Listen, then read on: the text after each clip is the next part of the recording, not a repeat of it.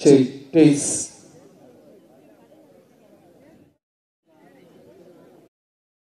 Taste, check, check, taste.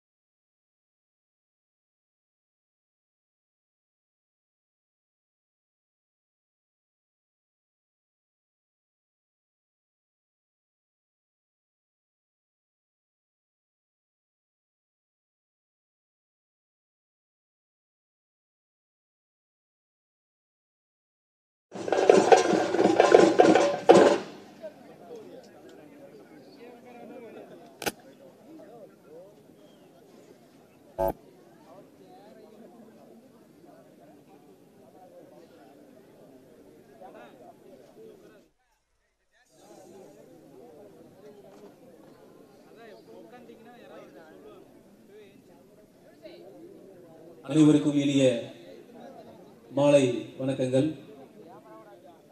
நமது இன்றைய இனப்படுகொலை நாளை முன்னிட்டு மாபெரும் இன எழுச்சி பொதுக்கூட்டம் நடந்து கொண்டிருக்கக்கூடிய இந்த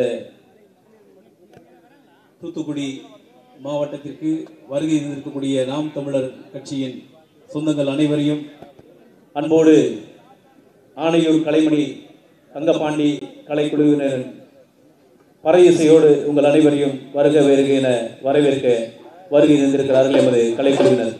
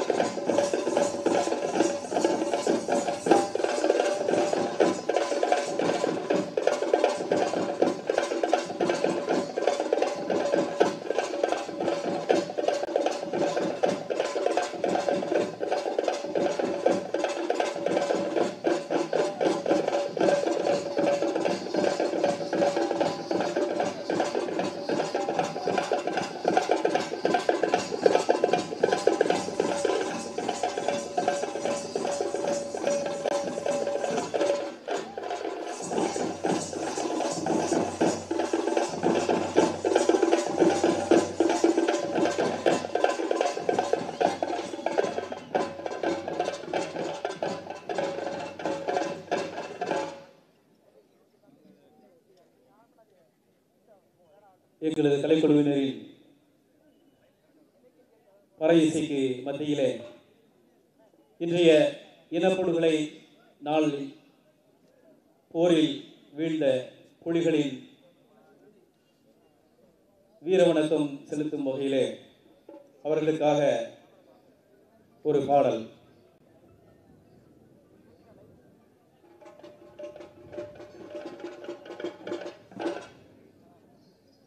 ஓ வீரனே, எங்கள் மண்ணில் உன் பெயர் எழுதி வைக்கப்படும்.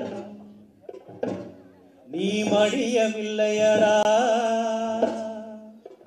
உன் கதை முடியவில்லையடா. ஓ வீரனே,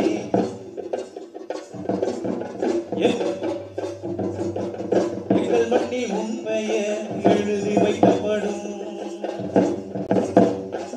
நீ மடியவில்லையடா, உன் கதை முடியவில்லையடா. நீ மடியவில்லையடா, உன் கதை முடியவில்லையடா. விடுதலை புலியாய் நீ வாழ்ந்த நாளை, வெடிகுண்டு நடுவில் நின்ற உன் தோளை. விடுதலை புலியாய் நீ வாழ்ந்த நாளை, வெடிகுண்டு நடுவில் நின்ற உன் தோளை. அடி நெஞ்சில் நினைப்பவர்கள் ஆயிரம் உண்டு, அடி நெஞ்சில் நினைப்பவர்கள் ஆயிரம் உண்டு. அதோ பார் அவர் கையிலும் வெடிகுண்டு, அதோ பார் அவர் கையிலும் வெடிகுண்டு. ஓ வீரனே, எங்கள் மண்ணில் உன் பெயர் எழுதி வைக்கப்படும்.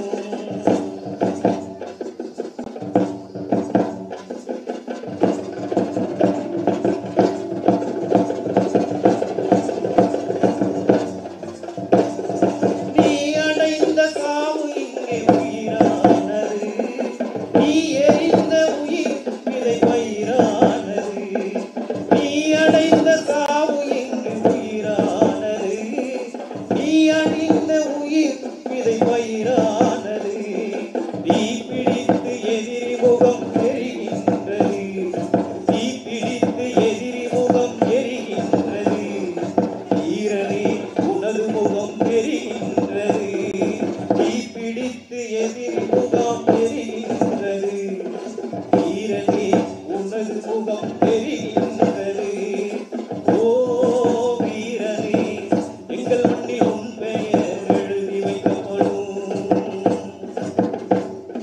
காலமெல்லாம் புலி குகையில் நீ தங்கினாய், கண் மூடி இன்று மடமாய் தொங்கினாய்.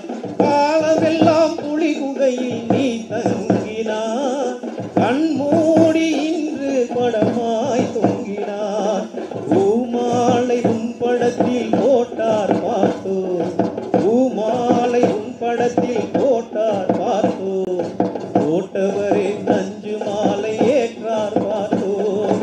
ஓ வீரனே, எங்கள் மண்ணில் உன் பெயர் எழுதி வைக்கப்படும். நீ மடியவில்லையடா, உன் கதை முடியவில்லையடா.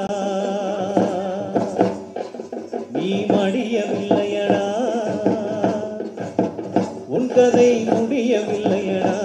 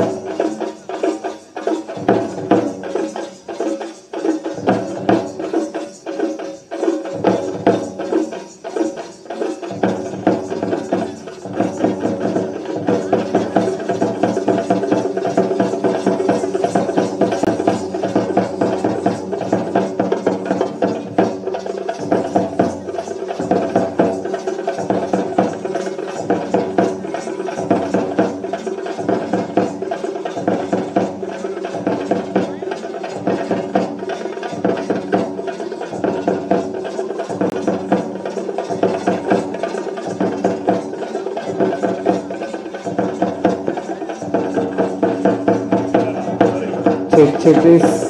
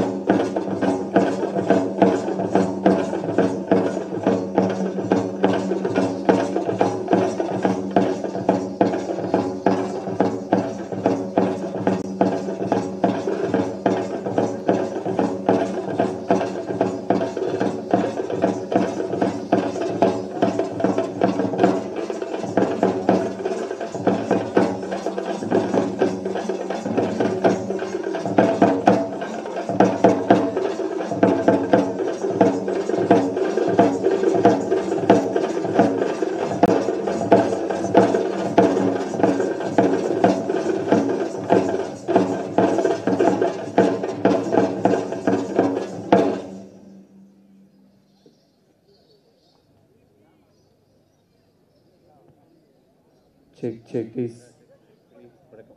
வணக்கம்.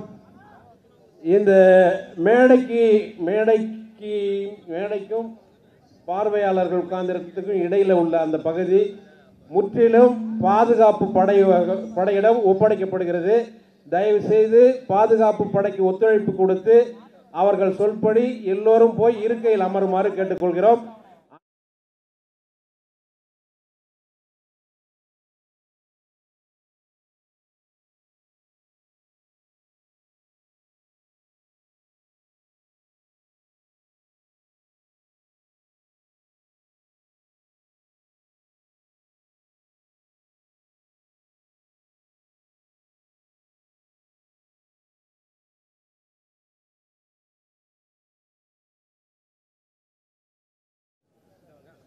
நன்றி.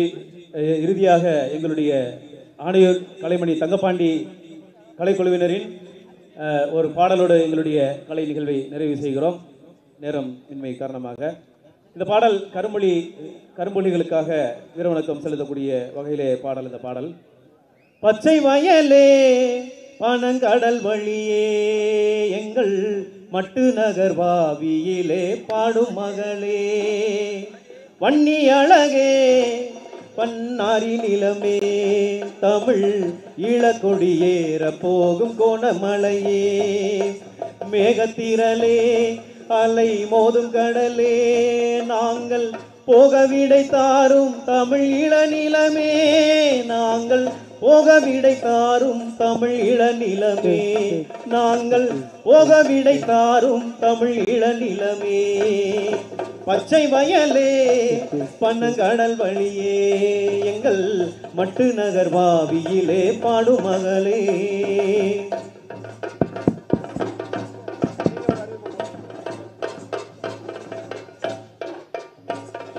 ஈழ நிலத்தினில் எத்தனை நாள் இன்னும் சாவு பரவிடுமோ, உயிரிங்கு மழிவனை எத்தனை நாள் இன்னும் கூவி திரிந்திடுமோ, ஈழ நிலத்தினில் எத்தனை நாள் இன்னும் சாவு பரவிடுமோ, உயிரிங்கு மழிவனை எத்தனை நாள் இன்னும் கூவி திரிந்திடுமோ, வாழும் வயதினில் வாச மலரிங்கு தீயில் எரிந்திடுமோ, வாழும் வயதினில் வாச மலரிங்கு தீயில் எரிந்திடுமோ, எங்கள் எங்கள் வாசல் முழுவதும் சோகம் எரிந்திடும் பாயில் சரிந்திடுமோ எங்கள் வாசல் முழுவதும் சோகம் எரிந்திடும் ஆயில் சரிந்திடுமோ பச்சை வயலே பனங்கடல் வழியே எங்கள் மட்டு நகர் வாவியிலே பாடும் மகளே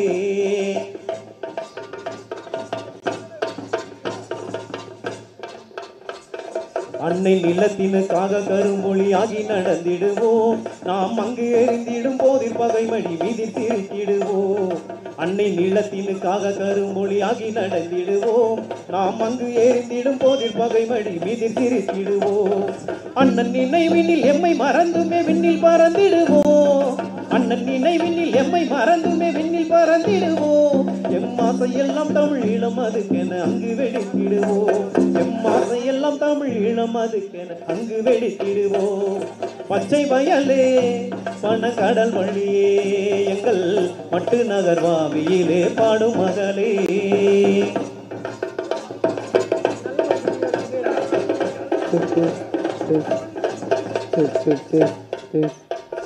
தேச புயல் இங்கு வீசும் பொழுதினில் சோகம் வருவதில்லை தமிழ் வாசம் சுமந்திடும் பூக்களினில் பகை தீயில் எறிவதில்லை தேச புயல் இங்கு வீசும் பொழுதினில் சோகம் வருவதில்லை தமிழ் வாசம் சுமந்திடும் பூக்களினில் பகை தீயில் எறிவதில்லை நாளைய மக்கொரு வாழ்வு மலர்ந்திடும் நம்பி இருந்திடுங்கள் நாளைய மக்கொரு வாழ்வு மலர்ந்திடும் நம்பி இருந்திடுங்கள் எம் தேகம் வெடித்திடும் போதில் விடுதலை கீதம் படித்திடுங்கள் எம் தேகம் வெடித்திடும் போதில் விடுதலை கீதம் படித்திடுங்கள் பச்சை வயலே பனங்கடல் வழியே எங்கள் மட்டு நகர் வாவியிலே பாடும் மகளே வன்னி அழகே மன்னாரி நிலவே தமிழ் இளக்கொடியே போகும் கோணமலையே மேகத்திரலே அலை மோதும் கடலே நாங்கள் போக விடை தாரும் தமிழ் இள நிலமே நாங்கள் போக விடை தாரும் தமிழ் இள நிலமே நாங்கள் போக விடை தாரும் தமிழ் இள நிலமே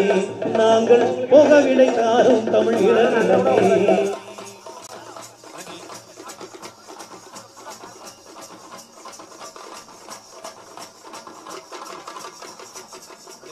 வணக்கம்.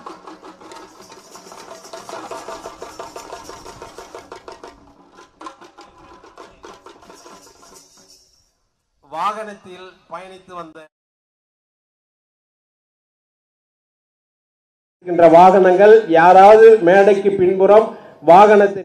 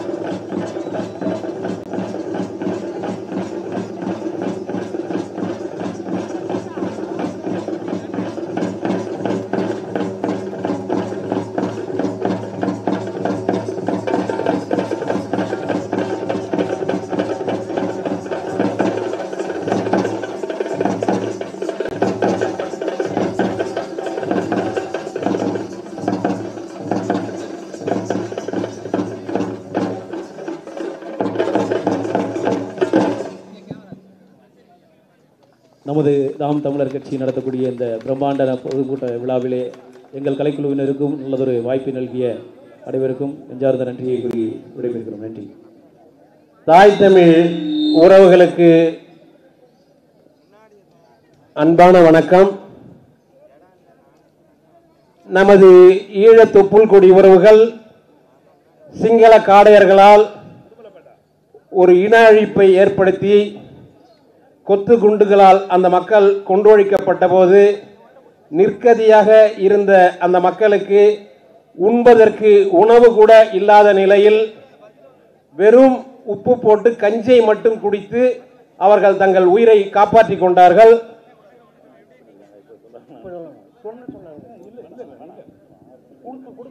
மாநாட்டு தீர்மானங்கள் வாசிக்கக்கூடியவர்கள் மேடைக்கு வலதுபுறம் வருமாறு கேட்டுக்கொள்கிறோம். மாநாட்டு தீர்மானங்கள் வாசிக்கக்கூடியவர்கள் மேடைக்கு வலதுபுறமாக வருமாறு கேட்டுக்கொள்கிறோம். உடுமலைப்பேட்டை சேர்ந்த சுரேஷ், உங்களோட மணி பர்ஸ் தொலைச்சிருக்கீங்க, வந்து வாங்கிக்கோங்க.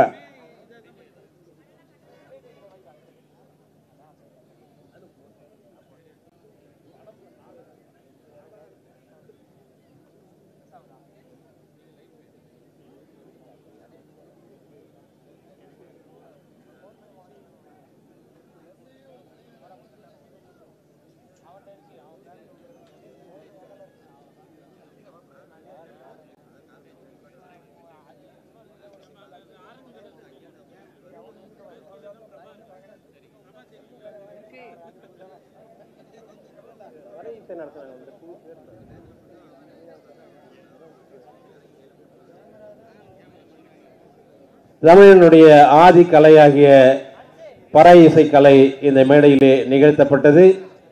அந்த கலைஞர்களுக்கு வாழ்த்துதலையும் பாராட்டுதலையும் உரித்தாக்கிக் கொள்கிறோம். அடுத்ததாக நமது எழுச்சி பாடகர் அருமை தம்பி புதுவை சித்தன் அவர்களுடைய எழுச்சி பாடகர் நிகழ்ச்சி தொடங்க இருக்கின்றது. உங்கள் செவிகளை தீட்டி வைத்துக் கொள்ளுங்கள். உங்கள் இதயங்களை அந்த பாடல் வரிகள் நிறைக்கும், கண்ணீரை கசக்க வைக்கும்.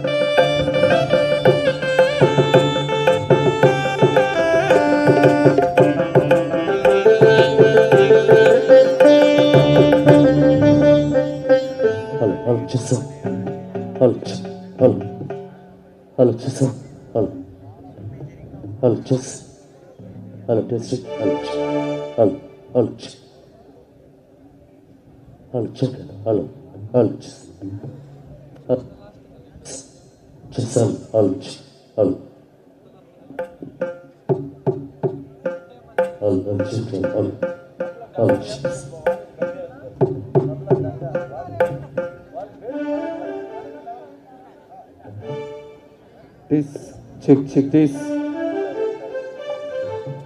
Check.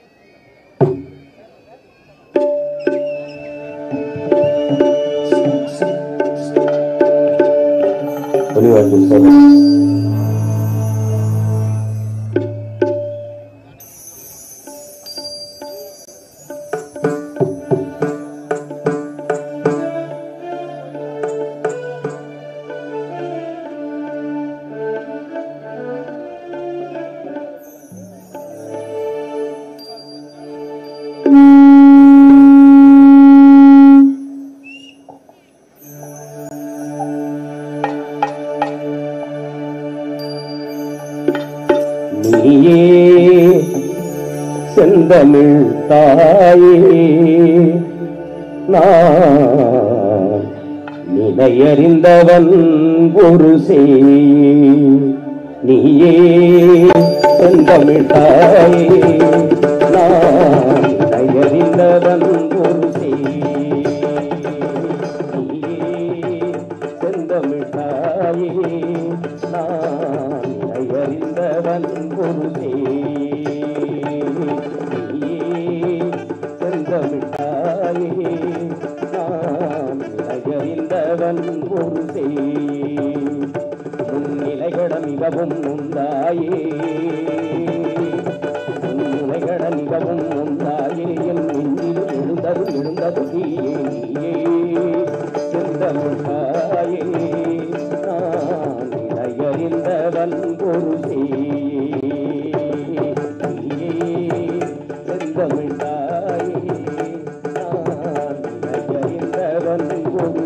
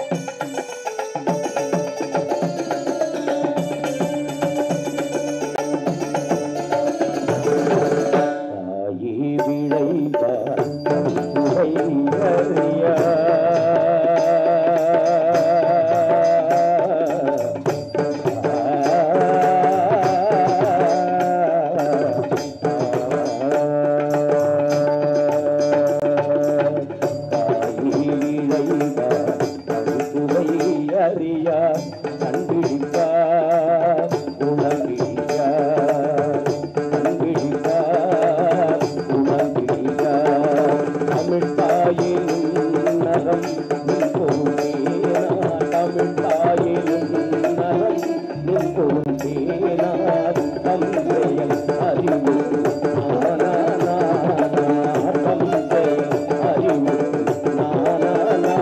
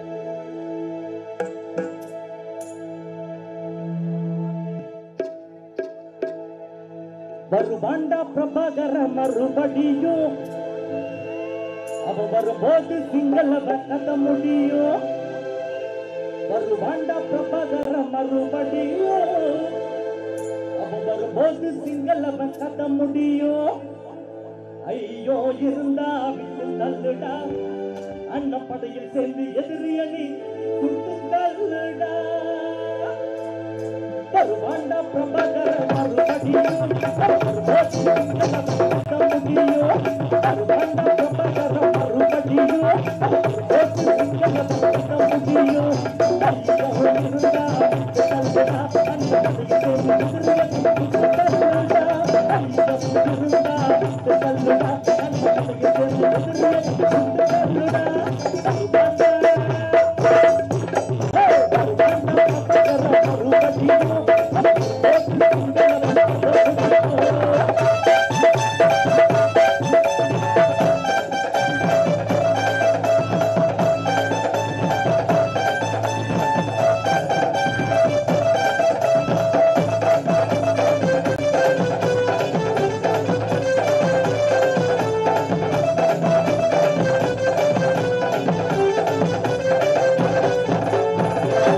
Thank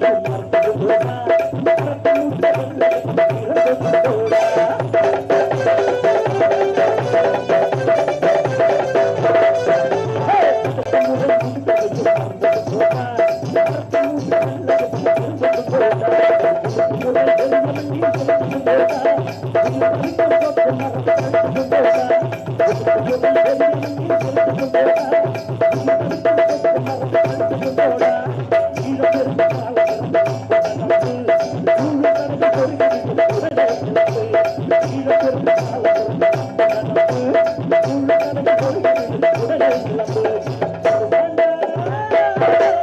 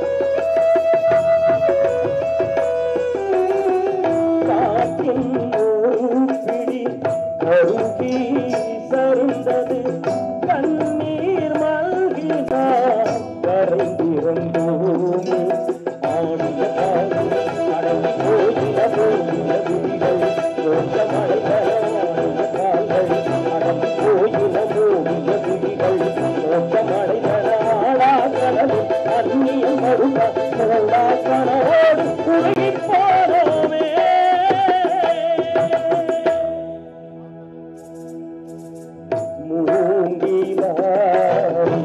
முதுகால் நதியே மூச்சின்றி கிடந்தாயோ நதியே மூச்சின்றி கிடந்தாயோ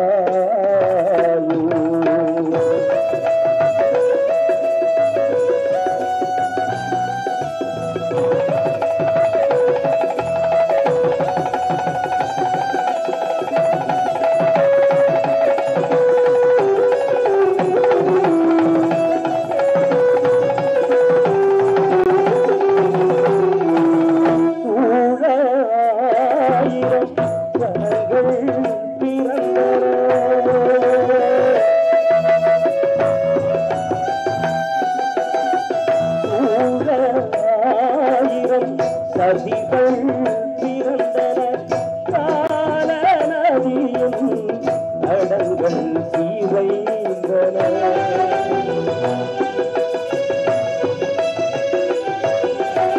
வங்க கடலை வாரியம் திங்கள் சிங்க கோயில் ஈழம் சீவைந்தது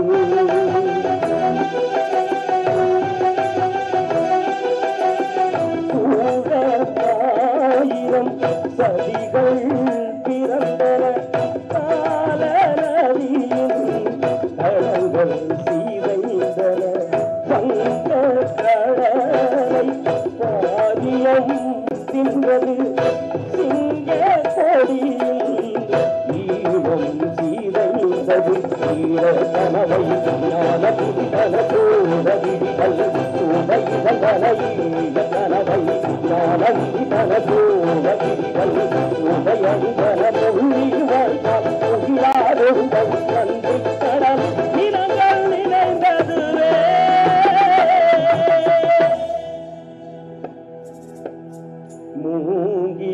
மூங்கிலாய் முதுகால் நதியே மூச்சின்றி கிடந்தாயோ நதியே மூச்சின்றி கிடந்தாயோ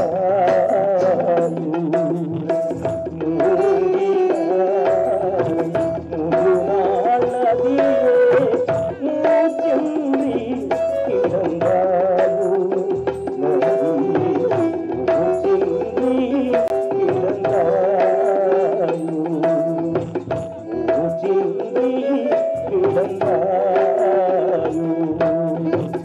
மூச்சின்றி கிடந்தாயோ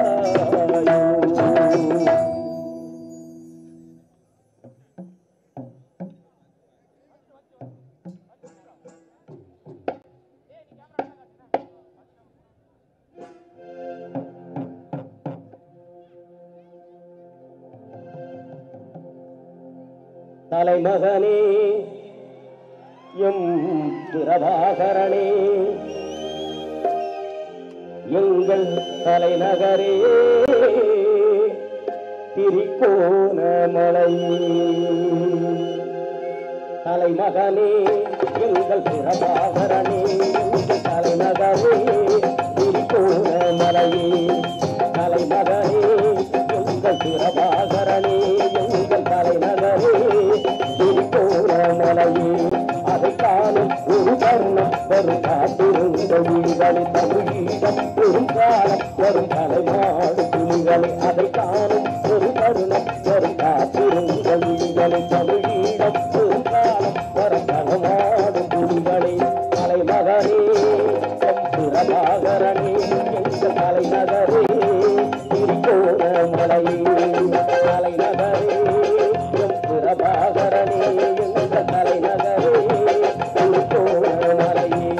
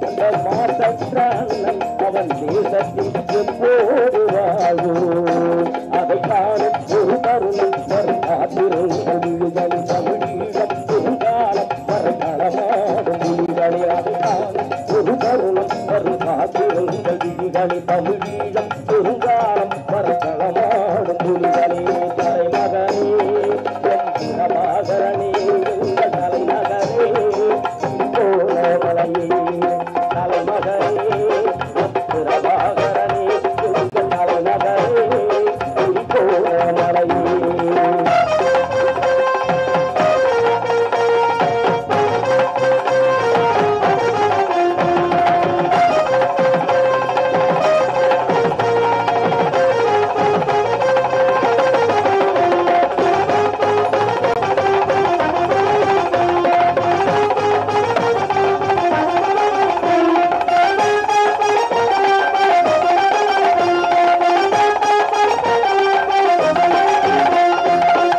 நிற்கும் பகைவர்களை வெற்றி கொள்ளும் புலிகளை விரைவில் வந்து சேரும் ஒரு சேரி விரைவில் வந்து சேரும் ஒரு சேரி சுற்றி நிற்கும் பகைவர்களை வெற்றி கொள்ளும் புலிகளை விரைவில் வந்து சேரும் ஒரு சேரி நம் தமிழினவே தலைவர் தன்மான வாழ்க்கை உன்னான மலரும் ஒரு சேரி நம் தமிழினவே தலைவர் தன்மான வாழ்க்கை உன்னாக மலரும் ஒரு செய்தி உன்னாக மலரும் ஒரு செய்தி அதை காலம் ஒரு தருணம் வரும் காத்திரும் கல்விகளை வரும் வருங்காலம் வரும் தரமான மொழிகளை அதை காலம் ஒரு தருணம் வரும் காத்திரும் கல்விகளை வரும்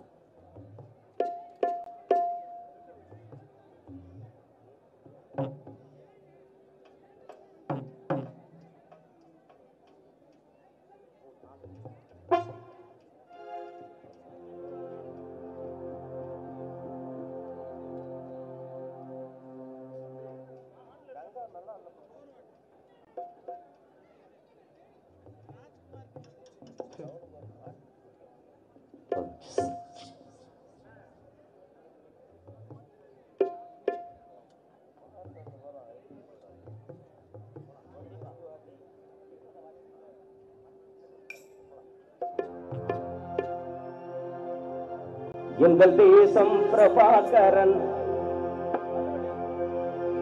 எங்கள் வீரம் பிரபாகரன், எங்கள் மானம் பிரபாகரன் என்று பாடுவோம். எங்கள் தேசம் பிரபாகரன், எங்கள் வீரம் பிரபாகரன், எங்கள் மானம் பிரபாகரன் என்று பாடுவோம். எங்கள் தேசம் பிரபாகரன், எங்கள் வீரம் பிரபாகரன், எங்கள் மானம் பிரபாகரன் என்று பாடுவோம். எங்கள் உரிமை பிரபாகரன், எங்கள் பெருமை பிரபாகரன், எங்கள் வலிமை பிரபாகரன் என்று பாடுவோம். எங்கள் உரிமை பிரபாகரன், எங்கள் பெருமை பிரபாகரன், எங்கள் வலிமை பிரபாகரன் என்று பாடுவோம். எங்கள் இனத்தலைவன் அவன் பிரபாகரன் தானே, எதை காக்கும் தமிழ் இறைவன் அவன் பிரபாகரன் தானே. என்றும் எங்கள் இனத்தலைவன் அவன் பிரபாகரன் தானே, எதை காக்கும் தமிழ் இறைவன் அவன் பிரபாகரன் தானே. எங்கள் தேசம் பிரபாகரன், எங்கள் வீரம் பிரபாகரன், எங்கள் நாடம் பிரபாகரன் என்று பாடுவோம். எங்கள் உரிமை பிரபாகரன், எங்கள் பெருமை பிரபாகரன், எங்கள் வலிமை பிரபாகரன் என்று பாடுவோம். எங்கள் தேசம் பிரபாகரன், எங்கள் வீரம் பிரபாகரன், எங்கள் நாடம் பிரபாகரன் என்று பாடுவோம்.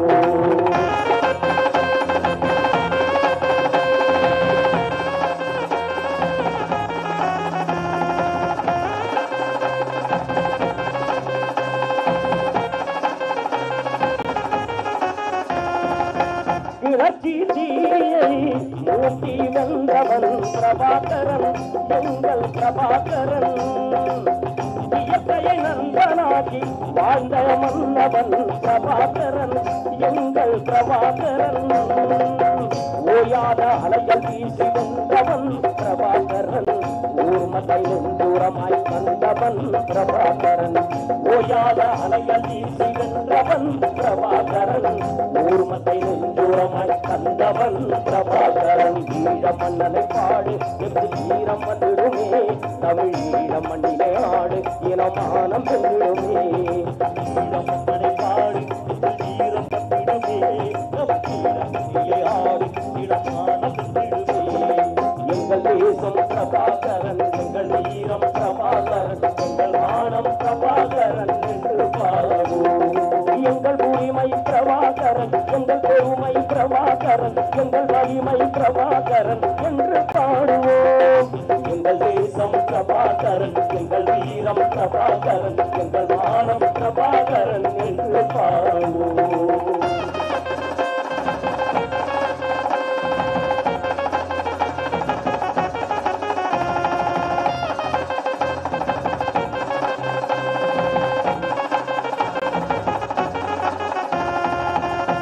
பலம் தந்த செந்தமிழாயகன் பிரபாகரன், எங்கள் பிரபாகரன். பண்புடன் அன்பும் சேர்ந்த தூயவன் பிரபாகரன், எங்கள் பிரபாகரன். வரியது வாழும் என்ற வாழ்க்கையே பிரபாகரன், வரி புலியாக்கி எம்மை நிமித்தினான் பிரபாகரன். வலியது வாழும் என்ற வாழ்க்கையே பிரபாகரன், வரி புலியாக்கி எம்மை நிமித்தினான் பிரபாகரன். ஈழ மன்னனை பாடு என்று ஈரம் வந்திடுமே, தமிழ் ஈழ மண்ணிலே ஆடு இனமானம் சென்றிடுமே. ஈழ மன்னனை பாடு என்று ஈரம் வந்திடுமே, தமிழ் ஆடு இனமானம் சென்றிடுமே. எங்கள் தேசம் பிரபாகரன், எங்கள் வீரம் பிரபாகரன், எங்கள் மானம் பிரபாகரன் என்று பாடுவோம்.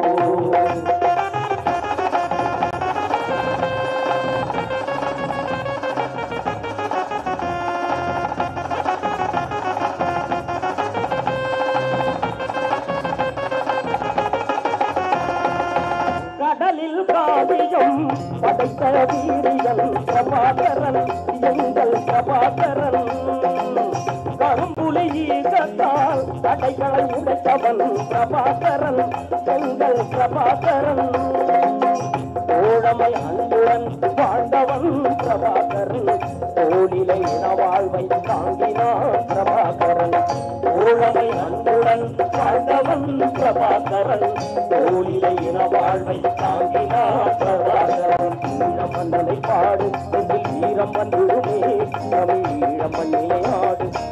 மானம் வென்றிடுமே ஈழ மன்னனை பாடு இதில் வீரம் வந்திடுமே தமிழ் ஈழ மண்ணிலே ஆடு மானம் வென்றிடுமே எங்கள் தேசம் பிரபாகரன் எங்கள் வீரம் பிரபாகரன் எங்கள் மானம் பிரபாகரன் என்று பாடுவோம் எங்கள் உரிமை பிரபாகரன் எங்கள் பெருமை பிரபாகரன் எங்கள் வலிமை பிரபாகரன் என்று பாடுவோம் எங்கள் தேசம் பிரபாகரன் எங்கள் வீரம் பிரபாகரன் எங்கள் மானம் பிரபாகரன் என்று பாடுவோம் எங்கள் தேசம் பிரபாகரன் எங்கள் வீரம் பிரபாகரன் எங்கள் மானம் பிரபாகரன் என்று பாடுவோம்.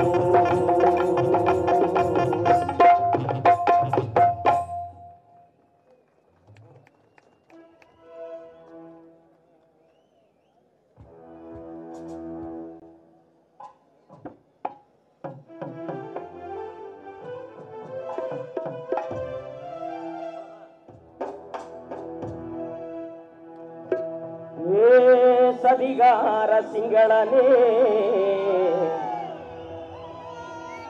அடப்பழிகார பாதகனே உன் கோட்டை இடிஞ்சு விழும் உன் மாளிகை சரிஞ்சு விழும் அட கொத்து குண்டு போட்டவனே எங்க ரத்த சோறு கேட்டவனே ஓ மச்சி உடஞ்சி விழும் ஓ மாளிகை சரிஞ்சு விழும் எங்க உரிமைய நலநாட்ட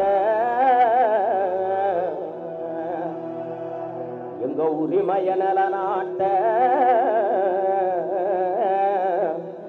அட ஏஞ்ச நாம் மீண்டு வரும் எடுத்து அட்டிட்டா பாட்டம் வரைய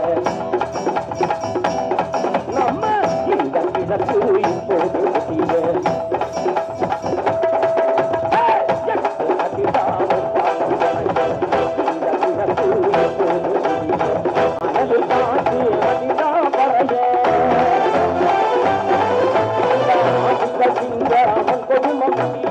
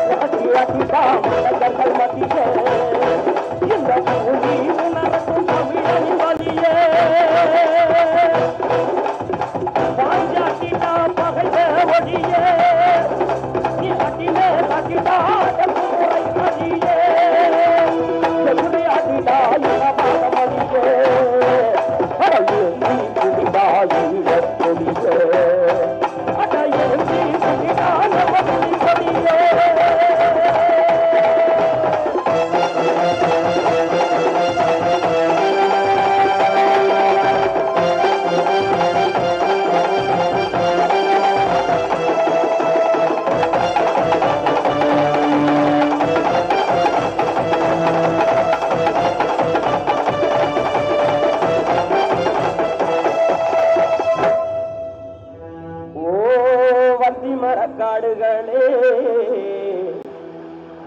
ஓ முல்லை தீவுமேடுகளே எங்க கிளிநொச்சி சோலைகளே யாழ்ப்பாண வீதிகளே நீங்க கருகி பொடிஞ்ச இடம்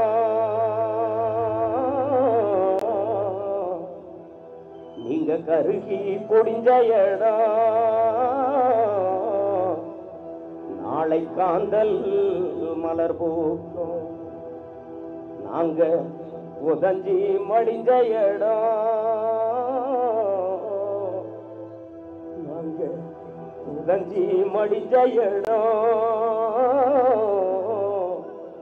அது புலியா அது புலியா அது புலியா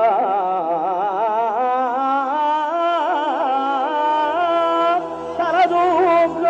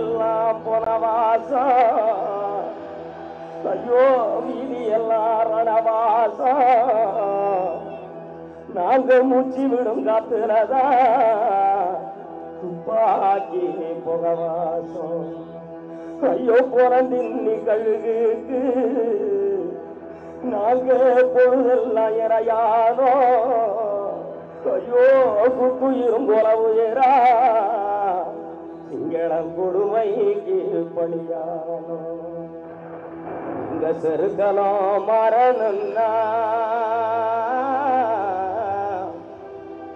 எங்க சிறுகளும் மரணம்னா எங்க சீமை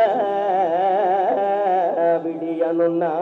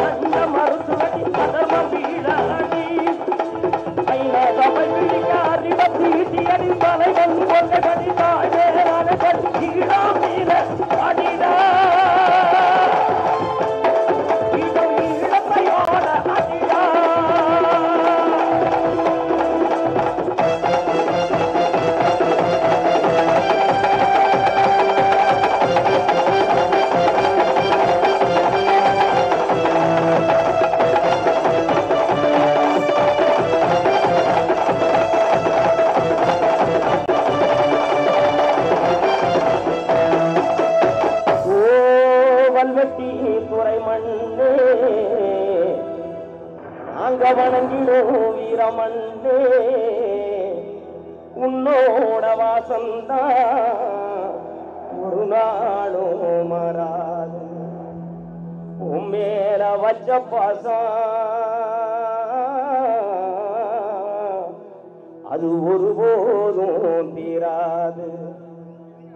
சிங்களன அழிப்பாண்டா மாவீரம் புலிபுள்ள, சிங்களன அழிப்பாண்டா மாவீரம் புலிபுள்ள, மறுபடியும் வருவாண்டா வேறு புள்ள பெத்த புள்ள, மறுபடியும் வருவாண்டா வேறு புள்ள பெத்த புள்ள.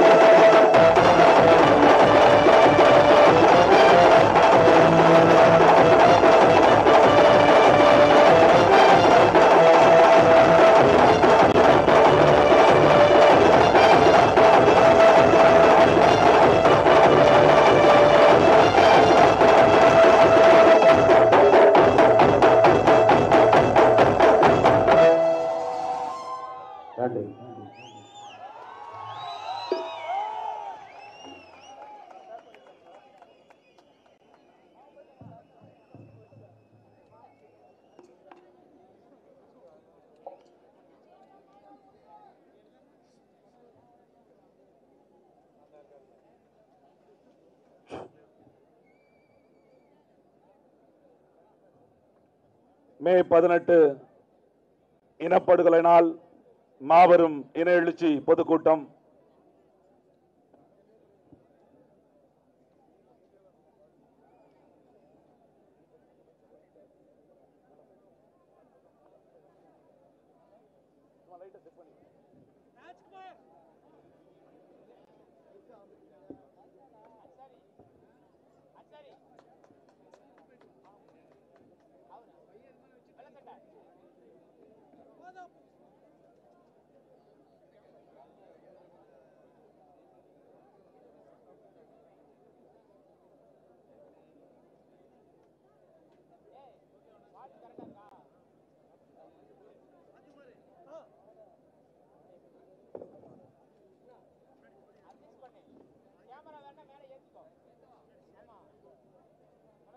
Check one. Taste.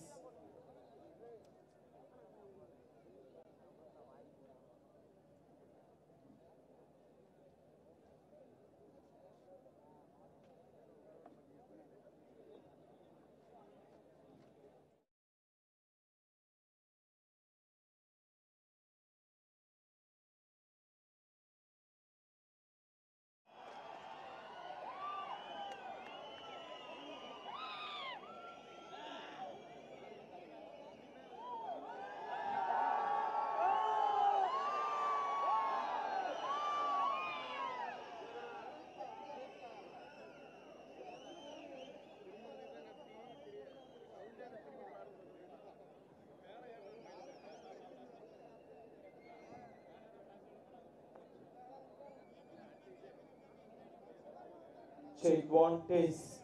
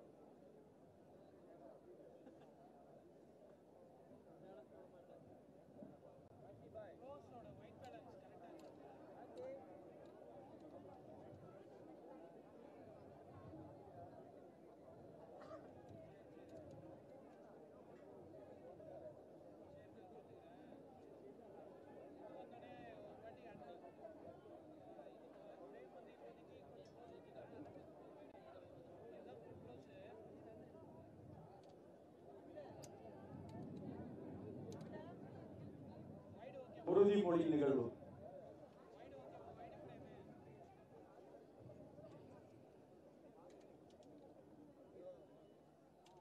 அகவணக்கம். தாயக விடுதலை போரில் உயிர் நீத்த தாய் தமிழ் உறவுகளுக்கும் இனப்பற்றாளர்களுக்கும் அகவணக்கம் செலுத்துவோம்.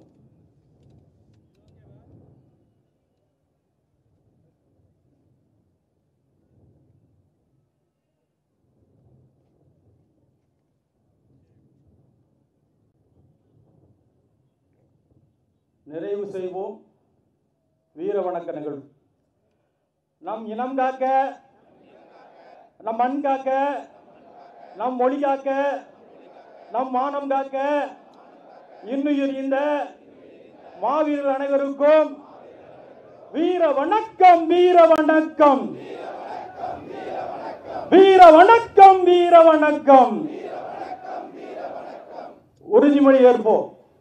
மொழியாகி எங்கள் மூச்சாகி முடிசூடும் எம் தமிழ் மீதும் உறுதி. வழிகாட்டி எம்மை உருவாக்கும் தமிழர் வரலாற்றின் மீதும் உறுதி. விழிமூடி துயில்கின்ற வீர வேங்கைகள் மீதும் உறுதி. இனிமேலும் ஓயோம், இழிவாக வாழும். உறுதி உறுதி. வென்றெடுப்போம் தமிழர் உரிமைகளை, கட்டி எழுப்புவோம் தமிழர் உலகத்தை. வென்றாக வேண்டும் தமிழ், ஒன்றாக வேண்டும் தமிழர். தமிழால் இணைந்து நாம் தமிழராய் தலை நிமிர்வோம். நாம் தமிழர், நாம் தமிழர், நாமே தமிழர்.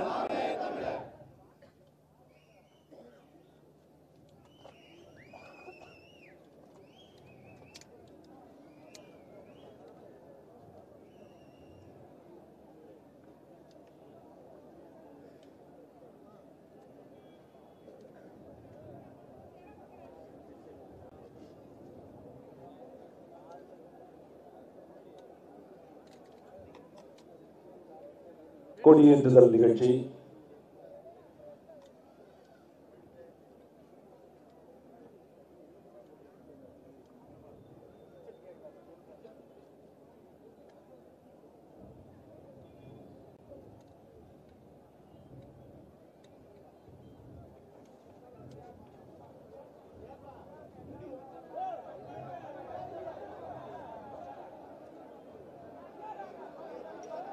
மாவீரர் செல்வங்களுக்கு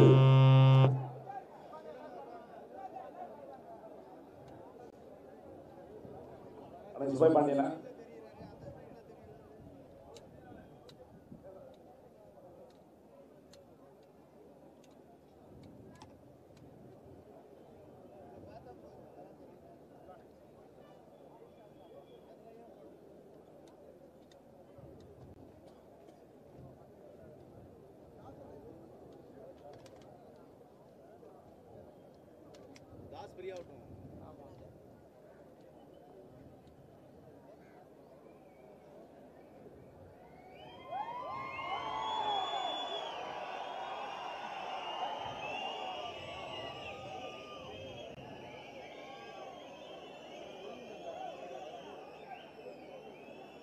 புலிக்கொடியை அண்ணன் செந்தமிழன் சீமான் அவர்கள் இப்பொழுது ஏற்றி வைக்கிறார்.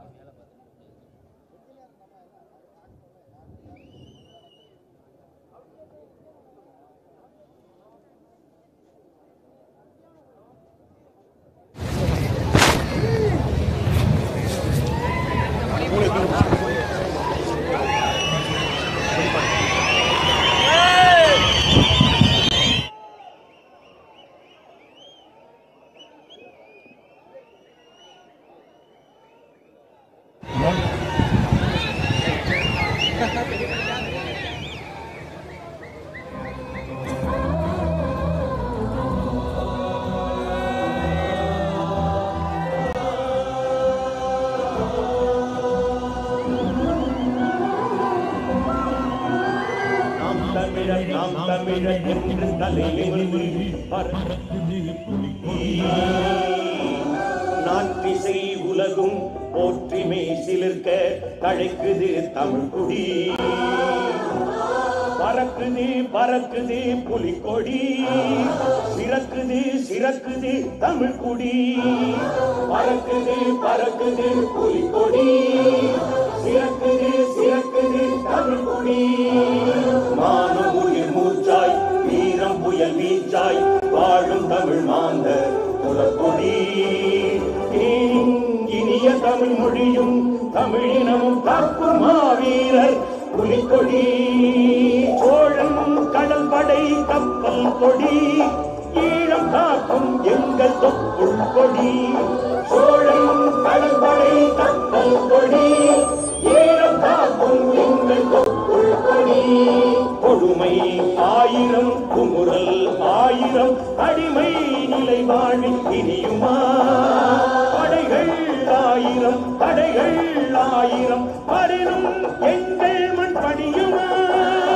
பறக்குது பறக்குது புலிக்கொடி, சிறக்குது சிறக்குது தமிழ் குடி.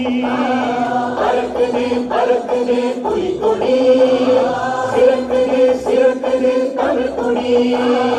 புலிக்கொடி வணங்கி நாம் துடித்தெழுவோம், புயலாய் நெருப்பாய் வெடித்தெழுவோம்.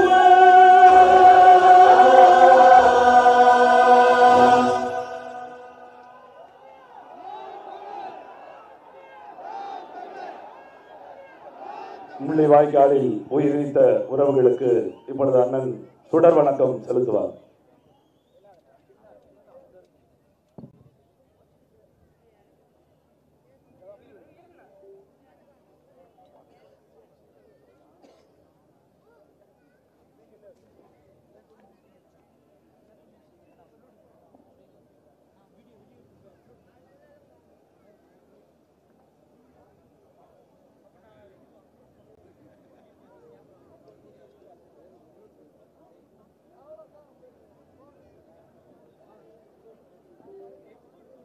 வீர வணக்கம் வீர வணக்கம் வீர வணக்கம் செய்கின்றோம். முள்ளி வாய்க்கால் மண்ணிலே உயிர் நீத்த எம்மின மக்களுக்கு வீர வணக்கம் செய்கின்றோம். வீர வணக்கம் வீர வணக்கம். நாம் தமிழரின் வீர வணக்கம். முள்ளி வாய்க்கால் முடிவல்ல, தோல்வி என்பது நிலை அல்ல. உரிமை போருக்கு முடிவல்ல. ஈழம் மீட்போம் ஈழம் மீட்போம். வீர வணக்கம் வீர வணக்கம். முள்ளி வாய்க்கால் மண்ணிலே சிங்கள இனவெறி படுகொலைக்கு ஆளான மக்களுக்கு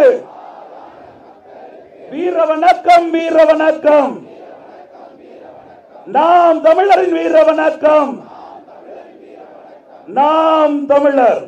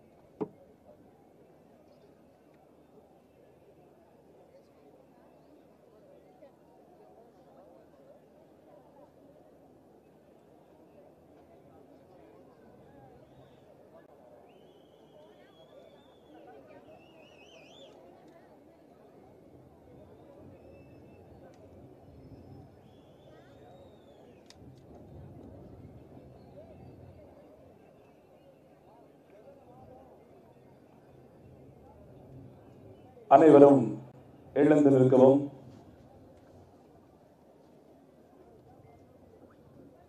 அடிமைப்பட்ட இனம் விடுதலை பெறுவதற்காக எழுப்பப்படும் ஒலியே இந்த சங்கொலி.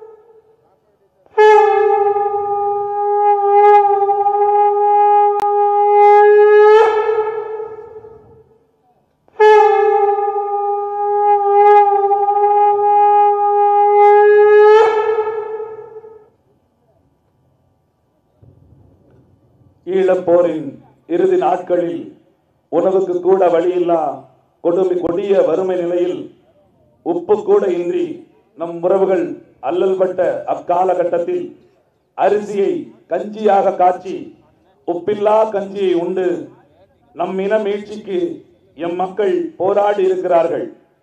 அவர்களை நினைவு கூற நாமும் உப்பில்லா கஞ்சியை உண்டு அவர்களின் கனவை நினைவாக்க உறுதியேற்போம். இப்பொழுது நாம் தமிழர் கட்சி குருதிக்கொடை பாசறையின் சார்பாக உறவுகளுக்கு உப்பில்லா கஞ்சி வழங்கப்படுகிறது.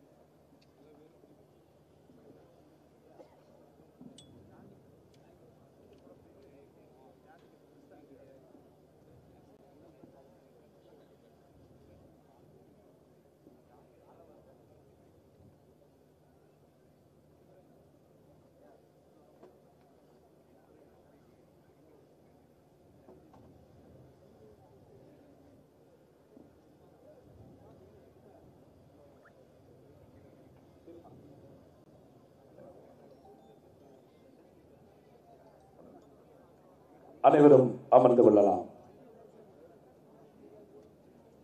மே 18, 2013 தூத்துக்குடியில் நடைபெற்றுக் கொண்டிருக்கிற இந்த இன எழுச்சி பொதுக்கூட்டத்தில் நாம் தமிழர் கட்சியின் சார்பாக நிறைவேற்றப்படுகிற தீர்மானங்கள். தீர்மானம் 1, திரு ஜெயசுராஜ், திருவைகுண்டம் சட்டமன்ற தொகுதி செயலாளர்.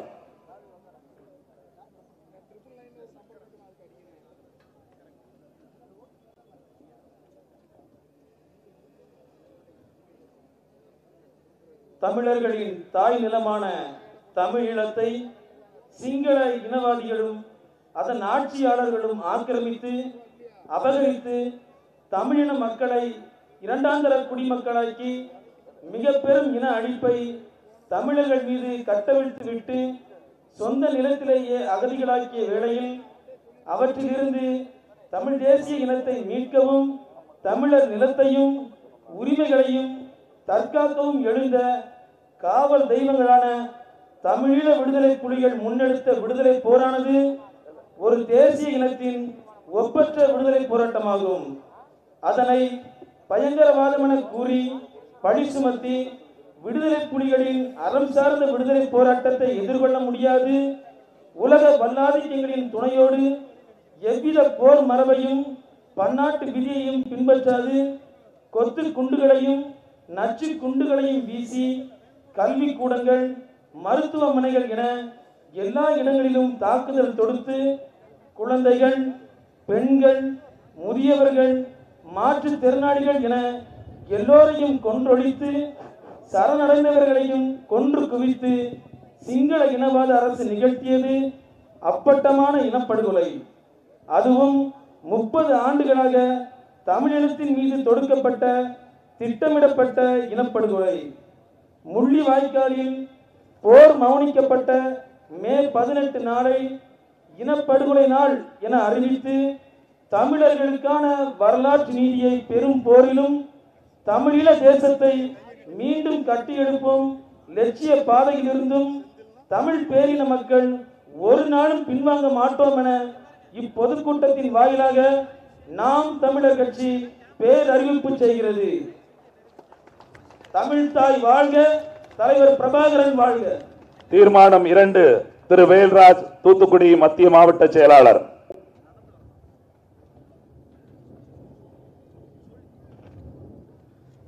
சிங்கள இனவாத அரசும் இந்திய ஒன்றிய அரசும் உலக வல்லாதிக்கங்களின் துணையோடு ஈழ நிலத்தில் நிகழ்த்தப்பட்ட திட்டமிட்ட கோர இனப்படுகொலை நடந்து முடிந்து 13 ஆண்டுகளை கடந்தும் இன்று வரை எவ்வித நீதியும் கிடைக்கப்பெறவில்லை.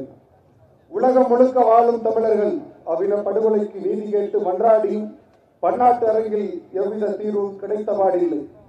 8 கோடி தமிழர்களின் குரலாக தமிழக சட்டமன்றத்தில் கடந்த 2011ஆம் ஆண்டு இலங்கை மீது பொருளாதார தடையையும் பன்னாட்டு போர்க்குற்ற விசாரணையையும் கோரி தீர்மானம் நிறைவேற்றியது. இருந்தும் அதனை துளியும் மதியாது இந்தியாவை ஆளும் அரசுகள் இலங்கையோடு நட்புறவு பாராட்டி காப்பாற்றி வருவது தமிழர்களை அவமதிக்கும் கொடும் செயலாகும். எனவே ஒன்றிய அரசு இனியாவது தனது நிலைப்பாட்டை முற்றிலுமாக மாற்றிக்கொண்டு இலங்கை மீது தலையீடற்ற பன்னாட்டு போர்க்குற்ற விசாரணை அமைக்கவும், தனி தமிழீழத்திற்கான பொது வாக்கெடுப்பை ஈழத்தில் வாழும் தமிழர்களிடம், புலம்பெயர்ந்து வாழும் தமிழர்களிடம் நடத்தவும் ஒன்றிய அரசு அழுத்தம் தர வேண்டும் என இப்பொதுக்கூட்டத்தின் வாயிலாக நாம் தமிழர் கட்சி வலியுறுத்துகிறது. தமிழ்தாய் வாழ்க, தலைவர் பிரபாகரன் வாழ்க. தீர்மானம் 3, திருமதி ஹேமா பாக்யராஜ், தூத்துக்குடி மாவட்ட குருதிக்கொடை பாசறை.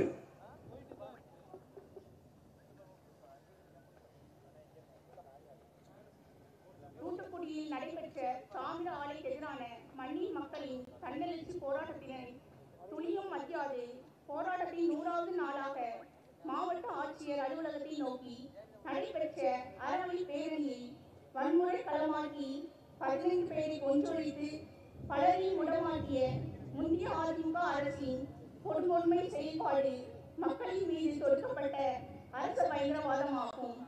அதற்கான நீதியை பெற்று தரும் வரையிலும், ஸ்டெர்லைட் ஆலையை நிரந்தரமாக மூடும் வரையிலும் நாம் தமிழர் கட்சி ஓயாதென இப்போது கூட்டத்தின் வாயிலாக நாம் தமிழர் கட்சி பேரறிவிப்பு செய்கிறது.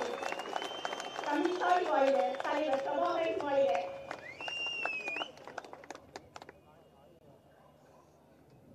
தீர்மானம் 4, திரு சுப்பையா பாண்டியன், தூத்துக்குடி தெற்கு மாவட்ட செயலாளர். தூத்துக்குடி தாமிர ஆலை போராட்டத்தில் மக்கள் சுட்டு படுகொலை செய்யப்பட்டதற்கு எதிராக அமைக்கப்பட்ட அருணா ஜெகதீசன் தலைமையிலான விசாரணை ஆணையமானது அரசு அதிகாரத்தால் செய்யப்பட்ட பச்சை படுகொலையே தூத்துக்குடி துப்பாக்கிச் சூடு என கூறி காவல்துறை அதிகாரிகள் மீது குற்றவியல் நடவடிக்கை எடுக்க கோரி பரிந்துரைகளை அளித்தும் இன்று வரை எந்தவித நடவடிக்கையும் எடுக்காது கொன்ற காவல்துறை அதிகாரிகளையும் துணை போன அரசு அதிகாரிகளையும் உத்தரவிட்ட முந்தைய அரசின் ஆட்சியாளர்களையும் காப்பாற்றி வரும் திமுக அரசின் செயல் பச்சை துரோகமாகும். தூத்துக்குடியில் ஸ்டெர்லைட் ஆலை குறித்தும் அப்படுகொலை குறித்தும் பேசவே தடை விதித்து வேதாந்தா குழுமத்திற்கு ஆதரவாக செய்யப்படும் கருத்துருவாக்கத்தையும் அரசின் நிர்வாக செயல்பாட்டையும் வன்மையாக கண்டிப்பதோடு ஸ்டெர்லைட் ஆலையை நிரந்தரமாக மூடுவதற்கு சட்டமேற்ற வேண்டுமென அருணா ஜெகதீசன் ஆணையத்தின் பரிந்துரைப்படி படுகொலை செய்த கொலையாளிகளை கொலை வழக்கின் கீழ் கைது செய்து சிறைப்படுத்த வேண்டுமெனவும் இப்பொதுக்கூட்டத்தின் வாயிலாக நாம் தமிழர் கட்சி வலியுறுத்துகிறது. தமிழ்தாய் வாழ்க, தலைவர் பிரபாகரன் வாழ்க.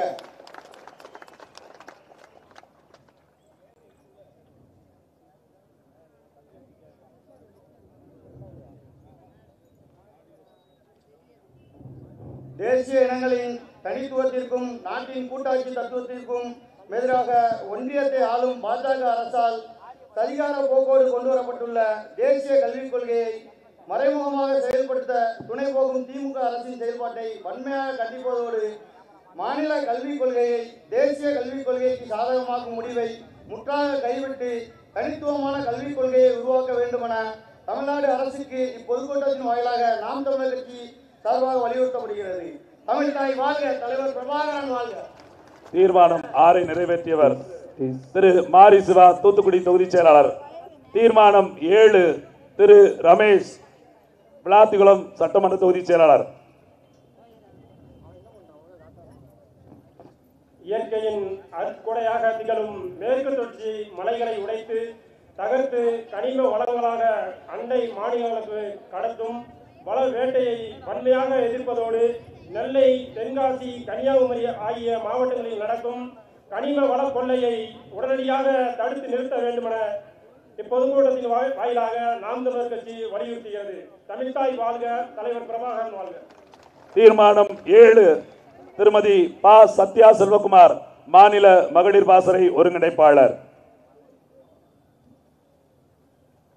ஒன்றியத்தை ஆளும் பாஜக அரசால் கொண்டு வரப்படும் பரந்தூர் வானூர்தி நிலையம், 8 வழிச்சாலை ஆகியவற்றிற்கு எதிராக போராடும் மண்ணின் மக்களின் மீது அடக்குமுறையை கட்டவிழ்த்துவிடும் கொடுங்கோல் போக்கை திமுக அரசு கைவிட வேண்டும் எனவும் மக்களின் உணர்வுக்கு மதிப்பளித்து அத்திட்டங்களை உடனடியாக கைவிட வேண்டும் எனவும் இப்பொதுக்கூட்டத்தின் வாயிலாக வலியுறுத்துவதோடு பாஜக அரசை எதிர்ப்பதாக கூறி அதிகாரத்திற்கு வந்துவிட்டு பாஜகவின் நோக்கங்களை செயல் திட்டங்களையும் தமிழ்நாட்டில் நடைமுறைப்படுத்த துடிக்கும் திமுக அரசின் ஆரிய சார்பு நிலைப்பாட்டை மக்கள் மன்றத்தில் தோலுரிப்போம் என இப்பொதுக்கூட்டத்தின் வாயிலாக நாம் தமிழர் கட்சி பேரறிவிப்பு செய்கிறது.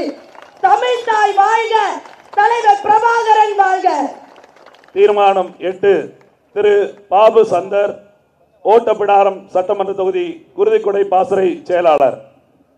கால் நூற்றாண்டிற்கும் மேலாக சிறையில் வாடும் இஸ்லாமிய சிறைவாசிகளை விடுவிக்க வேண்டுமெனும் கோரிக்கையில் இருக்கும் நியாயத்தை உணர்ந்து உடனடியாக அவர்களை விடுவிப்பதற்குரிய சட்டப்பூர்வ நடவடிக்கைகளை மேற்கொள்ள வேண்டும் எனவும் திருச்சி சிறப்பு முகாமில் உள்ள ராபர்ட் பயஸ், ஜெயக்குமார், முருகன், சாந்தன் ஆகிய 4 விடுவித்து மாற்றிடத்தில் தங்க வைக்கவோ அவர்கள் விரும்பும் நாட்டிற்கு அனுப்பி வைக்கவோ உரிய ஏற்பாடுகளை செய்ய வேண்டுமென இப்பொதுக்கூட்டத்தின் வாயிலாக நாம் தமிழர் கட்சி வலியுறுத்துகிறது. தமிழ்தாய் வாழ்க, தலைவர் பிரபாகரன் வாழ்க. தீர்மானம் 9 வழக்கறிஞர் பாண்டி, தூத்துக்குடி வடக்கு மாவட்ட செயலாளர்.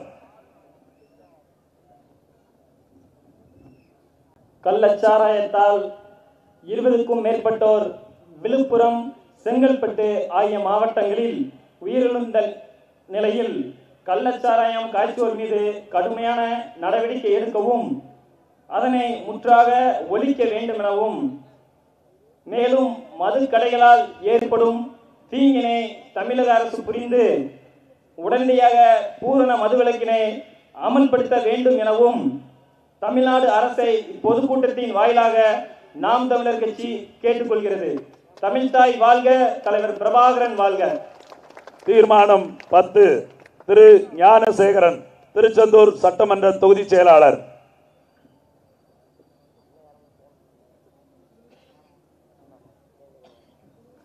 கடந்த 70 ஆண்டுகளாக பேசப்பட்டு வரும் பம்பா அச்சன் கோயில் வைப்பாறு இணைப்பு திட்டத்திற்கு 3 முறை ஒன்றிய அரசின் நீர்வளத்துறை ஒப்புதல் அளித்தும் இன்னும் கிடப்பில் போடப்பட்டுள்ளது கண்டனத்துக்குரியது.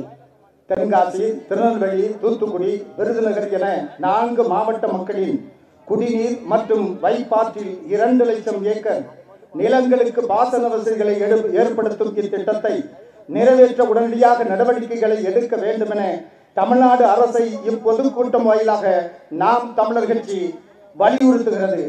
தமிழ் தாய் வாழ்க, தலைவர் பிரபாகரன் வாழ்க.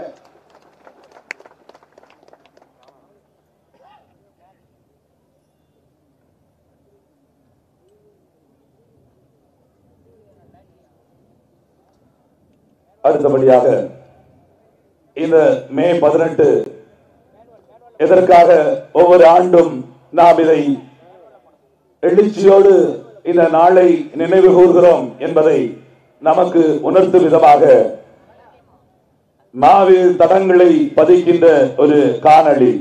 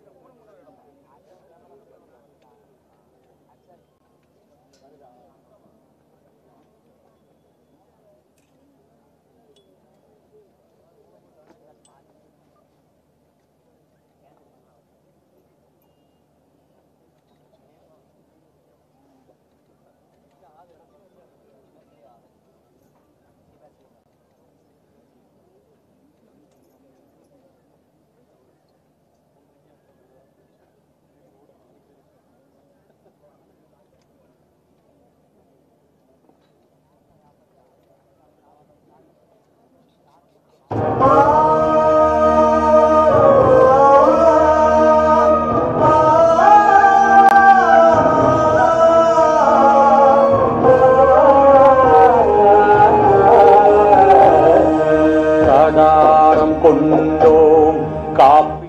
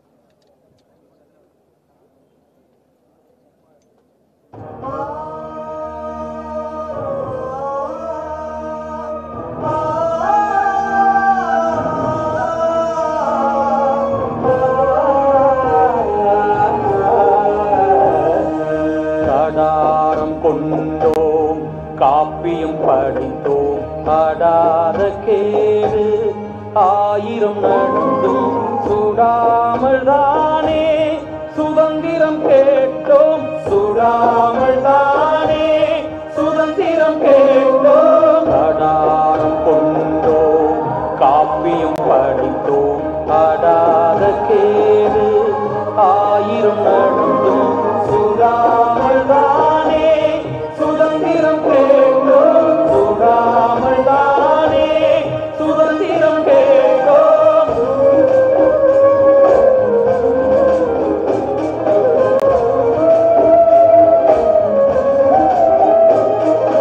விடாத மக்கள் உயிர் வழி கண்டே கெடாத மரபில் யுத்தங்கள் செய்தோம் விடாத மக்கள் உயிர் வழி கண்டே கெடாத மரபில் யுத்தங்கள் செய்தோம்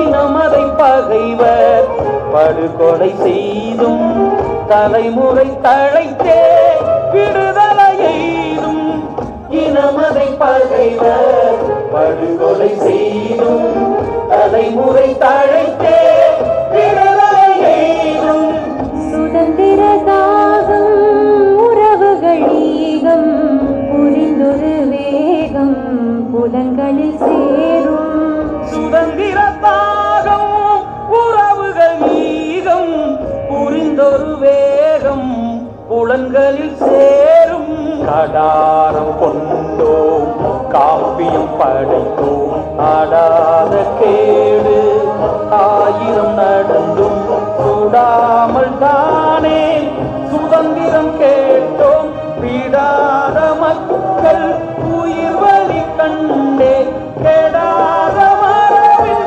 யுத்தங்கள் செய்தோம்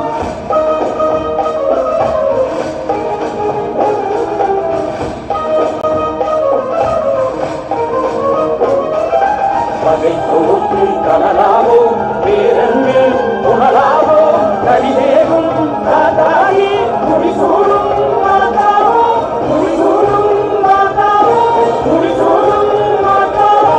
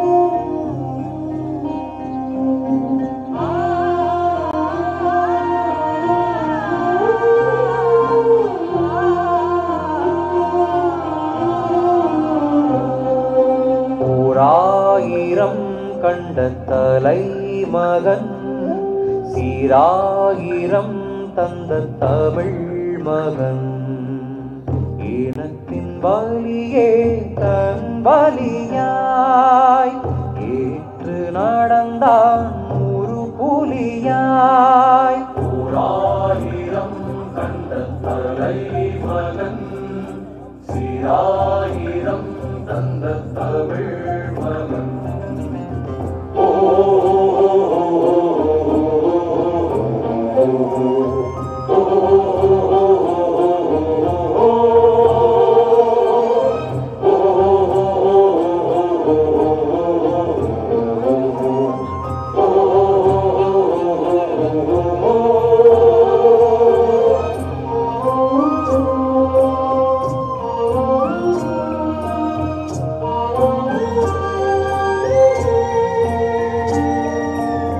கருப்பு ஜூலையின் படுகொலையால் கனன்ற நீ சினம் கொண்டாய். பள்ளியில் தோழனை தள்ளியதில்லை, எதிரியை என்றுமே எள்ளியதில்லை. ஈனத்தின் வலி கண்டு அறத்தின் வழி நின்று நீடித்த போருக்கு படை அமைத்தாய். சென்றவிழத் துன்பத்தை பொந்திடையில் வெந்தனாய், எண்ணத்தில் தேக்கியே தூவக்கெடுத்தாய். 1000 கண்ட தலைமகன், சீராயிரம் தந்த தமிழ் மகன்.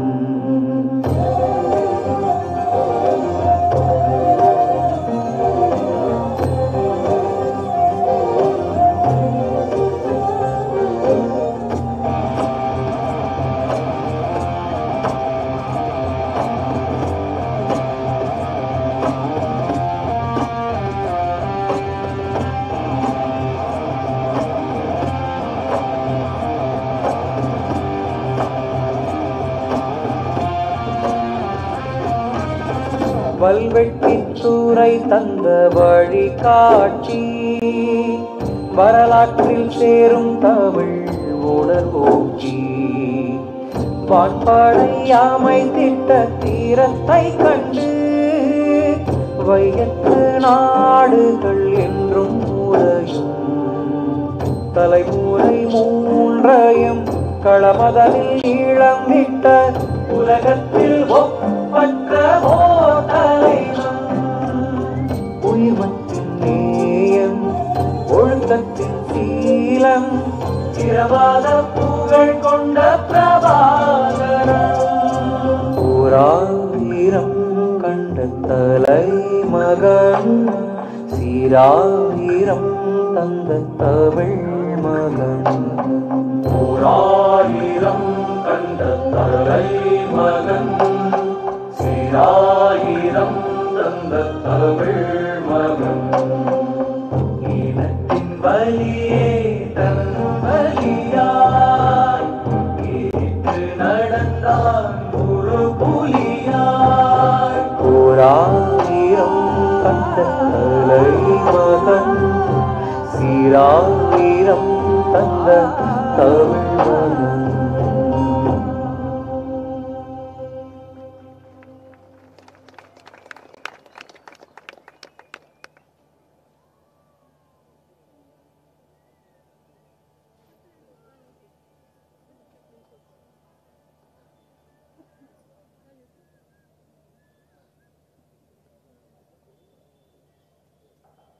அன்று தொட்டு இன்று வரை மனிதனே மனிதனின் முதன்மையான எதிரியாக விளங்கி வருகிறார்.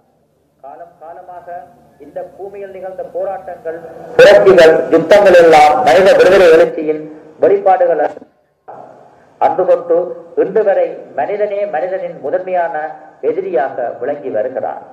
காலம் காலமாக இந்த பூமியில் நிகழ்ந்த போராட்டங்கள், புரட்சிகள், யுத்தங்கள் எல்லாம் மனித விடுதலை எழுச்சியின் வெளிப்பாடுகள் அன்றி வேறொன்றும் அல்ல. சாவுக்கு மஞ்சாத வீரத்திற்கும் ஈகத்திற்கும் இலட்சிய பற்றிற்கும் எமது மாவீரருக்கு நிகர் எவருமே இல்லை என நான் பெருமிதத்துடன் கூறுவேன்.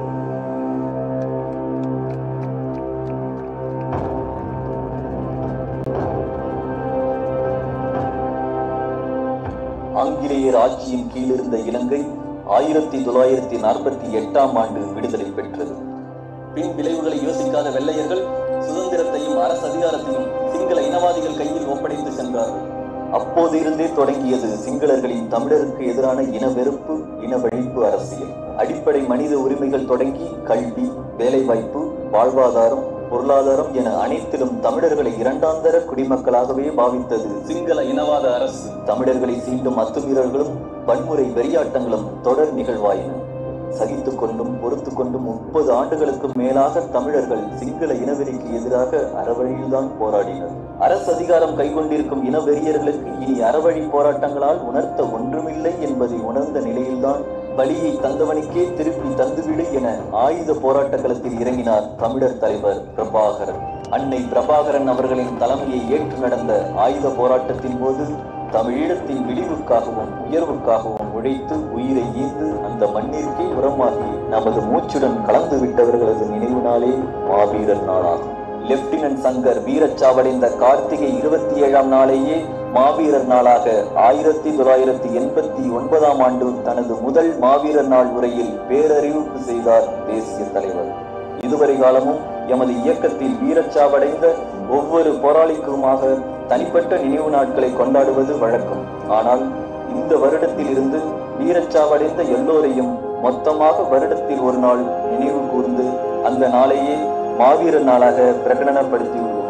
காலப்போக்கில் எல்லோருமே சமமாக ஒரே நாளில் நினைவு கூறப்பட வேண்டும் என்பதற்காகத்தான் இந்த மாவீரர் நாள் கொண்டாடுவதற்கு முடிவெடுத்தோம் என தலைவர் பிரபாகரன் 1989 ஆற்றிய தன் முதல் மாவீரர் நாள் உரையில் பதிவு செய்கிறார்.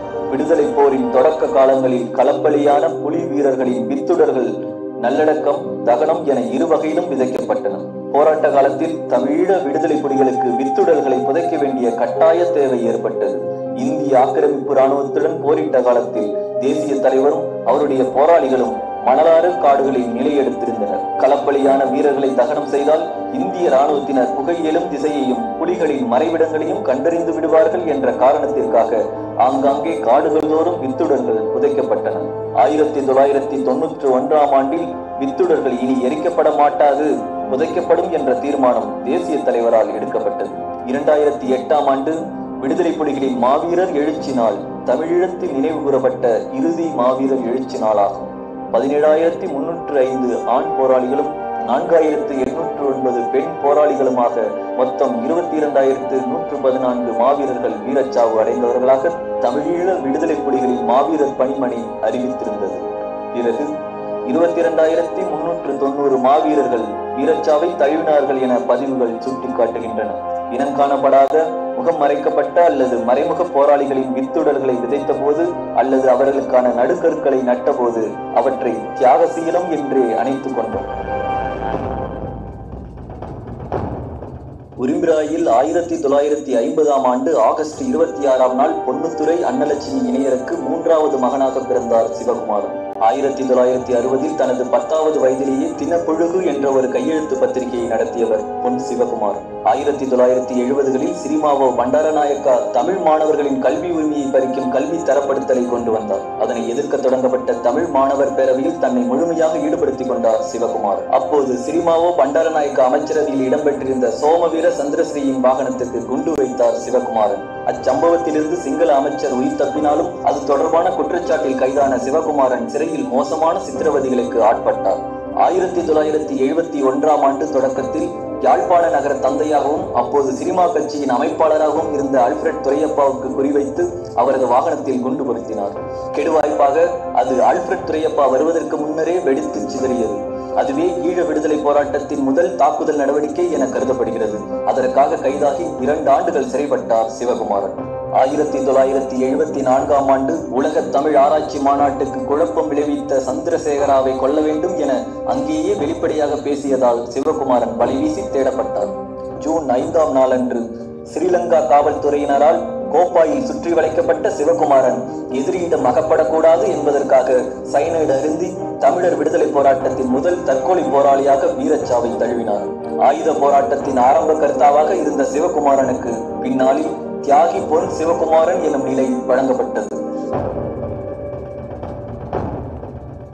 தமிழீழ விடுதலை போராட்டம் என்ற கோட்டையின் அடிக்கல்லாய் இருப்பவர்களில் ஒருவர் லெப்டினன்ட் சங்கர். சத்யநாதன் என்ற இயற்பெயரை கொண்ட சங்கர் 1961ஆம் ஆண்டு பிறந்தார். 1977ஆம் ஆண்டு வீட்டில் கடிதம் ஒன்றை எழுதி வைத்துவிட்டு பண்ணை ஒன்றில் இயங்கிக் கொண்டிருந்த விடுதலை புலிகளின் பாசறைக்கு வந்தார். தோற்றத்தில் சிறிய இளைஞனாக சங்கரை கண்ட தலைவர், தலைமறைவு போராட்டம் மிக கடினமானது, பல நாட்கள் அலைந்து திரிய வேண்டும், நிரந்தரமாக ஓரிடத்தில் தங்க முடியாது, நேரத்திற்கு உணவு கிடைக்காது என சிந்தித்து திருப்பி அனுப்பினார். சில காலம் கழித்து 1978ஆம் ஆண்டின் பிற்பகுதி ஒரு நாள் இரவு மீண்டும் தம்முன் வந்து நின்ற சத்யநாதனை ஏறிட்டனர் ஏனைய போராளிகள். சத்யநாதன் சங்கராக, விடுதலை புலியாக மாறினார். சங்கருக்கு குறிப்பார்த்து சுடுவதில் இருந்த திறமையால் தலைவரிடமிருந்து வெகுமதியாக சுழியம் 4-5 கைத்துப்பாக்கி ஒன்று கிடைத்தது. 1979 வைகாசியில் தமிழீழ விடுதலை புலிகள் இயக்கத்தை தடை செய்வதாக அறிவித்திருந்த அரசு விடுதலை புலிகளை அழிக்கும் நோக்குடன் தேடுதல் வேட்டைகளை விரிவுபடுத்தியது. சங்கரின் பெயரும் அப்போது எதிரிகளில் தேடப்படுவோர் பட்டியலில் இருந்தது.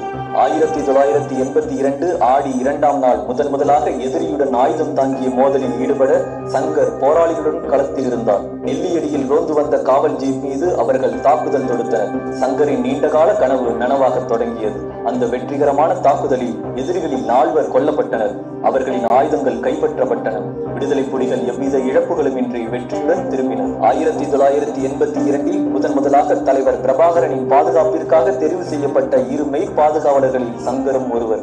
இதனால் எதிரிகளின் இலக்கில் சங்கரும் சேர்க்கப்பட்டார். இயக்க ஆதரவாளராக இருந்த விரிவுரையாளர் ஒருவர் வீட்டில் அவர் தங்கியிருந்த போது எதிரி படையினர் சுற்றி வளைத்தனர். சூழ்நிலை புரிந்து சங்கர் தப்பிக்க முயல்கையில் எதிரியின் துப்பாக்கியில் இருந்து வெடித்த தோட்டா அவரின் வயிற்றில் பாய்ந்தது. கிட்டத்தட்ட 2 மைல் ஓடி நண்பர்கள் ரகசியமாக கூடும் இடத்தை அடைகிறார் சங்கர். மூச்சிறைக்க துப்பாக்கியை தோழர்களிடம் கையளித்துவிட்டு உணர்விழந்து அவரை தோழர்கள் தாங்கிக் கொள்கிறார்கள். தெருவெங்கும் ராணுவம். காயம்பட்டவரை வெளியில் கொண்டு செல்ல முடியாத நிலை. இரத்த வாந்தி எடுத்த சங்கர் துவண்டு போனார். 5 நாட்கள் கடந்தன. சங்கரை இந்தியா கொண்டு செல்வதற்காக மோட்டார் படகு தயார் செய்யப்பட்டது. சங்கர் ஒருவாறு கரை சேர்க்கப்பட்டார். அங்கும் போதுமான மருத்துவம் செய்ய முடியாத நிலை. சங்கரின் உடல்நிலை நாளுக்கு நாள் நலிவடைந்தது. 27/11/1982 அன்று தமிழ்நாட்டில் தலைவரின் மடியில் அவர் கைகளை இறுக பற்றி கொண்டு தம்பி என்றவாறே சங்கர் உயிர் துறந்தார். அன்று தலைவரின் விழிகளை நிறைத்த கண்ணீர் சங்கர் மேலேயே விழுந்து அஞ்சலி செலுத்தியது. தம்மை காத்த தலைவருடைய கண்கள் நீர் பெருக்குமாறு சாக பெற்றால் சாவு இறந்தாவது பெற்றுக் கொள்ளத்தக்க பெருமையுடையதாகும் என பொருள்படும் புறந்தார்கண் நீர்மழுக சாகிற்பின் சாக்காடு இறந்துகோள் தக்கது உடைத்து என்கிறது 780வது குறட்பா. அப்ப அன்றைக்கு என்று பார்த்து அவரும் 25 கொண்டு வந்தது. 25 விடிய கொண்டு வந்தாங்க. 25 விடிய அப்புறம் 26 பிறந்தனாங்க. பிறந்த நாளுக்கே அவர்கள் துடிச்சு கொண்டே இருக்குது. அப்ப அன்றைக்கு அவ எனக்கும் சரியான ஒரு கவலையாக நாடா போச்சு. அப்ப அதோட நானும் பிறகு அதுக்கு பிறகு எனக்கு இந்த சம்பவத்துக்கு பிறகு எனக்கு இந்த பிறந்தநாள் அவற்றை நினைவு இல்லை. அப்ப அதாவது நான் அதோட அந்த பிறந்தநாள் காலங்கள்ல நான் அப்ப அன்றைக்கு இந்த முழு நாளும் சாப்பிடுறேன் இந்த சங்கர் நினைச்சு. அதோட இந்த பிறந்தநாளே நான் கொண்டாடுறேன். அப்போ கொண்டாடிக்கிறமா இருந்தாலும் ஒதுங்கி நான் பேசாமல் போய் எந்த வாட்டில் என்னுடைய இதை இருந்ததோட ஒருவரோட அந்த பிறந்தநாள் கொண்டாட்டங்கள் சொல்லி நான் கலந்து கொண்டிருந்தேன். அப்ப அதோட அப்படியே அதைத்தான் நான் தொடர்ந்து அப்படியே கிடப்பேன். தாயக மீட்புக்கான உரிமை போரில் வீரச்சாவடைந்த முதல் புலி லெப்டினன்ட் சங்கரின் உடல் தமிழீழத்திற்கு வெளியே தமிழ்நாட்டில் தகனம் செய்யப்பட்டது. லெப்டினன்ட் சங்கர் வீரச்சாவடைந்த நாளே தேசிய மாவீரர் நாளாக தலைவரால் பேரறிவிப்பு செய்யப்பட்டது. கேப்டன் மில்லர் என அழைக்கப்படும் வள்ளிபுரம் வசந்தன் 1966 தை முதல் நாள் பிறந்தார். இளம் வயதிலேயே தமிழீழ விடுதலை புலிகள் இயக்கத்தில் இணைந்த வசந்தன் மிக விரைவிலேயே கரும்புலி பிரிவில் இணைக்கப்பட்டார். இயக்கத்தில் இவர் மில்லர் என அழைக்கப்பட்டார். 1987ஆம் ஆண்டு இலங்கை ராணுவம் ஆபரேஷன் லிபரேஷன் என்ற பெயரில் வடமராட்சியை கைப்பற்ற அப்பகுதியின் மீதான தாக்குதலை தொடங்கிய போது வசந்தன் இயக்கத்திற்காக தனது உயிரை கொடுக்க துணிந்தார். வெடிப்பொருட்கள் நிரப்பப்பட்ட சுமையுந்து ஒன்றை கரவெட்டியில் அமைந்துள்ள நெல்லியடி மத்திய மகா வித்தியாலயத்தில் நிலை கொண்டிருந்த இராணுவத்தினரின் முகாம் மீது செலுத்தி வெடிக்க திட்டமிட்டார். அதன்படி 1987 ஜூலை 5ஆம் நாளன்று சரியாக இரவு 7:03 கேப்டன் மில்லருடைய வாகனம் இலங்கை ராணுவ முகாமிற்குள் மோதி வெடித்தது. நூற்றுக்கணக்கான ராணுவத்தினர் கொல்லப்பட்டும் பல நூறு படையினர் காயமடைந்ததுமாக அந்த வரலாறு எழுதப்பட்டது. இலங்கை படைத்தளம் மீதான இந்த தாக்குதலில் வீரச்சாவடைந்தார் கேப்டன் மில்லர். ஞாயிற்றுக்கிழமை இரவு 9 மணிக்கு அம்மாண்டு வந்து கூப்பிட்டார். அப்ப நான் போயிட்டு கேட்டிருந்து உள்ளுக்கு வந்து என்ன 4 நண்பர்கள் கூட வந்தார்கள். வந்து பிஸ்கெட்டும் கொடுத்து பாலும் போட்டு கொடுத்து குடிச்சிட்டு சரி போறேன்னு சொல்லிட்டு போனேன். கேட்டவுடன் ஒரு கவலை, மகன் செத்துட்டாரு என்ற ஒழிய மற்றும்படி நான் அதைத்து பெருமை அடைஞ்ச ஒழிய நான் கவலைப்படையில்லை. எத்தனை மக்களை செல்லடியாலும் பொம்மராலும் சும்மா சாதாரண மக்களை எல்லாம் கொண்டு வைத்தார்கள். சும்மா பொம்பளைகளை எல்லாம் சேட்டை சுடுதாக்கள் விட்டு எல்லாம் இவ்வளவு மானவங்கப்படுத்தினார்கள். அதை நினைக்க போய்க்க என்னுடைய மகன் மரணம் எனக்கு அது பாதிக்கவில்லை. அவ்வளவு அவன் பெருமையாத்தான் இன்றைக்கும் ரோட்டால ஒரு இதுதான் மில்லர் வீடு இதான் நான் மில்லத்தி அம்மா 2 சதச்சண்டு தான் போவார்கள். கரும்புலி கேப்டன் மில்லர் முதலாவது கரும்புலியாகவும் புலிகளின் முதலாவது தற்கொலை போராளி என்றும் புகழப்படுகிறார். ஆண்டுதோறும் ஜூலை 5ஆம் நாள் கரும்புலிகள் நாளாக பேரறிவிப்பு செய்யப்பட்டு தமிழீழ மக்களால் நினைவு கூறப்படுகிறது. திலீபன் எனும் பெயரில் அறியப்படும் பார்த்திபன் ராசையா 1963 நவம்பர் 29ஆம் நாள் பிறந்தார். இவர் யாழ்ப்பாணத்தில் உள்ள ஊரேழு எனும் ஊரை சேர்ந்தவர். தமிழீழம் என்பது சகல அடக்குமுறைகளையும் உடைத்தறிந்த ஒரு சமதர்ம சூழலில் தமிழமாகத்தான் மலரும். அதுவரை நாம் ஒருபோதும் நமது போராட்டத்தை கைவிடப் போவதில்லை. ஒன்றை மிக தெளிவாகவும் அறுதியாகவும் கூறுகின்றோம். நாம் மீண்டும் ஆயுதம் ஏந்துவோம். நமது மக்கள் அடிக்கப்படும் நிலை தோன்றுமானால் நாம் மீண்டும் ஆயுதம் ஏந்தி கூட போராடுவோம். நமது போராட்டம் தமிழீழத்தை நோக்கியதுதான். இது ஒரு இடைநிலையை தவிர இது ஒரு முற்றுப்புள்ளி அல்ல. தமிழீழ விடுதலை போரின் ஆன்ம உறுதியை நிலைநாட்டிட ஆயுதம் தரித்து போராடிய வீரன் ஒருவனால் அமைதி வழியிலும் அதே உறுதியோடு போராட முடியும் என உலகிற்கு எடுத்துக்காட்டியவர் திலீபன். 1987ஆம் ஆண்டு இந்திய படையினர் அமைதியை நிலைநாட்ட வந்ததாக சொல்லி தமிழர் தாயகத்தில் நிலை கொண்டனர். ஈழத் தமிழர்களின் தேசத்தில் அமைதியை ஏற்படுத்த வந்த இந்திய படைகள் ஈழத்தில் நடந்து கொண்டிருந்த தமிழர் நில ஆக்கிரமிப்பை வேடிக்கைதான் பார்த்து கொண்டிருந்தனர். கவலை கொண்ட விடுதலை புலிகள் காந்தி தேசமாக அறியப்பட்ட இந்தியாவிடம் நீதி கேட்டு அமைதி வழியில் உண்ணாநிலை போராட்டத்தை முன்னெடுக்க முடிவு செய்தார்கள். அப்போது யாழ் மாவட்டத்தின் அரசியல் துறை பொறுப்பாளராக இருந்த திலீபன் அவர்கள் 1987 செப்டம்பர் 15ஆம் நாள் இந்திய அமைதி படையினரிடம் 5 கோரிக்கைகளை முன்வைத்து நல்லூர் கந்தசாமி கோயிலின் முன்பாக காந்திய வழியில் நீர் கூட அருந்தாது சாகும் வரையிலான உண்ணாவிரத போராட்டத்தை தொடங்கினார். தடுப்பு காவலில் உள்ள சிறை கைதிகள் விடுதலை, சிங்கள குடியேற்றத்தை தடுத்தல், இடைக்கால அரசு நிறுவப்படும் வரை புனர்வாழ்வு வேலைகளை நிறுத்துதல், வடக்கு கிழக்கு மாகாணங்களில் காவல் நிலையங்கள் திறப்பை நிறுத்துதல், தமிழர் சிற்றூர்களில் பள்ளிகளில் நிலை பெற்றுள்ள ராணுவ காவல் நிலையங்கள் மூடப்பட்டு ஊர்காவல் படைக்கு இந்திய அமைதிப்படையால் வழங்கப்பட்ட ஆயுதங்களை திரும்ப பெறுதல் ஆகியவை திலீபன் அவர்கள் முன்வைத்த 5 கோரிக்கைகளாகும். அவை திலீபனின் கோரிக்கைகள் மட்டுமல்ல, ஒட்டுமொத்த தமிழீழ மக்களின் கோரிக்கைகளாகவும் இருந்தன. அவற்றை நிறைவேற்ற வேண்டிய பொறுப்பில் இந்திய அரசு இருந்தது. இத்தனைக்கும் ஏற்கனவே இந்திய இலங்கை ஒப்பந்தத்தில் குறிப்பிடப்பட்டுள்ள 5 கோரிக்கைகளை நிறைவேற்றும்படி, அதாவது ஒப்புக்கொண்டு கையெழுத்திட்டதை நிறைவேற்றி தாருங்கள் என கோரித்தான் சாகும் வரை உண்ணாநிலையை தொடங்கியிருந்தார். இந்திய வல்லாதிக்கத்தின் கண்களை திறப்பதற்காக அவர் மேற்கொண்ட அந்த தியாக பயணத்தில் 12 நாட்கள் தொடர்ச்சியாக உணவோ ஒரு சொட்டு நீரோ அருந்தாமல் 265 மணித்தியாலங்களை கடந்த வேளையில் 1987ஆம் ஆண்டு செப்டம்பர் 26ஆம் தேதி காலை சரியாக 10:58 மணி அளவில் தமிழீழ மண்ணிற்கு தன் உயிரை ஈந்து தமிழ் மக்களை மீளா துயரில் ஆழ்த்தினார். தியாக தீபம் லெப்டினன்ட் கேர்னல் திலீபன் எனும் நிலை புலிகளால் திலீபன் அன்னைக்கு வழங்கப்பட்டது. கண்மூடி இருந்த காந்தி தேசம் திலீபன் அவர்களை சாகச் செய்ததே விடுதலை புலிகளுக்கும் இந்திய ராணுவத்திற்கும் இடையே பின்னாளில் போர் மூல முதன்மை காரணமும் ஆனது. தமிழீழம் மன்னாரைச் சேர்ந்த சகாயசீலி பேதுருப்பிள்ளை 1967 ஜனவரி 1ஆம் நாள் பிறந்தார். ஆணை விட பெண்ணுக்கு ஆற்றல் குறைவு என்ற கருத்துருவாக்கங்களை முறியடிக்கும் விதமாக இந்திய ஆக்கிரமிப்பில் தமிழீழ தேசம் தோன்றிருந்த போது தேசிய விடுதலை போராட்டத்தில் வீறு கொண்டு எழுந்தார். ஆயுத போராட்டத்திற்குள் 1984 முதல் பெண்கள் தம்மை இணைத்துக் கொண்டார்கள். சுற்றி வளைத்திருந்த இந்திய ராணுவத்தை நோக்கி சுழன்ற முதலாவது சுடுகலன் மாலதி வைத்திருந்ததாகத்தான் இருந்தது. கோப்பாய் கைதடி வெளியில் எழுந்த அந்த சூட்டு சத்தங்கள் தமிழீழ விடுதலை சரித்திரத்தில் புதிய அத்தியாயத்தை எழுதின. ஒரு பக்கம் போராட்டத்தை அழித்துவிடும் நோக்குடன் தமிழீழத்திற்கு அனுப்பப்பட்ட இந்திய ராணுவம் போராளிகளை தேடி இருள் கிழித்து உலாவத் தொடங்கி இருந்தது. அன்று 10/10/1987 நடுராத்திரியில் தமிழ் பெண்களுக்கு அநீதி இழைத்த வல்லாதிக்க இந்திய ராணுவத்தை எதிர்கொள்ள கோப்பாய் கிரேசர் வீதியில் காத்திருந்தார் மாலதி.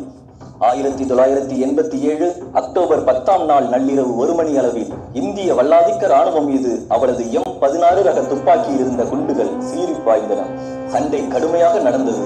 சீரும் ரவைகளின் ஒளியும் அவற்றின் ஒளிர்வும் தாக்குதலின் கடுமையை பறைசாற்றின. விடுதலை போராட்ட வரலாற்றில் முதல் பெண் மாவீரராக 2ஆம் லெப்டினன்ட் மாலதி ராணுவத்தினருக்கு மிக அண்மையில் நின்று தாக்குதலை செய்து கொண்டிருந்தார். திடீரென காலில் காயமுற்ற மாலதியின் குரல் துப்பாக்கி சத்தங்களையும் மீறி ஒலித்தது. என்ற ஆயுதம் பத்திரம், என்னை விட்டுட்டு ஆயுதத்தை கொண்டு போ என சொல்லி ஆயுதத்தை கொடுத்தவர் காயமடைந்த பின் ராணுவத்தின் கரங்களில் உயிருடன் பிடிபடக்கூடாது என்பதற்காக கழுத்தில் இருந்த நஞ்சை அருந்தி மண்ணை முத்தமிட்டார். பின்னாளில் தலைவர் அவர்களால் மாலதி படையணியும் உருவாக்கப்பட்டது. பூபதி அன்னை 1932 கார்த்திகை 3ஆம் நாள் பிறந்தவர். விடுதலைக்கான அறப்போரின் முழு வடிவமாக திகழ்ந்தவர் அன்னை பூபதி. பூபதி அம்மாவின் கணவர் பெயர் கணபதி பிள்ளை. அவர்களுக்கு 10 பிள்ளைகள் இருந்தாலும் தன் குடும்பம் தன் பிள்ளைகள் என தன் வாழ்வை சுருக்கிக் கொள்ளாமல் அநீதிக்கு எதிரான உரிமை குரலாக ஓங்கி ஒலித்தார். விடுதலை புலிகளுக்கும் இந்திய அமைதி படைக்கும் சண்டை நடந்து கொண்டிருந்த காலம் அது.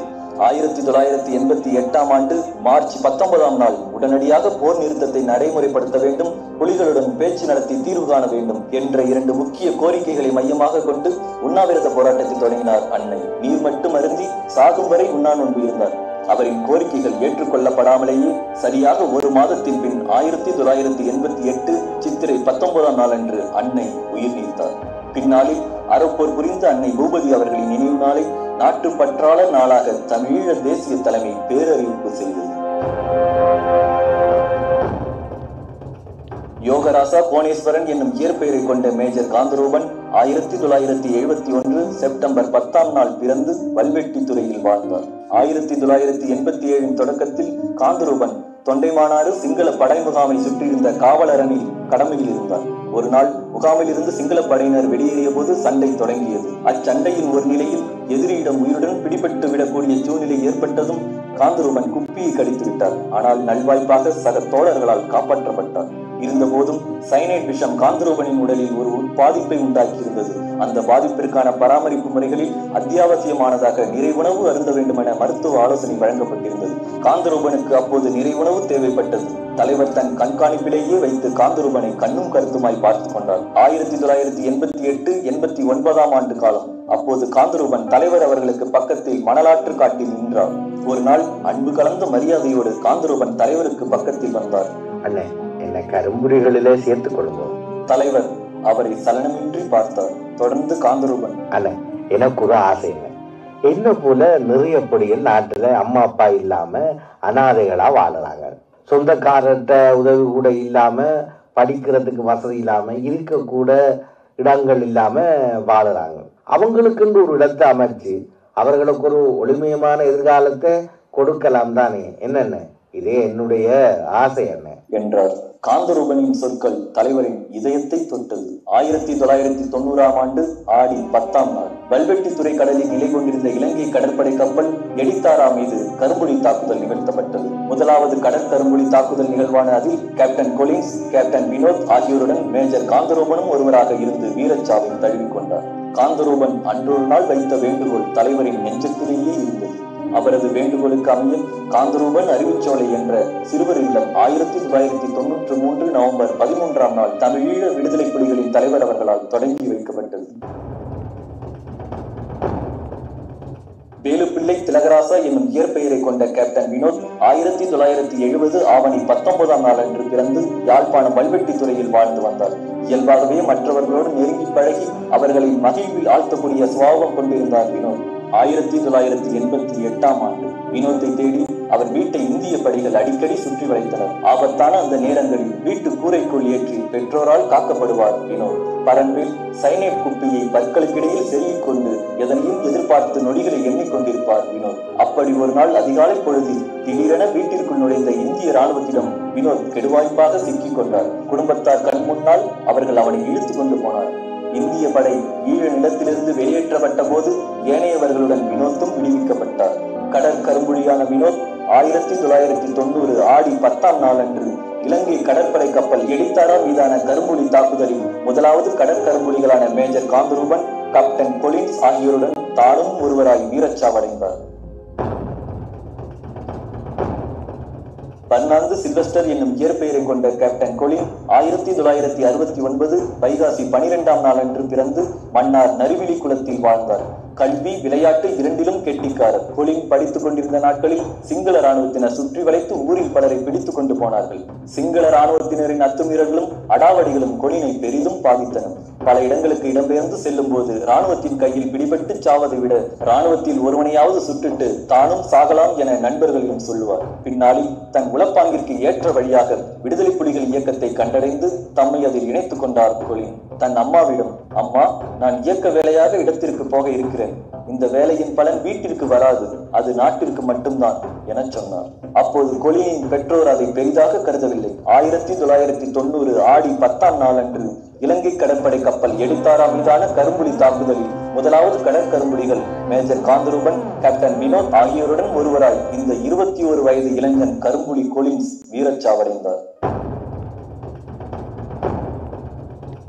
சதாசிவம் கிருஷ்ணகுமார் என்னும் இயற்பெயர் கொண்டவர் வெங்கிட்டு என பெயர் மாற்றம் பெற்று பின்னர் கேனல் கிட்டு என தோழர்களால் அன்போடு அழைக்கப்பட்டார். இவர் வல்வெட்டி துறையில் 1960 ஜனவரி 2ஆம் நாளன்று சதாசிவம் ராஜலட்சுமி இணையருக்கு மகனாக பிறந்தார். விடுதலை புலிகள் தலைவர் வேலுப்பிள்ளை பிரபாகரன் அவர்களிடம் நேரடி ராணுவ பயிற்சி பெற்றவர் கேனல் கிட்டு.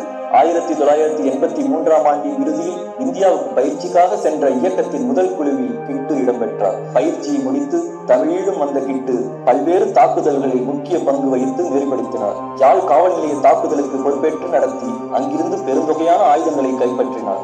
1987 மார்ச் இறுதியில் தேச துரோகி ஒருவனின் கைக்குண்டு தாக்குதலால் தனது இடது காலை இழந்த கிட்டு குன்றாத மன உறுதியால் முன்னிய வேகத்துடனும் திடகாத்திரத்துடனும் விடுதலை போருக்கு வலு சேர்ப்பவராக வளர்ந்து வந்தார். 1989 ஸ்ரீலங்கா அரசுடன் பேசுவதற்கு கொழும்பு சென்ற குழுவில் அங்கம் வகித்த கிட்டு விடுதலை புலிகளின் வெளிநாட்டு பிரிவு பொறுப்பாளராக அங்கிருந்தபடியே லண்டனுக்கு பயணமானார். கேனல் கிட்டு லண்டனில் வாழ்ந்த காலத்தில் புலம்பெயர்ந்து வாழ்ந்த தமிழரிடையே போராட்ட உணர்வையும் நம்பிக்கையும் ஊட்டினார். உலகத்தில் எங்கு இருந்தாலும் எவ்வளவு பேசும்போது சொல்லுங்கள், நாங்கள் ஒரு இனம், ஒரு தேசிய இனம், எங்களை ஆளுகின்ற உரிமை எங்களுக்கு இருக்கிறது என்பதை சொல்லுங்கள். அந்த அடிப்படையில் தான் இந்த போராட்டத்தை நடத்தி வருகின்றோம். பிரபாகரன் என்பது ஒரு தனி மனிதன் அல்ல, ஒரு தனி மனித சக்தி அல்ல, அது ஒரு கொள்ளையான மனதை நிற்கின்றது. தமிழ் மக்களின் விடுதலை, தமிழ் மக்களின் வாழ்வு, தமிழ் மக்களின் போராட்டம், தமிழ் மக்கள் நிச்சயம் இத்தனையும் அந்த பிரபாகரன் பேருக்குள் அடக்கமாக இருந்தது என்பதை நாங்கள் மறந்துவிட முடியாது.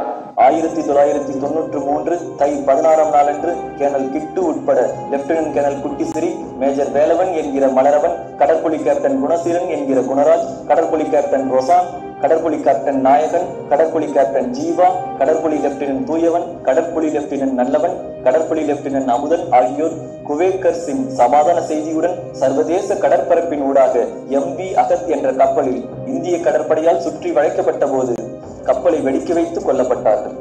உலகத்தில் நாம் எந்த முறையில் வாழ்ந்து கொண்டிருந்தாலும் நாம் தன்மானத்துடன் வாழ வேண்டுமானால், நாம் கௌரவத்துடன் வாழ வேண்டுமானால் எமக்கு நாடு அமைய வேண்டியது முக்கியம். கிட்டுவை ஆழமாக நேசித்தேன். தம்பியாக, தளபதியாக, எனது சுமைகளை தாங்கும் உற்ற தோழனாக நான் அவனை நேசித்தேன். இது சாதாரண மனித பாசத்திற்கு அப்பாலானது.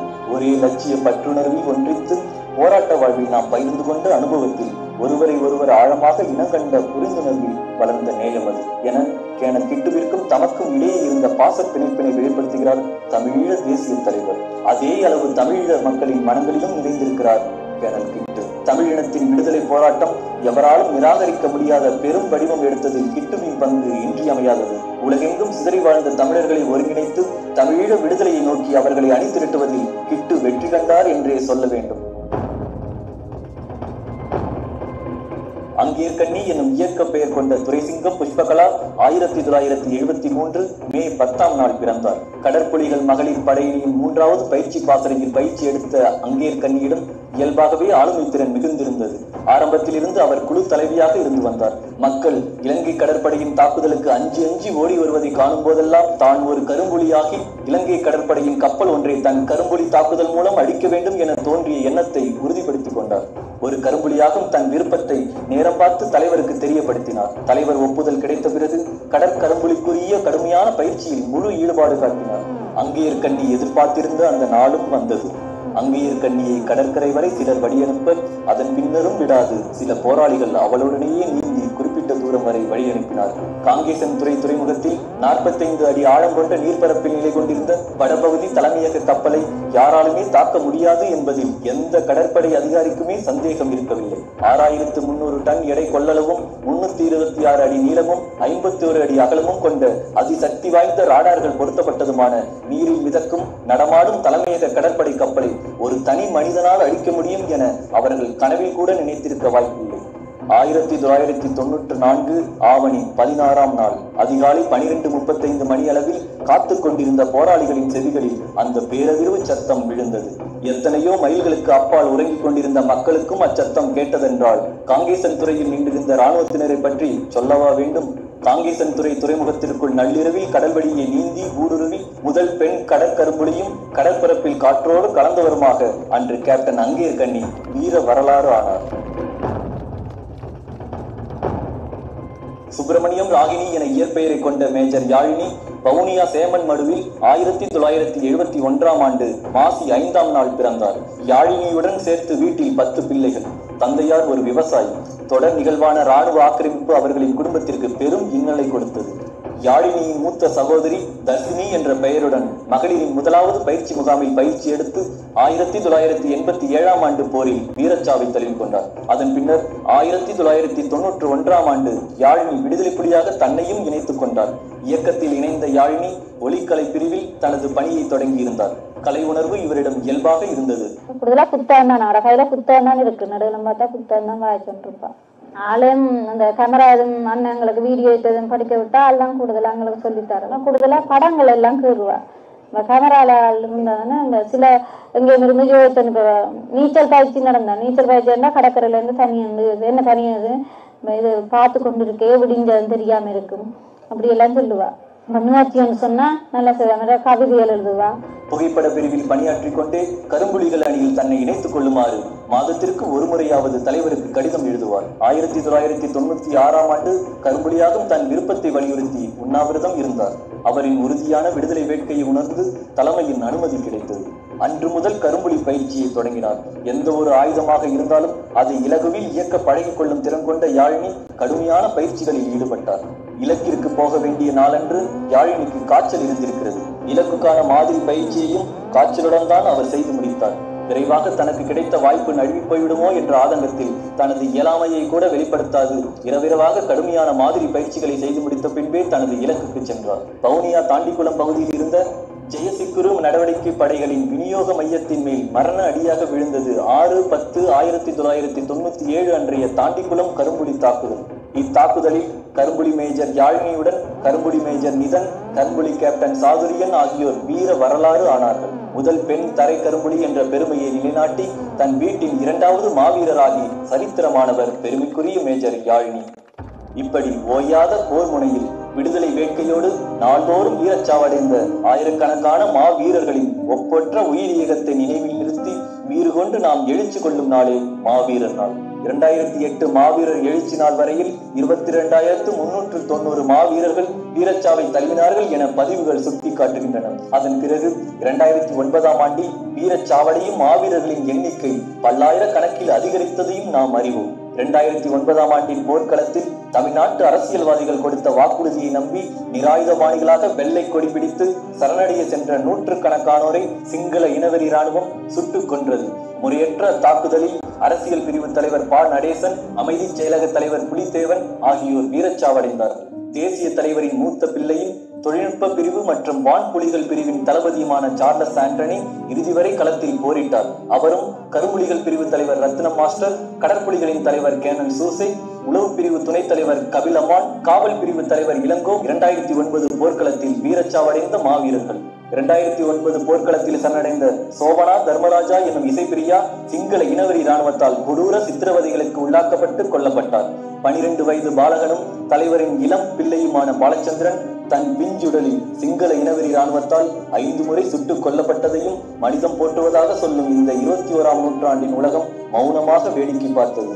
சிங்கள இனவெறி படையால் தடை செய்யப்பட்ட கொத்து குண்டுகள், பாஸ்பரஸ் குண்டுகள் வீசப்பட்டு லட்சக்கணக்கான தமிழர்கள் கொல்லப்பட்ட 2009 இனப்படுகொலைக்கான நீதி கேட்டு தமிழினம் காத்து நிற்கிறது. எமது மண் நாம் பிறந்து வளர்ந்து வாழ்ந்த மண். எமது மூதாதையோரின் பாதச்சுவடுகள் படிந்த மண். எமது பண்பாடும் வரலாறும் வேர் பதிந்து நிற்கும் மண். எமக்கே சொந்தமாக வேண்டும் என்ற குறிக்கோளுக்காக எமது மாவீரர்கள் மடிந்தார்கள். அந்நிய ஆதிக்க விலங்குகளால் கட்டுண்டு கிடக்கும் எமது தாயக மண்ணை மீட்டெடுத்து தன்னாட்சி உரிமை பெற்ற சுதந்திர தேசமாக உருவாக்கும் இலட்சியத்திற்காக எமது மாவீரர்கள் மடிந்தார்கள். எமது தாயக மண்ணை மீட்டெடுக்கும் புனித போரில் எமது மாவீரர்கள் புரிந்த தியாகங்கள் மகத்தானவை. அவற்றை சொற்களால் செதுக்கிவிட முடியாது. உலக வரலாற்றில் எங்குமே என்றுமே நிகழாத அற்புதங்கள் இந்த மண்ணில் இந்த மண்ணுக்காக நிகழ்ந்திருக்கிறது. அந்த வீர காவியத்தை படைத்த ஆயிரம் ஆயிரம் மாவீரரின் இலட்சிய கனவு, அவர்களது ஆன்மீக தாகம் என்றோ ஒரு நாள் நிறைவு பெறுவது திண்ணம். புலிகளின் தாகம், தமிழீழ தாயகம்.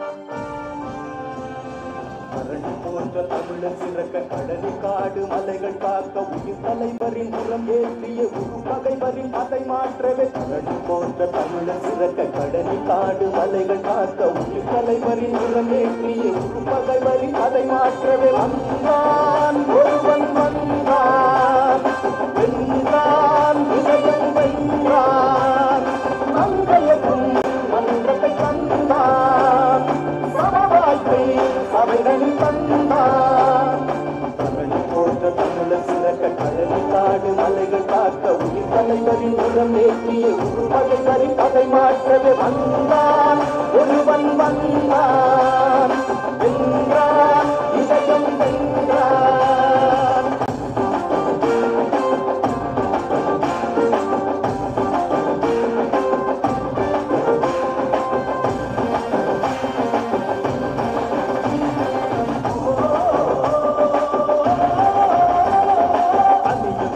ஒதுங்கி நின்ற ஆதி தமிழரை நிறுத்தி அழகு பார்த்து புரட்சி செய்தவன் சாதி கேட்டு போடும் போது தீட்டு என்பதை சபைகள் தோறும் பகைவர் திரண்ட போட்டு உடைத்தவன் சதிகாரர் அதிகாரம் சாயும் நேரமே புது வரலாறு தலையெழுந்த புலியும் பாயுமே ஊரும் நீரும் பார்க்க லட்சம் மனையை விளைவிட்டோம் பேரிடரில் துயரம் போக்க ஓடி உழைத்திட்டோம் ஊரும் நீரும் பார்க்க லட்சம் மனையை விளைவிட்டோம் பேரிடரில் துயரம் போக்க ஓடி உழைத்திட்டோம் மாற்றம் கண்டிடவும் ஏற்றம் கொண்டிடவும் சீற்றம் அவசியமே செத்த மொழியை திணிக்க பார்க்கும் அதியை மீட்டவே கச்சத்தீவு கல்வி உரிமை மீட்டெடுக்கவே வந்தான் ஒருவன் வந்தான்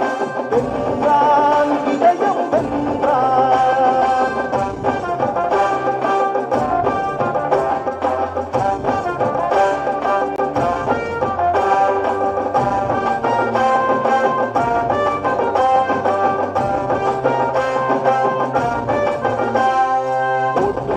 கணக்கு பார்க்கும் கூட்டணி இல்லை உரிமை மீட்கும் சமரில் ஒரு சமரசம் இல்லை ஆட்சி மாறி யாவதும் இல்லை அடிப்படையே மாற்ற நாங்கள் சோர்வதும் இல்லை சதிகாரர் அதிகாரம் சாயும் நேரமே புது வரலாறு தலையெழுத புரிய பாயுமே 50 ஆண்டு காலமாக ஆண்ட திராவிடம் அரசியலின் புனிதம் எடுத்த கயவர் உரையிடம் ஊழல் இல்லாத சூழல் புலையாத புதிய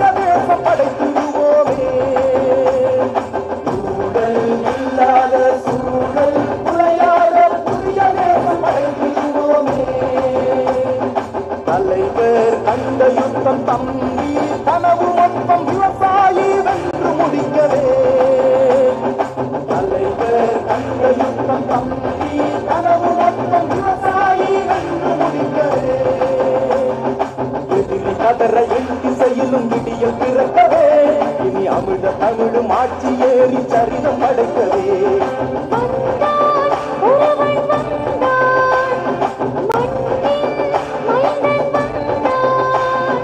வந்தான் ஒருவன் வந்தான் மைந்தன் வந்தான் அரணி போட்ட தமிழ சிறக்க பழனி நாடு மலர்கள் காக்க உயிர் தலைவரி உடனேற்றிய ஒரு பகைவரி தலை மாற்றவே வந்தான் ஒருவன் வந்தான் மண்ணின் மைந்தன் வந்தான்.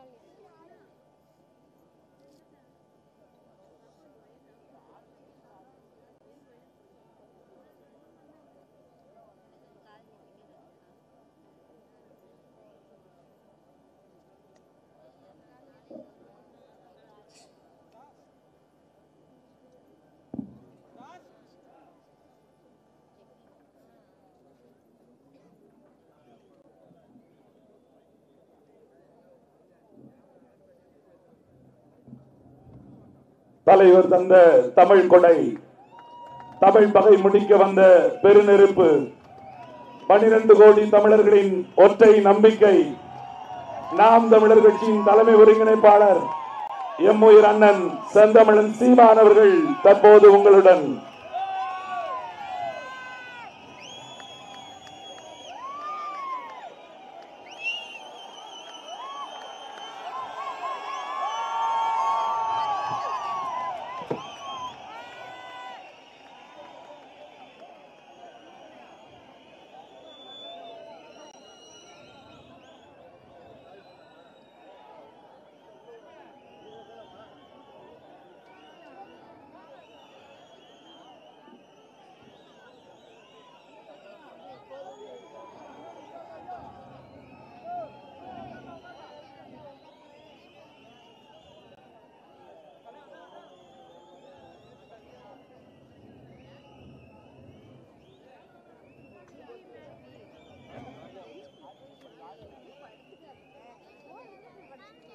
எம்முயிர் தமிழ் காக்கவும்,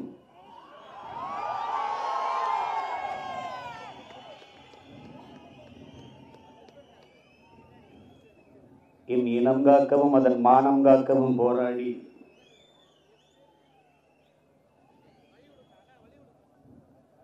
இன்னுயிரை இந்த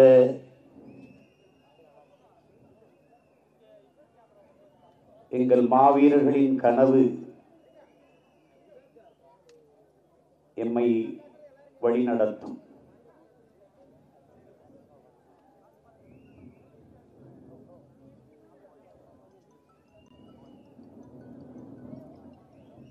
இங்கே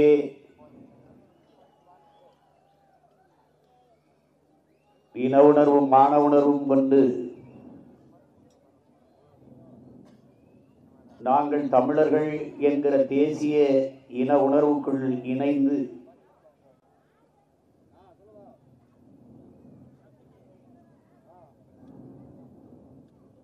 கூடியிருக்கிற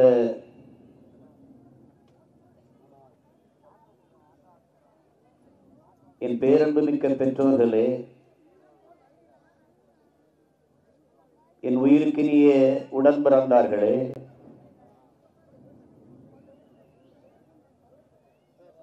அறிவில் சிறந்த ஆண்டோர்களே, சான்றோர் பெருமக்களே,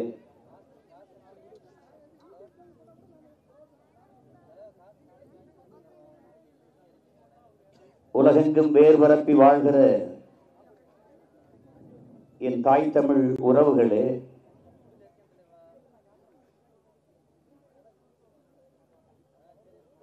உங்கள் அனைவருக்கும் என்னுடைய வணக்கம்.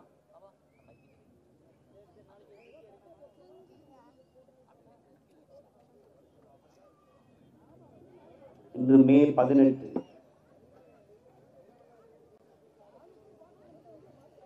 இனப்படுகொலை நாள்.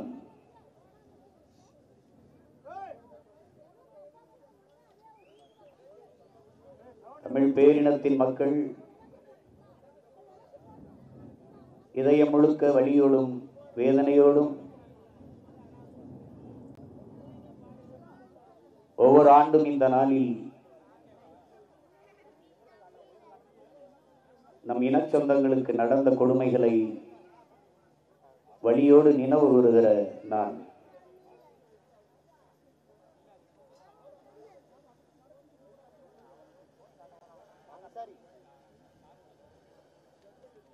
நம்முடைய தலைவர் நமக்கு கற்பித்தது போல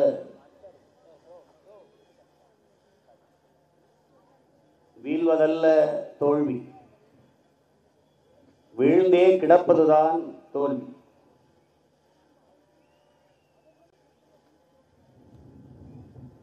நமது மாவீரர்கள் வீழ்ந்ததெல்லாம் நாம் அழுவதற்கல்ல, எழுவதற்காக என்பதை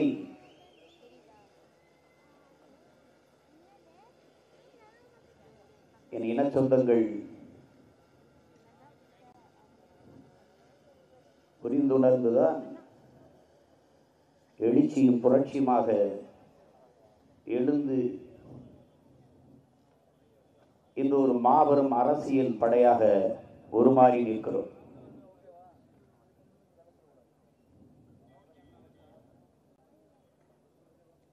நம்முடைய தலைவர் எங்களுடைய போராட்ட வடிவங்கள் மாறலாம், ஆனால் போராட்ட லட்சியங்கள் ஒருபோதும் மாறப்போவதில்லை என்கிறார். ஆம், நம்முடைய தலைவர் முன்னெடுத்த போராட்ட வடிவம் இன்று மாறி இருக்கிறது. அவருடைய பிள்ளைகள் நாம்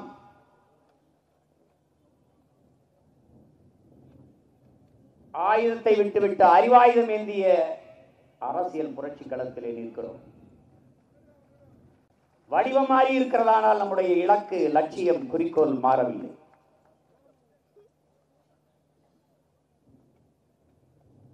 அடிபட்ட புலியும் அடிமைப்பட்ட இனமும் எழுச்சியுற்று எழுந்து நின்றால் தடுப்பதற்கு உலகில் எவரும் இல்லை. அதை உணர்த்துவதற்காகவே நாம் எழுந்து நிற்கிறோம்.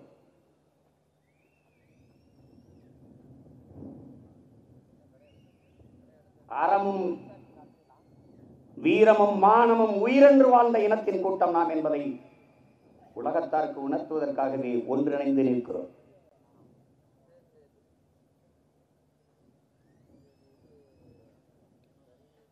புரட்சியை முன்னெடுக்க வேண்டும் என்றால் அதற்கு புரட்சிகரமான ஒரு அரசியல் கட்சி அவசியம்.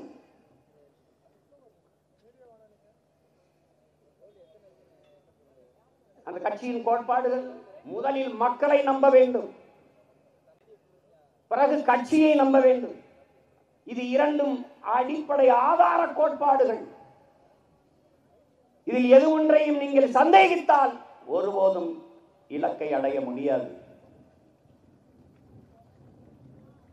புரட்சிகர அரசியலை முன்னெடுக்கிற ஒரு இயக்கத்திற்கு புரட்சிகர தத்துவம் இருக்க வேண்டும். வரலாற்று அறிவு, நடைமுறை இயக்க தெளிவு, இதெல்லாம் இருக்க வேண்டும். அது இல்லை என்றால் இந்த புரட்சிகர இயக்கத்தை வெல்வதற்கான சாத்தியத்தில் வழிநடத்தி செல்ல முடியாது. இது சீன புரட்சியாளர் மாசேத்துங் நமக்கு கற்பித்திருப்பது. என் அன்பிற்குரிய தம்பிதங்குகள் இதை புரிந்து கொள்ள வேண்டும்.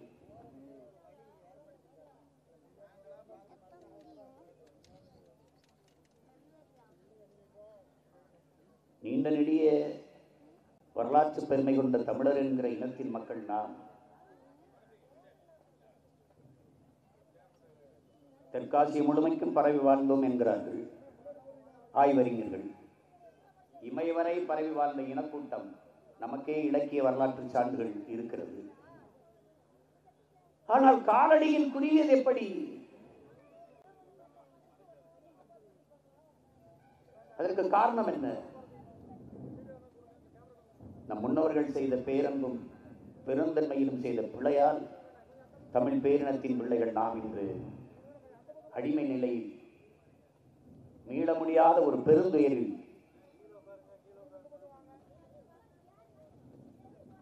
சிக்குண்டு நிற்கிறோம்.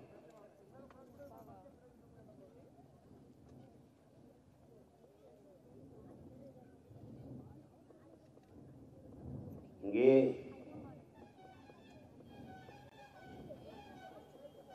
இந்திய ஒன்றிய அரசு நம் இனத்திற்கு செய்த துரோகம் போல எந்த இனத்திற்கும் வரலாற்றில் துரோகத்தை செய்திருக்க முடியாது. உயிரினுமே நீ என் உடன் பிறந்தார்களே, 3 ஒப்பந்தம் தான் நம் இனம் இவ்வளவு தூரம் அடிமைப்பட்டு அழிவை சந்திக்க நேர்ந்து விட்டது.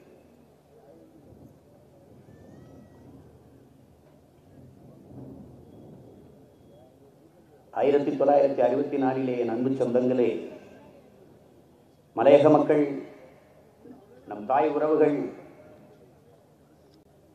9,76,000 பேர், 75,000 பேர் அவர்களை குடியேற்றவர்களாக இலங்கை அரசு அறிவிக்கும். தேயிலை தோட்டத்தில் வேலை செய்த நமது மக்கள். அப்போது இந்த நாட்டின் பிரதம அமைச்சராக இருந்த லால்பகதூர் சாஸ்திரி அவர்கள் தலையிட்டது பேசுகிற போது அதில் 5,20,000 பேரை இந்தியா ஏற்றுக்கொள்வது, 3 லட்சம் பேரை இலங்கை குடியுரிமை கொடுப்பது என்று முடிவு எடுக்கப்படுகிறது. அதில் 1,50,000 பேர் விடுபட்டு போகிறார்கள்.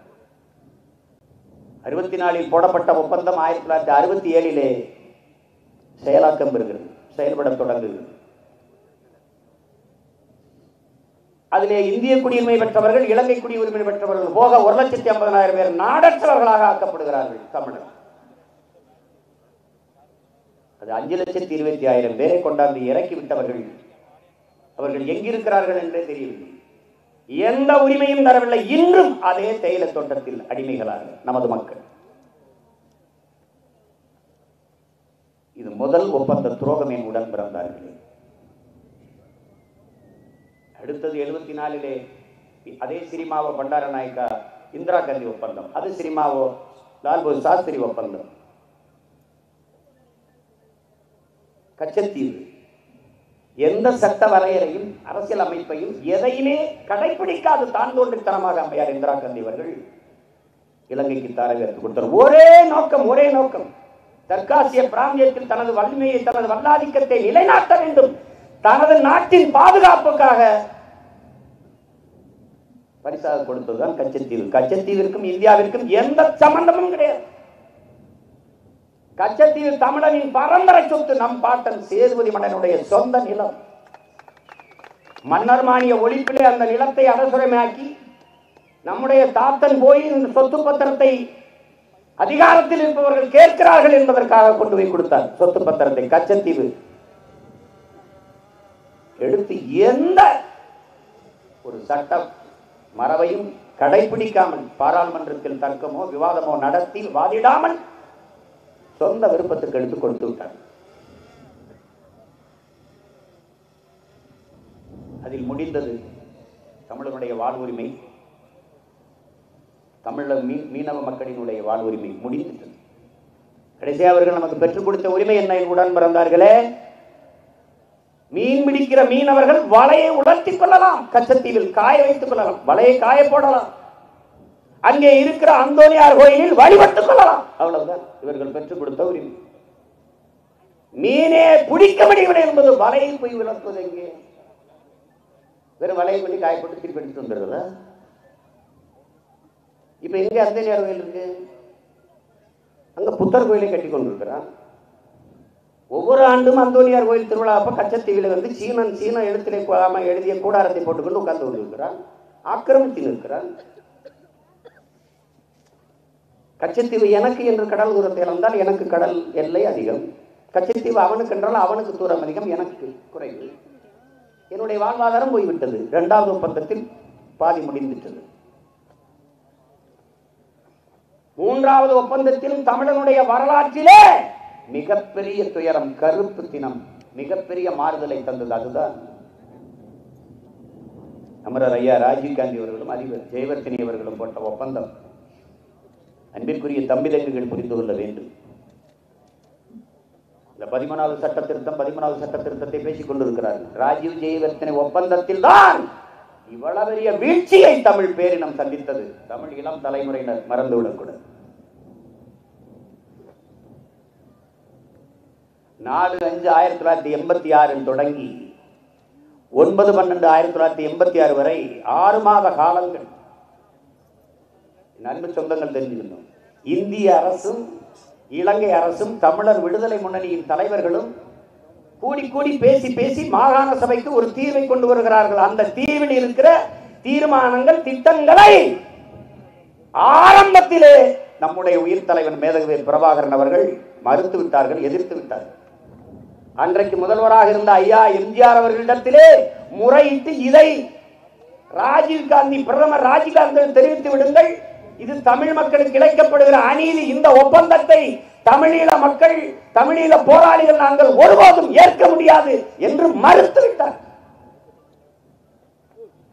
அதற்கு பிறகு அத்துமீறி வலுக்கட்டாயமாக அதிகார திமிரிலே அதிபர் ஜெயவர்த்தனையோட 1987 ஜூலை 29 ராஜீவ் ஜெயவர்த்தன ஒப்பந்தம் கையெழுத்தாடுகிறது.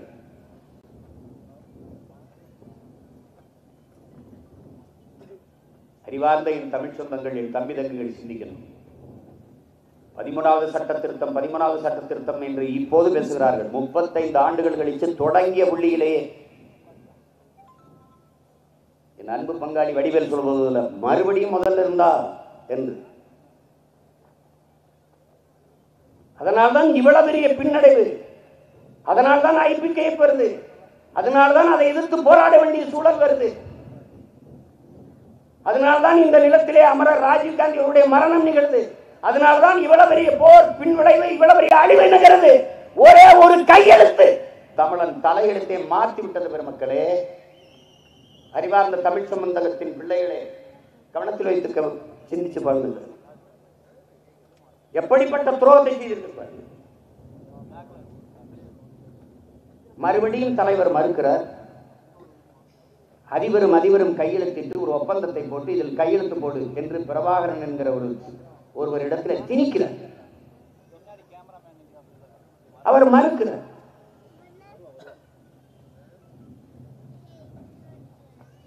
அந்த ஒப்பந்தம் இந்திய நலன், இந்திய பாதுகாப்பை கருதியே போடப்படுகிறது.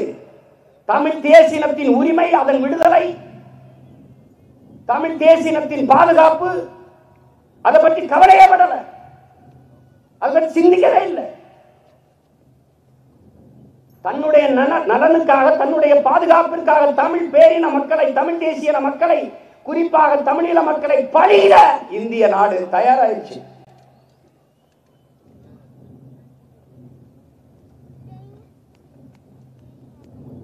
பதிமூணாவது சட்ட திருத்தம் வடக்கு கிழக்கு மாகாணங்களை இணைப்பது. அதற்கு முன்பே நம்முடைய அண்ணன், நீங்க பார்த்திருக்கீங்க ஆவணப்படத்தில், நம்முடைய அண்ணன் திலீபன் அவர்கள் 5 கோரிக்கைகளை முன்வைத்து உண்ணாவிரதம் இருக்கிறார். அதுல ஒரு கோரிக்கை, திட்டமிட்டு தமிழர் நிலப்பரப்பில் தமிழீழ பகுதியிலே சிங்கள குடியேற்றங்களை நிகழ்த்தி கொண்டிருக்கிற சிங்கள அரசு அதை தடுக்க வேண்டும், இந்திய அரசு தலையிட்டு. இதுதான் ஒரு கோரிக்கை. அதுல ஒரு கோரிக்கை, அன்னைக்கு படை இருந்தது, தலைவன் இருந்தான், கையிலே கருவி இருந்தது, அப்போதும் திட்டமிட்டு சிங்கள குடியேற்றங்கள் நமது தாய் நிலத்திலே நகர்ந்து கொண்டிருந்தது. அன்னைக்கு இன்னைக்கு படையும் இல்லை, ஒருத்தரும் இல்லை. அப்ப எப்படி திட்டமிட்டு எப்படி குடியேற்றம் நிகழும் என்பதை நீங்கள் கற்பனை செய்து பாருங்கள். வடக்கு கிழக்கு மாகாணங்களை நிலப்பரப்பை இணைச்சு என்ன இருக்கு? என்ற நில உரிமையும் இல்லை, என்னை தற்காத்துக்கிற காவல் உரிமையும் இல்லை. அப்ப நிலத்தை இணைத்து என்ன ஆக போகிறது? 2,50,000 ராணுவ வீரர்கள் என்றால் 2 லட்சம் பேர் என் தாயிலம் தமிழீழத்தில் தான் நிற்கிறார் ராணுவ வீரர்கள். அங்கே திட்டமிட்டு ராணுவ முகாம்கள், ராணுவ குடியேற்றங்கள், சிங்கள குடியேற்றங்கள் நிகழ்கிற போது இந்த மாகாணங்களை இணைத்து எனக்கு வரப்போகிற நன்மை என்ன? உலகத்திலே என்ன நடக்க போகுது? 13வது சரத்து இதை வலியுறுத்துது. சரி, இணைத்து தமிழர் பிரதேசம் என்று பிரகடனப்படுத்துவீர்களா? பேரறிவிப்பு செய்வீர்களா? இல்லை. நடக்க போறது இல்லை. அதுல 15வது சரத்து அதே ஒப்பந்தத்தில், ராஜீவ் ஜெயவர்தன் ஒப்பந்தத்தில் 15வது வரைவு என்ன சொல்லுது? முழு அதிகாரம் ஆளுநருக்கு என்று சொல்லுது. ஆளுநரை யார் நியமிப்பா? இலங்கை அதிபர். இலங்கை அதிபராக யார் வர முடியும்? சிங்களன். அவன் யாரை நியமிப்பான்? சிங்கள ஆளுநரை. முழு அதிகாரத்தை சிங்கள ஆளுநருக்கு கொடுத்துட்டு நான் அங்கு என்ன செய்வது? உலகத்திலே என்ன செய்வது? இதற்காக இவ்வளவு நாள் போராடினோம்? இதற்காக இத்தனை உயிர்களை நாங்கள் இழந்தோம்? அடிப்படை தெரியாமல் 13வது சட்டம் திருத்தம், 13வது சட்டம் திருத்தம். முதல்ல இங்க வா, சட்டம் என்னன்னு சொல்ல, அப்புறம் திருத்தத்தை பத்தி பேசுறாங்க. வா, சட்டம் என்ன? தமிழ் மக்களுக்கு நல்லது செய்ய வேண்டும் என்று நினைக்கிற இவர்கள் உண்மையிலேயே நினைப்பார்களே ஆனால் முதலில் செய்ய வேண்டியது தமிழீழ தேசிய ராணுவமான விடுதலை புலிகள் மீது சுமத்தப்பட்டிருக்கிற தடையை நீக்கணும்.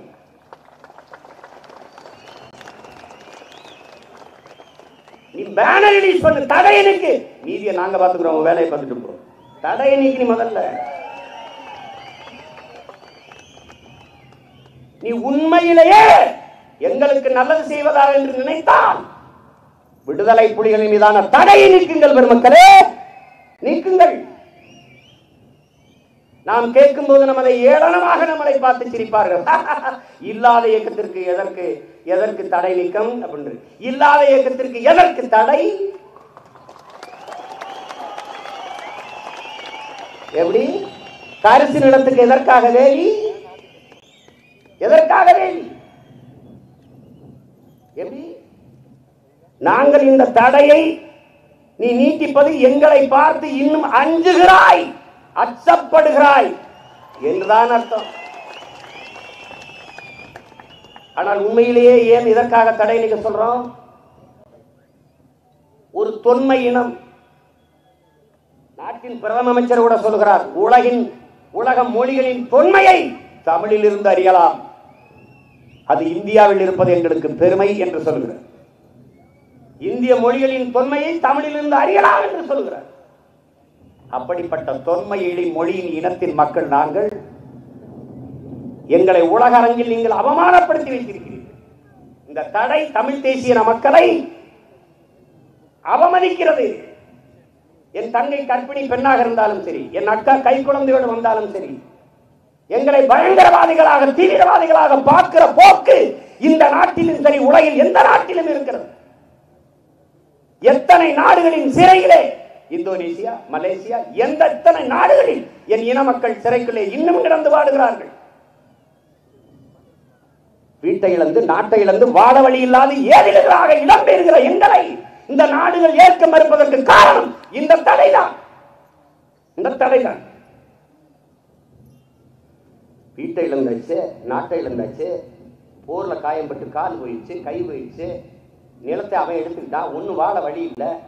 சரி, ஒரு கடை வச்சுக்கலாம், 2 மாடு வச்சு வளர்த்துக்கலாம், ஒரு ஆடு வாங்கி வளர்த்துக்கலாம் என்றால் காசு இல்லை.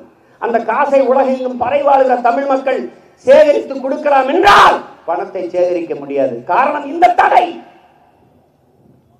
காசு வசூலித்தால் விடுதலை புலிகள் மறு கட்டமைப்பை செய்வதற்கு காசு வசூலிக்கிறார்கள் என்று இந்த தடை எங்கள் மீது பழிவோடுகிறது.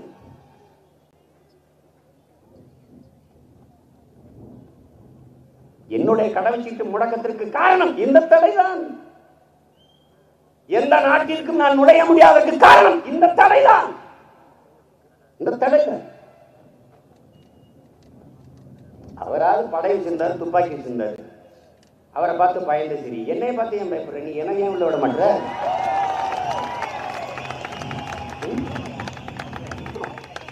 அவரை பார்த்து பயந்த சரி, என்னை பார்த்து ஏன் பயப்படுற? பேச விடு. நீ தான் பெரிய கருத்து சுதந்திர ஆளாச்ச, பேச விடு. அமெரிக்காவில் பேச விடு, ஆஸ்திரேலியா பேச விடு, பேச விடு, இங்கிலாந்தில் பேச விடு, பேச விடு. என்னைய விடு, ஒரு 6 மாசம் விடு.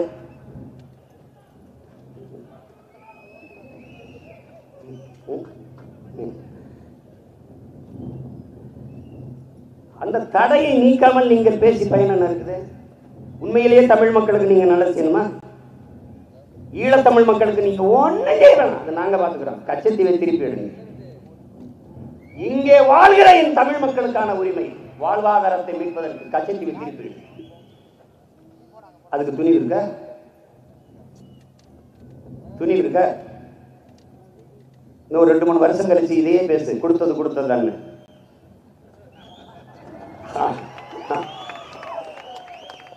அப்ப தெரியும்.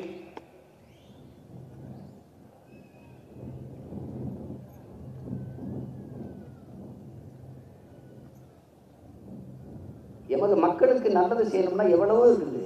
நீங்க அதை விட்டுட்டு அங்க போய் உட்கார்ந்துக்கிட்டு எங்களுடைய வழிபாட்டு தலங்களை, சிவன் கோயிலை, முருகன் கோயிலை இடித்து தரமட்டமாக்கிட்டு புத்தர்களை கட்டிக்கிட்டு தான் வாயை மூடிட்டு பேசாம இருக்கிறீங்க. கேட்க முடியல. உங்கள் கோட்பாடு என்ன? சிங்களன் இந்து, அவன் பௌத்த மதத்தை ஏற்றுக்கொண்டு போய்விட்டான். ஆனால் இவர் பௌத்தர்களும் இந்துக்கள் தான், புத்திசாலி இந்து இவர்கள் கோட்பாடு. இலங்கையில் வாழுகிற பௌத்தர்கள் இந்துக்கள் என்றால் அப்ப சீனாவிலையும் ஜப்பானிலும் வாழுகிற பௌத்தர்கள் இந்துக்களா? அது பதில் சரியா? பைத்தியக்கார பயிரிட்ட நாட்டை கொடுத்து நம்ம படுற பாடு இருக்க.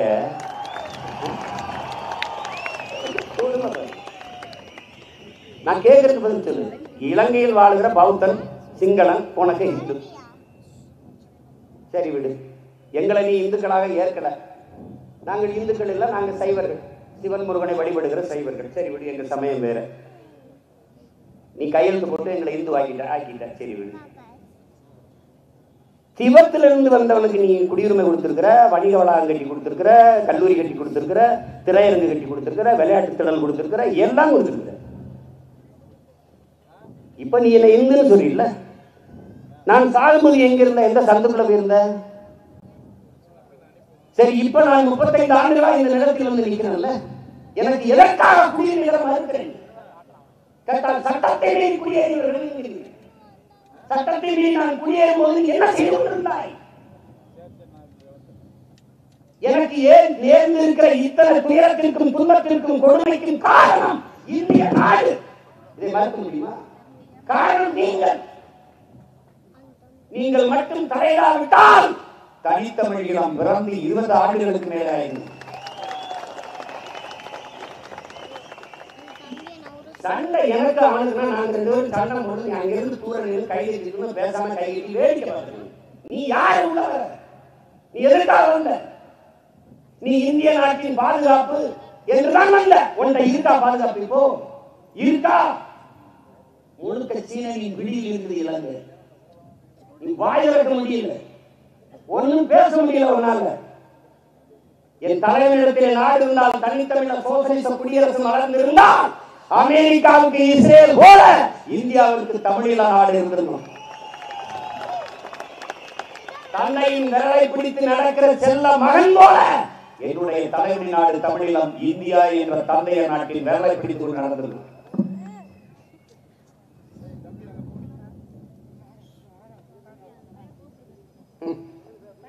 ஒரு தொலைநோக்கு இல்லை, ஒரு தூர பார்வை இல்லை. உங்களை நம்பி பயன் இல்லை. நான் உங்களை கச்சேரி வீட்டுல நீங்க வீட்டு கொடுத்தீங்கன்னா நான் நம்பி இல்லை. நீ வந்தவங்க என்கிட்ட தான் செஞ்சணும், என்கிட்ட தான் செஞ்சீங்க. ஏதோ பேசிருப்பாங்க, ஒரு சின்ன பேர் ஆர்வத்தில் ஏதோ பேசுவாங்க. அப்படிதான் தொடர்ந்து நீ நினைச்ச. இவெல்லாம் ஒரு ஆளா என்ன? இப்ப நான் மட்டும்தான் உனக்கு ஆளா தெரியும்.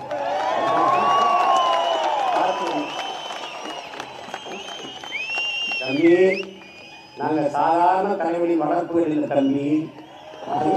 தம்பி, எங்களுக்கு இலக்கு ஒன்றுதான், இனத்தின் விடுதலை. விடை தலையானாலும் தயக்கமின்றி தரும்.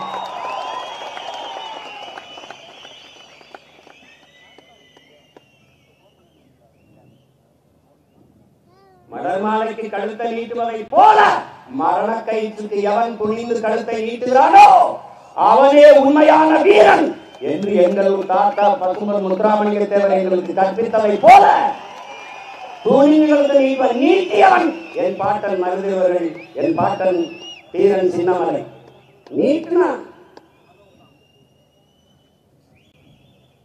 பெரிய பாட்டன் தூக்கில் நிற்கும் போது 7 வயசு பையன் பக்கத்தில் தூக்கில் நிற்கிறான். 7 வயசு பையன் அவன் இந்த மண்ணின் விடுதலைக்காக தூக்கில் பெரியவர் கேட்கிறார் வெள்ளக்காரன்டே, நானும் உன்னை எதிர்த்து சண்டை போட்டேன், போர் செஞ்சேன், என்னை தூக்கில் விட. இந்த 7 வயசு பையன் என்னடா செஞ்சான்னு கேட்கிறார். கருணை இல்லாமல் தூக்கி போட்டார்கள் இவர்கள்.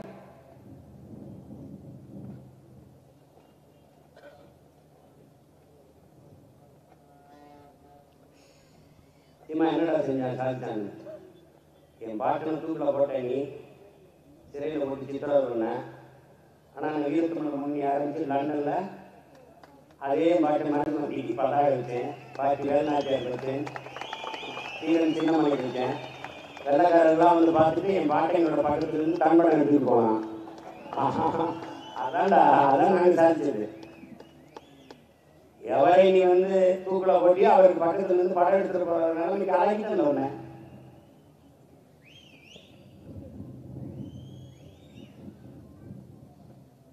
இங்க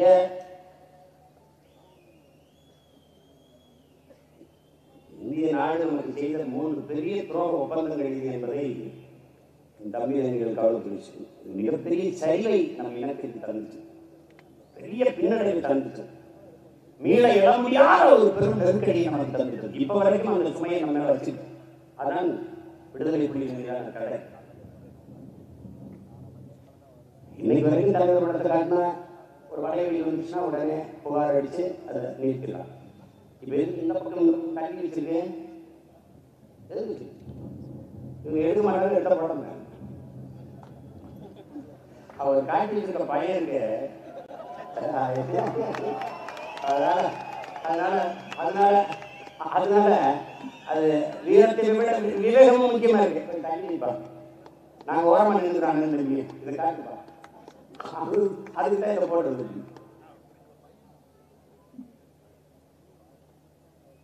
இல்ல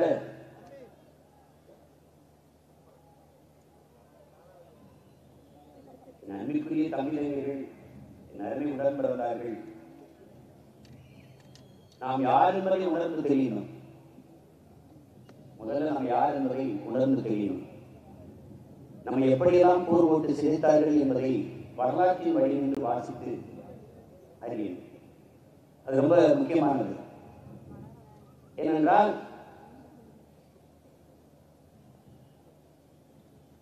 வரலாற்றில் தெளிவு வராத எந்த இனமும் எழுச்சி பெற முடியாது என்கிறார்கள். வரலாற்றை மறந்துவிட்ட ஒரு இனம் சுடுகாட்டில் இறந்து கிடக்கும் பிணம் என்கிறார் கோசி.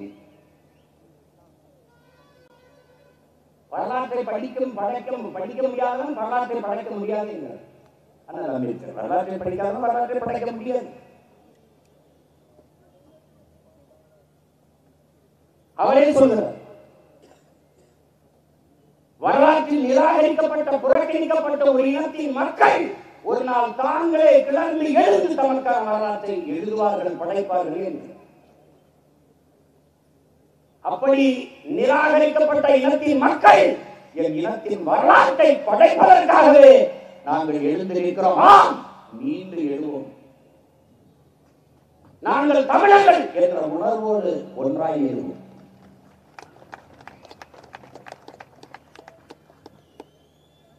மணிநெற்றி உயிர்ச்செங்கன் தலைமுறை சுடக்கடவுள் தந்த தமிழ்கிறார். ஒரு மொழி இறைவன் தந்த மொழிங்கிறார். உலகில் எல்லா மொழியும் மனிதர்களால் பேசப்பட்டது, தமிழ் இறைவனால் பேசப்பட்டது, தெய்வத்தால் பேசப்பட்ட மொழி. இறைவனாலும் எம்பெருமான் முருகனும் அகத்தியரும் கட்டி காத்த தமிழ் சங்கத்தில் வளர்ந்த தமிழ். கம்பனும் கவிழரும் வான்முகம் கொண்ட வள்ளுவனும் வளர்த்த தமிழ். அறம் செய்ய விரும்பு ஆறுவது சினம் என்று அவை முதாட்டி உச்சி முகர்ந்து வளர்த்த தமிழ். நக்கீரத்திலே வந்து நக்கீரா உன் தமிழோடு சற்று யாம் விளையாட வேண்டும் என்று சிவபெருமான் பொங்குதே வாழ்க்கை அஞ்சலை துண்டி காமன் சப்பாது கையில் கண்டது மொழிமொழி என்று செய்தி இறைவனார் என்று கையெழுத்திட்ட மொழி தமிழ். அவையே உன் தமிழல்லி பல்கலையாம் வந்தோம் என்று பெருமாட்டல் அவை மூதாட்டி இடத்திலே என்னை 1, 2, 3 என்று வரிசைப்படுத்தி பாடு என்று பாட வைத்து மகிழ்ந்தார்கள்.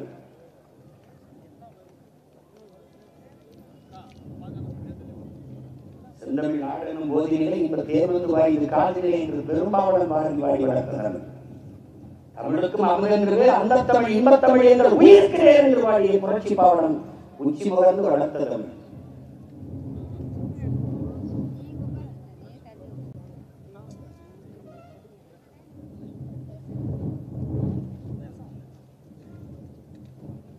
தாயை படித்தவனை யார் எடுத்தாலும் விடாது, தமிழை படித்தவனை தாயை எடுத்தாலும் விடாது என்கிறான் புரட்சி பாவலர்.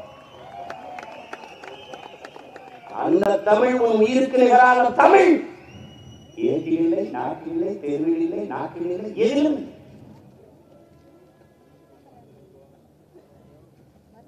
இப்ப நிலாவில இருந்து பார்த்தா தமிழ்னு படிக்க முடியுமா? காட்டுல எழுதுறாங்க, ஏட்டில் எழுத முடியல, நாட்டில் எழுத முடியல, நாட்டில் எழுத முடியல. இப்ப நிலாவுக்கு போய் தான் நீங்க தமிழ் படிக்கணும். இப்படி ஒரு குடும்பக்காரங்க உலகத்தில் நீங்க சந்திச்சிருக்கீங்களா? விசச்சாராயம் குடிச்சு செத்தவனுக்கு 10 லட்சம் கொடுத்த பரமாத்மாவை நீங்க வந்தீங்களா?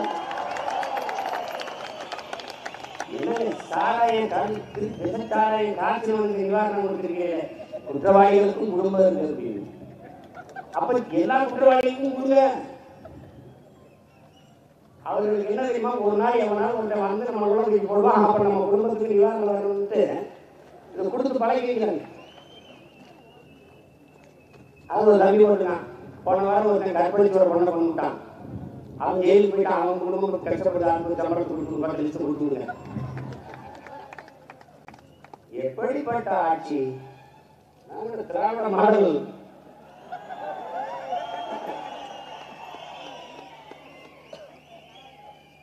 இவ்வளவு கேவலப்பட்ட மாடலா இருக்குன்னு நான் நினைக்கிறேன்.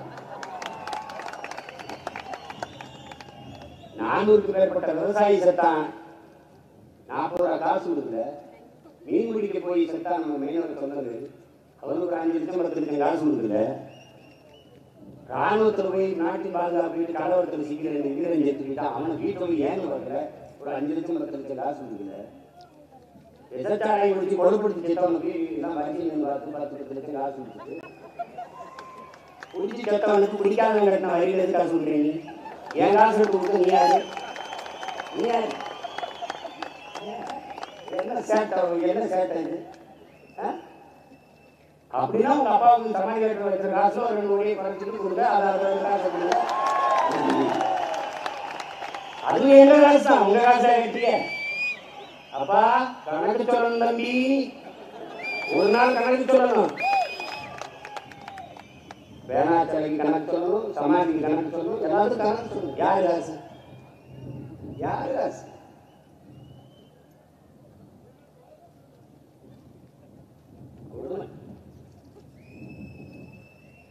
எங்கள் உயிர் தமிழ் அழிந்து விடாது மீட்சியுற வாழ்வதற்கேனும் நாங்கள் மீண்டும் மீண்டும் எழுவோம் உடன் பிறந்தார்களே. என் தாய்மொழி தமிழ் மீட்சியுற தாங்கள் எழுவோம். ஏன் தமிழ் மீட்சியே தமிழர் எழுச்சி என்று மொழி ஞாயிறு என்ற தாத்தா தேவனைய பாவலர் எங்களுக்கு கற்பித்தார். அவர்தான் சொல்கிறார், வென்றாக வேண்டும் தமிழ் என்ற முழக்கத்தை முன்வைத்த பெருந்தகை நம் தாத்தா தேவனைய பாவலர் தான். அவர் பேரின் பின்னாடி ஒரு முழக்கத்தை அறிவுறுத்தினேன், வென்றாக வேண்டும் தமிழ், அதற்கு ஒன்றாக வேண்டும் தமிழர் என்ற முழக்கத்தை முன்வைத்தார். அம்பேத்கர் சொன்னார், அதிகாரம் மிக வலிமையானது, ஆம் அதை அடைந்து விட்டால் அனைத்தும் எளிமையானது. அதை நான் பின்னாடி சேர்த்தேன்.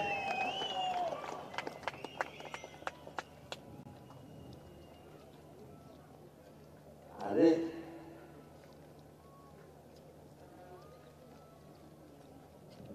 நம்முடைய இனம் அழித்து ஒழிக்கப்பட்டுவிட்டது. நம்முடைய தாய் நிலங்கள் பறிபோய் கொண்டிருக்கிறது. அருகிலே இருந்த தமிழீழம் என்கிற நம் தாய் நிலம் பறிபோய்விட்டது. நாம் வீழ்ந்தவர்கள் அல்ல, திட்டமிட்டு வீழ்த்தப்பட்டவர்கள். தோற்றவர்கள் அல்ல, திட்டமிட்டு தோற்கடிக்கப்பட்டவர்கள். 2 வேறுபாடு இருக்கு. முழுக்க வஞ்சகம், சதி, சூழ்ச்சி, வீழ்த்தப்பட்டவர்கள். அதனால் வீர் ஒன்று எழுவோம், வெற்றி கண்டு மகிழ்வோம் என்ற முழக்கத்தை முன்வைத்து வீர் ஒன்று எழுதுவோம். மாற்றி எழுதுவதற்கு பேசுறாங்க. எஸ், நாங்கள் மீண்டும் எழுவோம், மீண்டும் எழுவோம். அழிவின் விளிம்பில் இருக்கிற அன்னை தமிழ் சமூகத்தின் பாதுகாப்பான வாழ்வுக்காக தமிழ் தேசிய பிள்ளைகள் மீண்டும் மீண்டும் எழுவோம். நாங்கள் தமிழர்கள் என்ற உறவோடு எழுவோம். சாதிமர உணர்ச்சியை பின்னுக்கு தள்ளி நாங்கள் தமிழர்கள் என்கிற தமிழ் தேசிய இன உணர்வை முன்னுக்கு தள்ளி நாங்கள் முன்னேறி வருவோம்.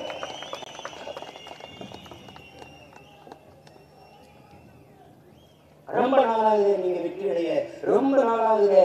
அப்ப அதனால என்ன? அதுக்கு ஆபிரகாம் நீங்க சொல்றான், நான் மெதுவாக நடப்பேன், ஆனால் ஒருவரும் பின்னடைய மாட்டேன்.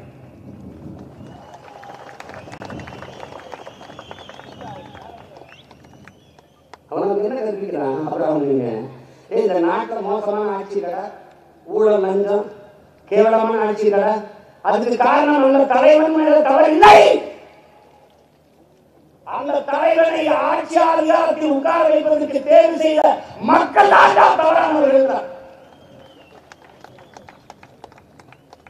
அந்த மக்கள் கூட்டத்தை செய்த மாசத்துக்கு என்ன சொல்றாரு, எந்த ஒரு சிந்தனையும் எந்த ஒரு செயலும் புரட்சிகர அரசியல் இயக்கத்திற்கு மக்களின் நலனை முன்னிறுத்தியதான் இருக்கணுங்கிறது. மக்களின் நலன் சார்ந்துதான் அவனுடைய சிந்தனை செயல்பாடுகள் இருக்கணுங்கிறார். அப்படித்தான் நாம் தமிழர் கட்சி பிள்ளைகளின் சிந்தனையும் செயல்பாடும் இருக்கிறது, இருக்க வேண்டும். அது ரொம்ப முக்கியம்.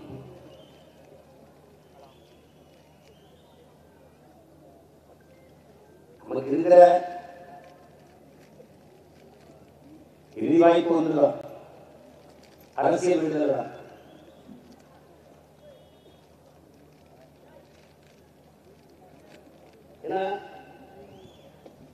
ஆயுதமேந்திய போராட்டம் முற்று பெறுகிற போது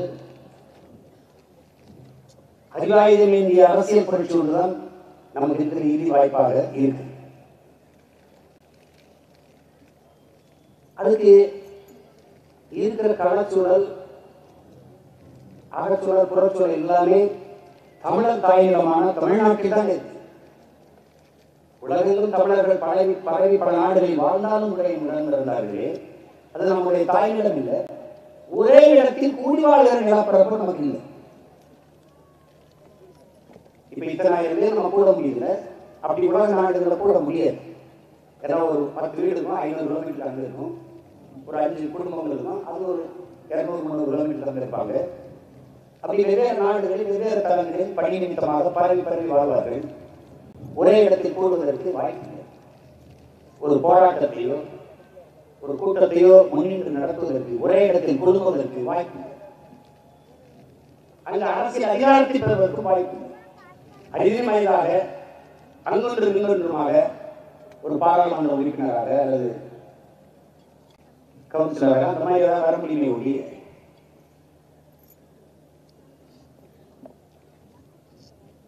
மிகப்பெரிய அரசியல் அதிகாரத்தை எனக்கு கைப்பற்ற முடியும். அப்ப இந்த இடம் தான் தமிழர்களுக்கென்று ஒரு நாடு இல்லை என்றாலும் தமிழர்களுக்கென்று குறைந்தபட்ச அதிகாரம் கொண்ட ஒரு அரசாவது இருக்கு. குறைந்தபட்ச அதிகாரம் என்று வைத்துக் கொண்டால் கூட இந்த நிலத்தில் தான் அதிகாரம் இருக்கு. தமிழர்கள் பெருத்த எண்ணிக்கையில் நிலைத்து வாழக்கூடிய ஒரு தாய்நிலத்தை, ஒரு தேசிய நிலப்பரப்பை இங்குதான் கொண்டிருக்கிறார்கள். அதுதான் தமிழ்நாடு.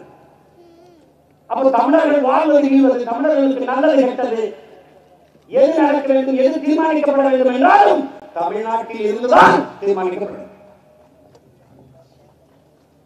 அப்போ உலகத்தில் இருக்கிற ஒட்டுமொத்த தமிழ் மக்களுக்கான அரசியல் விடுதலைக்கான விடிவுக்கான விலை தமிழர் நாட்டில் இருந்துதான், தமிழ்நாட்டில் இருந்துதான் உண்டப்பட வேண்டும். அது வளர்த்தெடுக்கப்பட வேண்டும்.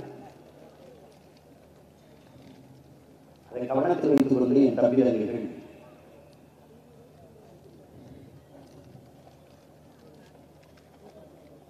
இந்த அரசியல் பயணத்தை தொடர வேண்டும். உலகெங்கும் பரவி வாழ்கிற மக்கள், குறிப்பாக தமிழகத்தில் இருந்து வெளிநாட்டுக்கு சென்றிருக்கிற நமது பிள்ளைகளுக்கு நம்மை விட உணர்வு அதிகம். காரணம், அந்த நாட்டு அரசியலோடு, அந்த நாட்டு அரசு நிர்வாகத்தோடு ஒப்பிட்டு பார்க்கிறார்கள். இந்த நாட்டின் நிர்வாகத்தை அதோடு நாம் பேசுகிற அரசியலையும் பொருத்தி பார்க்கிறார்கள். அப்ப அந்த நாட்டில் இருக்கிற நிர்வாகத்தை ஏன் நம் நாட்டில் கொண்டு வர முடியாது? முடியும். அதற்கு இந்த மண்ணை, இந்த மக்களை, இந்த செடியை, இந்த கொடியை, இந்த பூச்சியை, இந்த வண்டை, இந்த மலையை, இந்த அருவியை, இந்த ஆறை, இந்த ஏரியை, இந்த குளத்தை எல்லாவற்றையும் தங்கள் உயிருக்கு மேலாக காதலிக்கிற நேசிக்கிற ஒரு மகன் இந்த அதிகாரத்திற்கு வரும்போதுதான் அது சாத்தியம்.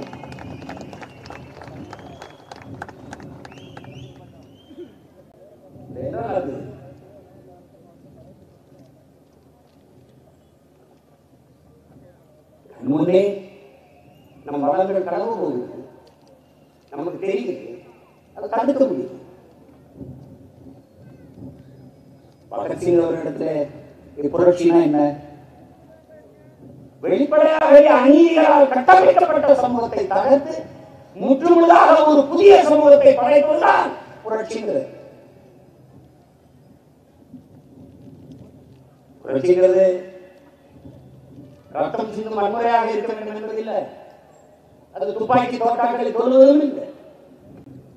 அப்ப இதுதான் அநீதிகளால் கட்டமைக்கப்பட்ட சமூகத்தை தகர்த்து முற்றுமுழுதாக புதிய ஒரு சமூகத்தை படைப்பதுதான் புரட்சி. உங்களுக்கு தெரியுது, சகிக்க முடியாத ஊழல், எல்லா இடத்திலும் பரவி கிடக்கிற லஞ்சம், கண்ணுக்கு தெரிகிறது உங்கள் வழக்கொள்ளை.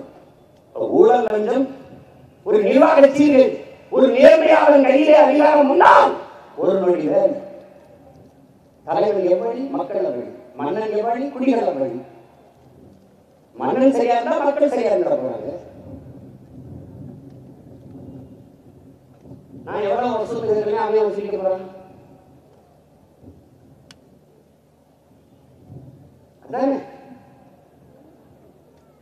அப்ப நீங்க ஒரு நேர்மையாளன் அதிகாரத்துக்கு வந்துவிட்டால் ஊழலத்தை ஒழித்து விடலாம்,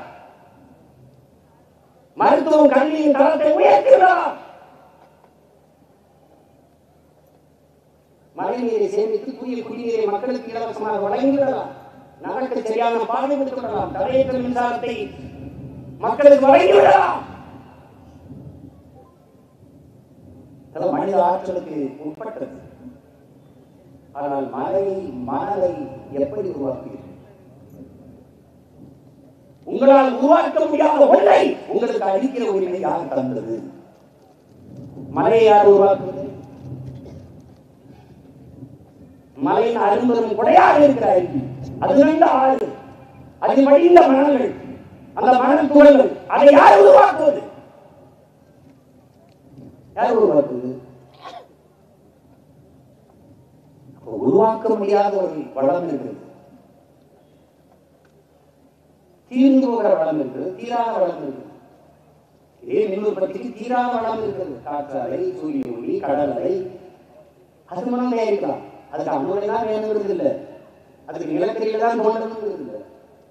நீச்சல் அயல்வாழ்வு எடுக்க முடியும், பயோகேஸ் தயாரிக்க முடியும், மக்கிய மரக்கழிவிலிருந்து, ஆடு மாட்டு கழிவுகளிலிருந்து தயாரித்துக் கொள்ள முடியும். பிறகு அதற்கு பூமி தாய் ஈரப்படையை தயாரிக்கிற நோங்க எடுக்கிற அது பதில். அப்ப எந்த அதிகாரத்தாலும் மீட்க முடியாது, காக்க முடியாத ஒன்று இருக்கு என்றால் அது வனக்கொள்ளைதான். திருப்பி உருவாக்கவே முடியாது. அமெரிக்க பைடன் எழுதி போட்டா மழை உருவாகி வந்து மக்களுக்கு வந்துருமா? சொல்லுங்க, நீங்க அதிகமும் ஜெபித்தால் மழை மறுபடியும் உருவாயிருமா? 5 வேளை தொழுதால் வந்துருமா? கோயிலில் இப்படி மந்திரம் சொன்னால் வந்துருமா? இயற்கையின் அரும்பெரும் கொடை.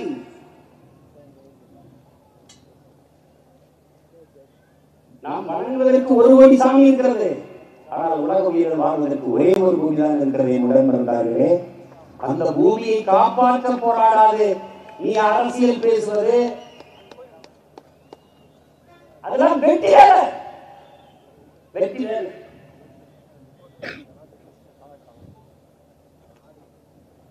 ஒரு மரத்து நிழல்ல வாகனத்தை நிறுத்திட்டு வா, நிழல்ல பார்த்து போடு வண்டியை. வெயில நிறுத்தினாக நிழல்ல நிறுத்து, வெயில் நேரமே நிழலில் தெரியும், நிழலில் நேரமே வெயிலில் தெரியும்.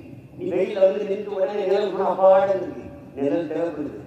கார மரத்து நிழல்ல நிறுத்தணும்னு நினைக்கிறேன். அதுக்கு முதல்ல என்ன சொல்லணும்? ஒரு மரத்தை நட்டு வளர்க்கணும், அதான் முதன்மையான வேலை. சூழியல் தாய் பங்காளி மாதாய் சொல்றா, நீ பூமியில பிறந்துட்ட, ஒரு மரக்கண்டை கூட நட்டு வளர்த்து வளர்க்கவில்லை என்றால் நீ இந்த பூமியில் பிறந்ததே வீண். நீ அர்த்தமே இந்த பூமியில் பிறந்து நீ வீண்.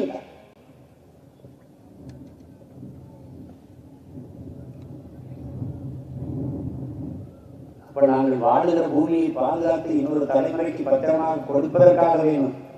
இந்த பூமியை பச்சை போர்வையால் போர்த்தி பச்சை பசேர் என்று எங்கள் வருங்கால தலைமுறைக்கு இந்த இயற்கை எண்ணெய் எங்கள் பூமி தாயை ஒப்படைக்க வேண்டும் என்பதற்காகவாவது நாங்கள் மீண்டும் எழுவோம்.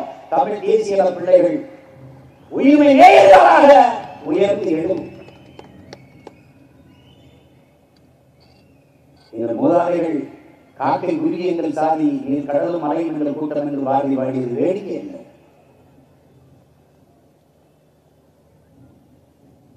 வேடிக்கைக்காக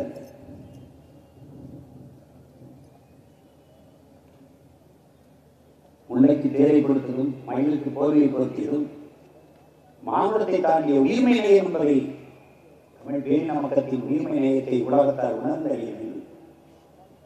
எங்களுடைய மாண்பை நீங்கள் புரிந்து கொள்ள வேண்டும். எங்களது வன்முறை மீது தீராத காதல் கொண்ட மனநோயாளிகள் போலவும் விரல்கள் குத்தும் துப்பாக்கி போலவும் பல்லெல்லாம் பாஸ்பரஸ் கொண்டு போலவும் நீங்கள் கருதி கொண்டு எங்களை பார்ப்பதுதான் வழியாக இருக்குது, வேதனையாக இருக்கு. எந்த நாட்டிற்கு சென்றாலும் குருதி கொடை கொடுக்கிற ஒரு இனம் இருக்கின்றார், அந்த தமிழர்கள் தான். அது குறிப்பாக நாம் தமிழர் கட்சி வந்த பிறகு எல்லா நாட்டிலும் நாங்கள் குருதியை கொடையாக கொடுக்கிறோம். சாதிய மத வேற்றுமை பார்த்துக் கொண்டிருக்கிறார்கள். தமிழ்நாட்டிலே அதிகமாக குருதியை கொடையாக கொடுத்த ஒரு அரசியல் பேரியக்கம் இருக்கின்றார், அது நாம் தமிழர் கட்சி தான். அதன் குருதி கொடை பார்க்கிறார்.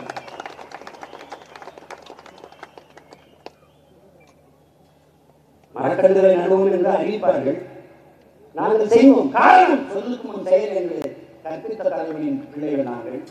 செயலே உன்னை அடையாளப்படுத்தும் என்று போதித்த தலைவனின் பிள்ளைகள் நாங்கள். அதான் நாங்கள் சொல்வதை விட செயலுக்கு முதன்மைத்துவம் கொடுத்தோம். அதிகப்படியாக குருதியை கொடையாக கொடுத்தவர்கள் இன்றும் தனியார் மருத்துவமனையில், அரசு மருத்துவமனையில் அதற்கு நேரம் காலம் அல்ல, நள்ளிரவு நண்பர்கள் அதிகாலை எந்த நேரத்தில் குருதி ஏற்பட்டால் முதலில் அழைப்பது நாம் தமிழர் கட்சி பிள்ளைகள் தான் என்பதை பெருமையோடு சொல்லிக்கொள்ளலாம். ஏன் தொடங்கினோம்? ரத்தம் சிந்தி உயிரை விளையாட கொடுத்து எங்கள் இன விடுதலைக்கு நாங்கள் போராடினோம் என்பதை உலகத்தாருக்கு உணர்த்துவதற்காகவே குருதியை கொடையாக கொடுக்க தொடங்கினோம். குருதி கொடை கொடுக்கும் தமிழர் படை என்ற ஒரு படைப்பை உருவாக்கி செய்தோம். எங்கள் பிள்ளைகள் ரத்தம் எந்த சாதி ரத்தம் எந்த சாதி ஓடுகிறது, எந்த மதத்தின் ரத்தம் எந்த மதத்தில் ஓடுகிறது யாருக்கு தெரியும்?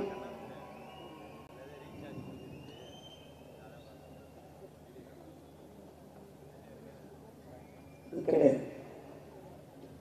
ரத்தத்திற்கு சாதி கிடையாது, சாதிக்குத்தான் ரத்த கிடையாது. எங்கள் பிள்ளைகள் ஒரு முழக்கத்தை முன்வைப்பார்கள், சாதி பார்த்து நாங்கள் பழக மாட்டோம், சாதி பார்ப்பவர்களோடு பழகவே மாட்டோம்.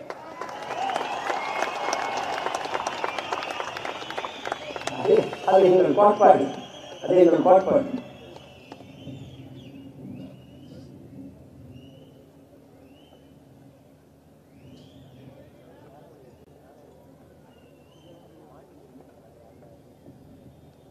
நமக்கு கையளிக்கப்பட்ட கடமைகள், நாம் கையேறு நிலையில் நிற்கிறோம் என்பதை முதல்ல என் உடன் பிறந்தார்கள் என் உயிருக்கு புரிந்து கொண்டோம்.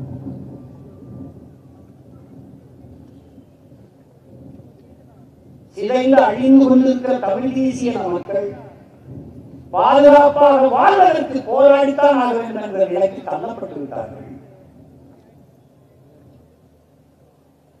அவர்களுடைய கோட்பாடுகளில் ஒரு யதார்த்த நிலையிலிருந்து அவர் நமக்கு எடுத்துரைத்த கோட்பாடு, சிதைந்து அழிந்து கொண்டிருக்கிற தமிழ் தேசிய மக்கள் பாதுகாப்பாக வாழ்வதற்கு போராடித்தான் ஆக வேண்டும் என்ற நிலைக்கு தள்ளப்பட்டு விட்டார்கள். இந்த வரலாற்றின் பேரழைப்பில் இருந்து பெரும் பணியில் இருந்து தமிழ் இளம் தலைமுறையினர் விலகி நிற்க முடியாது என்று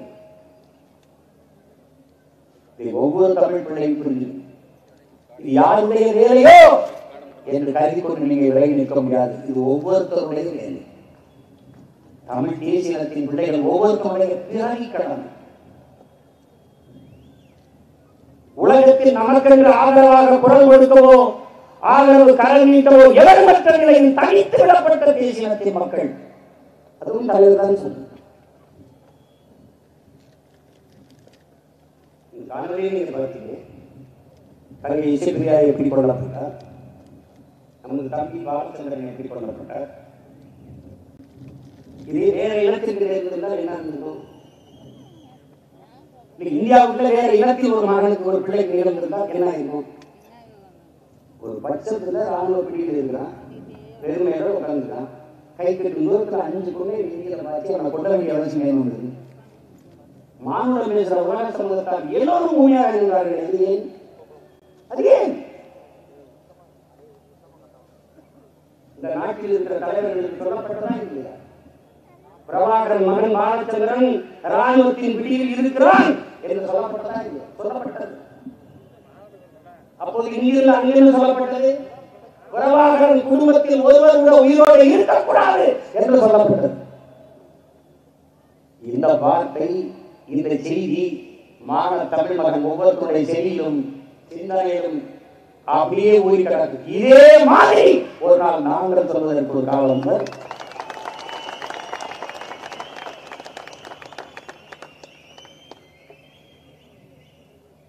ராணுவத்திற்கு இல்லை, காவல்துறை இருக்கிறதுக்கு இல்லை, யார் எடுத்துக்கிட்டாலும் விடும்.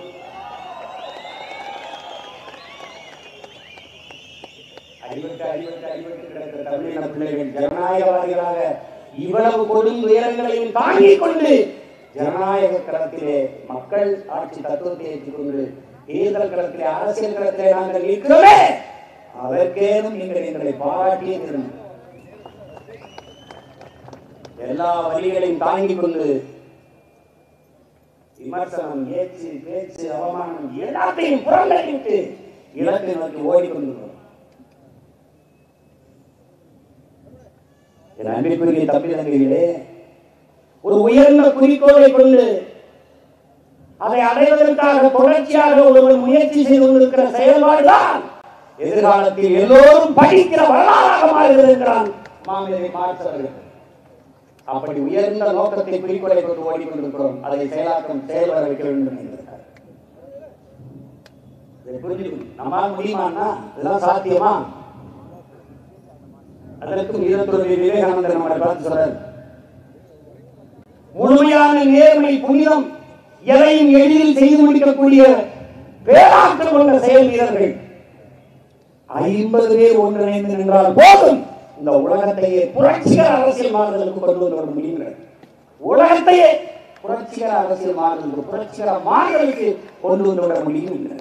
50 பேர் ஒன்றிணைந்தால் சாதித்து விட முடியும் என்றால் இத்தனை ஆயிரம் பேர் கூடி நிற்கிறீர்களே, உடன் வந்தார்களே, நம்மால் முடியுமா? முடியாது. அவரே சொல்கிறார், ஒரு நாள் உண்மையும் நேர்மையும் உறுதியும் கொண்ட துணிவும் கொண்ட இளைஞர்கள் ஒரு நாள் இதை சாதித்து முடிப்பார்கள் என்று சத்தியமாக நாம் சாதித்து முடிப்போம், முடித்து ஆக வேண்டும்.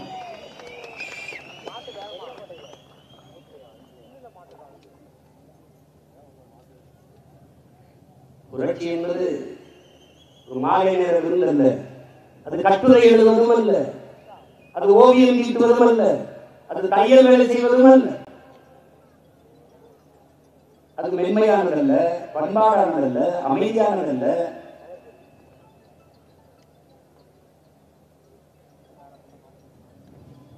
அது இரக்கம் கொண்டதல்ல. அப்படி சொல்லிட்டே வர. அப்ப என்னதான் புரட்சி? அது மக்களால் செய்யப்படுகிற ஒரு கிளர்ச்சி, அதான் புரட்சி. ஒரு வர்க்கத்தை இன்னொரு வர்க்கம் தூக்கி வீசக்கூடிய பலாத்கார நடவடிக்கை என்கிறார் மாசத்து.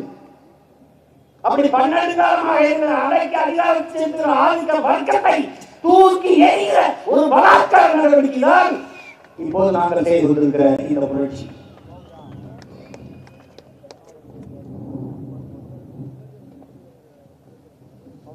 சாத்தியமா சாத்தியம் இல்லையா கேட்டு எது ஒன்றுமே சாத்தியத்திலிருந்து பிறந்ததில்லை உடன் பிறந்தார்களே. இந்த உலகத்தில் எது ஒன்றுமே சாத்தியத்திலிருந்து பிறந்தது. இங்கிருந்து அமெரிக்காவுக்கு அடுத்த நொடியும் பேசிவிட முடியும் என்று நீ என்றைக்காவது கனவு இல்லை.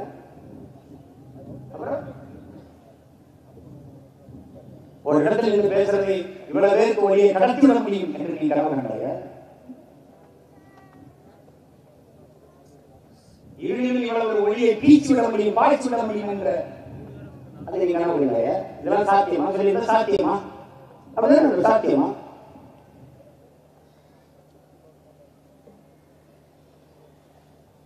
கிரகாம்பல் தொலைபேசி கண்டுபிடிச்சது. அதனால யாரு பேசுவாங்க, இதெல்லாம் யாரு பயன்படுத்துவாங்க அவர் கண்டுக்கல. ஆனால் இன்னைக்கு நம்ம அன்னைக்கு கைவீசி நடந்தோம், இன்னைக்கு கைவீசியோட நடக்கணும். அது உருப்பாயிருச்சு, அது ஒரு உருப்பாயிருச்சு. அது ஒண்ணு இல்லை, ரெண்டு கைக்கு இருக்கு, ரெண்டு கையும் வச்சுட்டு பேசணும். இந்த பக்கம் ஆளா ஒரு சொல்லுங்க சொல்லுங்க சொல்லுங்க இல்ல உங்களே எழுந்து போயிருங்க. அப்புறம் இங்க அந்த அளவுக்கு போயிட்டு இருக்கு விஞ்ஞானம், சாத்தியப்படுத்துது. தாமஸ் ஆல்வா எடிசன் அந்த மின்விளக்கு கண்டுபிடிச்சாரு. நீங்க கற்பனை செஞ்சு பாருங்க, அவர் எப்படி சொல்றாரு தெரியல, மெழுகுவர்த்தி இல்லாத நேரங்களில் இரவுகளில் நீங்க இதை பயன்படுத்திக்கலாம். எப்படி இப்ப மின்சாரம் இல்லாத விளக்கில்லாத நேரங்களில் நீங்க மெழுகுவர்த்தி பயன்படுத்துறீங்க. ஆனா அவர் கண்டுபிடிச்சப்ப அவர் சொன்னது என்ன தெரியுமா, மெழுகுவர்த்தி இல்லாத இரவுகளில் நேரங்களில் நீங்கள் இந்த மின்விளக்கை பயன்படுத்திக் கொள்ளலாம். நீ நம்புறீங்களா? உன்னால நம்ப முடியுதா? அப்படி இதெல்லாம் சாத்தியமா? ஆகாயத்தை லூஸ் ஆயிட்டாங்க. ஆல்வரைட் வில்வரைட் ரைட் பிரதர்ஸ் ரெண்டு பேரும் பறவையை பார்க்கறான். இதே மாதிரி மாநில சமூகம் விண்வெளியில பறக்கணும்னு நினைக்கிறான். அதை கூட வைக்கிறான். அவர் சின்னதா ஒரு வச்சு பறந்து பறந்து விழுந்து விழுந்து கால் ஏற்றி கை ஏற்றி கடைசியை கண்டுபிடிச்சு பறந்துட்டான். அப்ப அது சாத்தியம் நினைச்சியா? இல்ல, ஆனால் இன்னைக்கு சாத்தியப்படுது. அப்படிதான் எது ஒன்றும் சாத்தியத்திலிருந்து பிறப்பதில்லை என் உடன் பிறந்தார்களே, தேவையிலிருந்து தான் பிறக்கிறது. வெள்ளாளோட நடந்தா சுத்திச்சு, கல்லும் முள்ளும் குத்திச்சு, செருப்பு தேவைப்படுத்தி கண்டுபிடிச்சாங்க. தேவையே கண்டுபிடிப்பின் தாய். Demand is the mother of invention. அவ்வளவுதான். நாம் தமிழர் கட்சி வெல்லுமா வெல்லாத, நில்லுமா போலுமா அதெல்லாம் பேசக்கூடாது. தேவையா தேவையில்லையா அதான் பேச்சு. ஆசிரியர் போராட்டமா தேர்வு காத்திருக்க வேலையில, மீனவர் பிரச்சனைப்பா, மாணவர் பிரச்சனைப்பா, செவிலியர் பிரச்சனைப்பா, மருத்துவ பிரச்சனைப்பா, விவசாயிக்கு பிரச்சனைப்பா, எல்லாத்துக்கும் வந்து போராடுறதுக்காக தமிழினத்துக்கு ஒரு படை, அந்த படை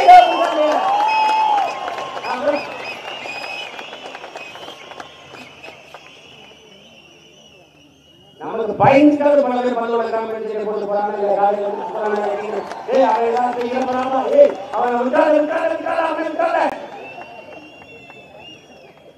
ஒண்ணு இல்ல, ஆசிரியர் தேர்வு எழுதிட்டு பணி நியமனம் பண்ணல, அதுக்காக போராட்டம். அண்ணே அண்ணே நான் எங்க அப்பா நினைவுக்கு போயிட்டு இருக்கேன், எப்ப போயிட்டு காலைல வந்துடுறேன் வந்துடுறேன் வந்துடுறேன் செய்ய விடுறேன், நாளைக்கு வந்துட போறாங்கன்னு 20 ரூபா உட்காந்து பேசி முடிச்சு. அந்த பயம்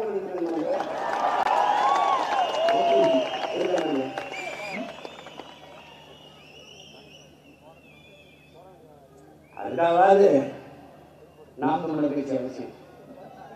எங்க அண்ணன் சத்யராஜ் சொன்ன மாதிரி சீமான் முதலமைச்சர் ஆவாரா ஆவையா அதெல்லாம் தெரியல. ஆனா இப்படி ஒரு கட்சி தமிழினத்துக்கு அவசியப்படுது, அது அவசியம்.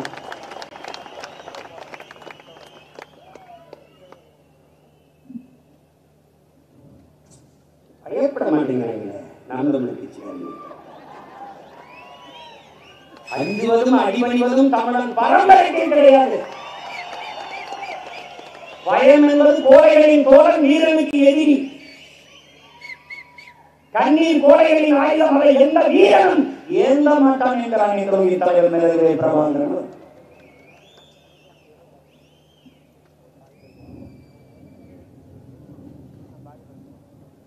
அதற்காகவே நம்ம வந்து வலிமையடையும், உறுதியடையும், ஒற்றுமையடையும் போராடணும்.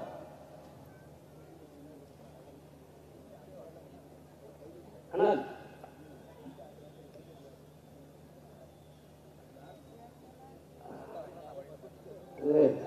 படத்துல இந்த நான்காவது பாடல் ஒரு படம் அப்பா சுந்தரராஜ் எடுத்து ஒரு பெண்ணா வந்து பேசிக்கிட்டே இருப்பாங்க. இப்படி பேசினோம்னா அவங்க கேட்பாரு, எனக்கு சந்தேகமா இருக்க ஓடி போயிடுவாங்க, பேசிக்கிறவங்களாம் ஓடி போயிடுவாங்களா அப்படின்னு அந்த அம்மாவுக்கு அவர் கேட்பார். டெய்லி கேஸ் அந்த அம்மா சொல்லணும், இல்லை ஓடி போனவங்களாம் இப்படி பேசிட்டு இருந்தா ஒரு நாள் ஓடி போனாங்கன்னு சொல்றாங்க, ஓடி போயிட்டாங்கன்னு சொல்லணும். அது மாதிரி வென்றவர்கள்லாம் எளிதாக வென்றவர்கள் ஒன்றும் இல்லை, இப்படி போராடி வென்றவர்கள் தான், போராடி வென்றவர்கள் தான். நீ முடியுமா முடியாதான் வீழ்ச்சாரு, நீ வந்து அதிமுக திமுக கட்சி அதை வீழ்த்திட முடியுமா அப்படின்னு ஒரு சீன பழங்கலை அதை மாசேத்துங்க அவர்கள் அவருடைய தோழர்களுக்கு சொல்றார்.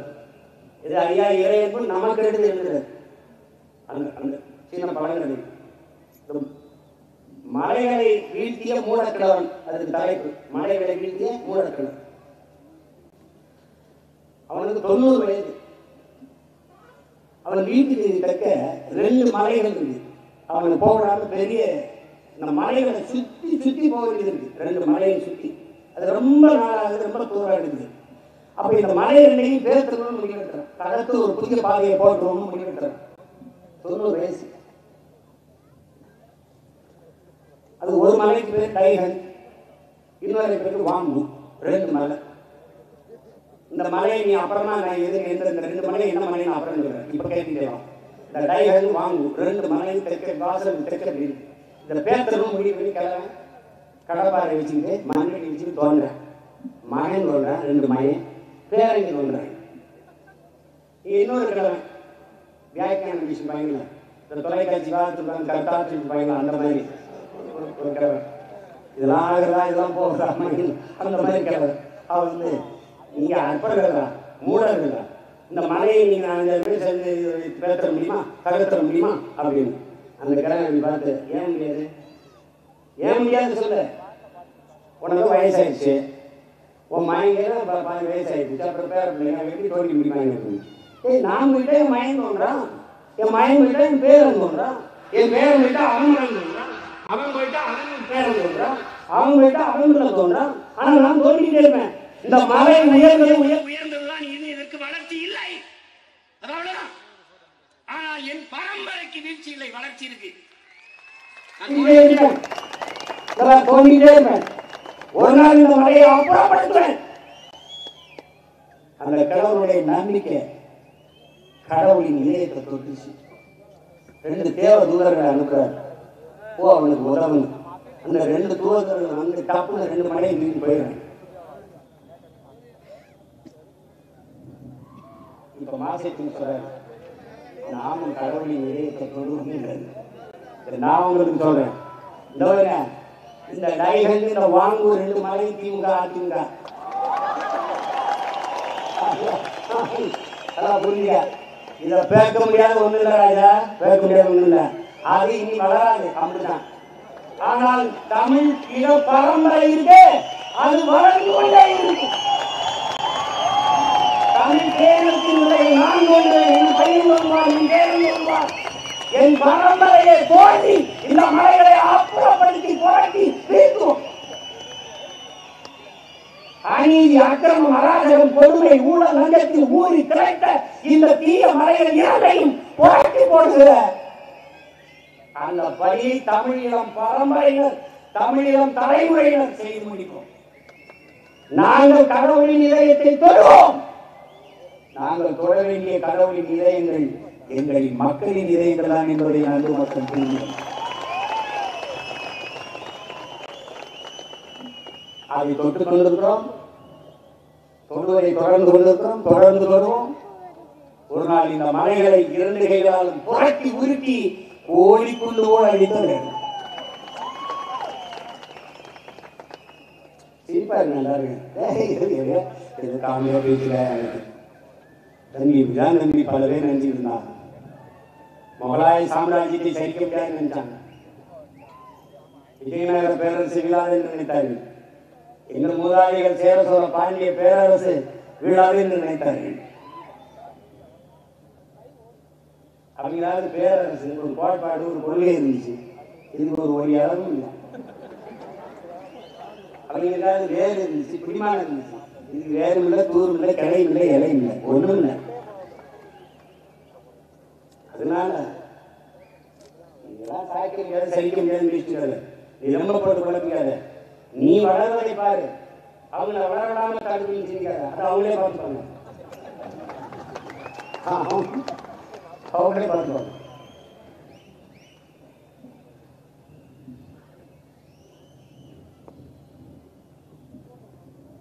நமக்கு இருக்கிற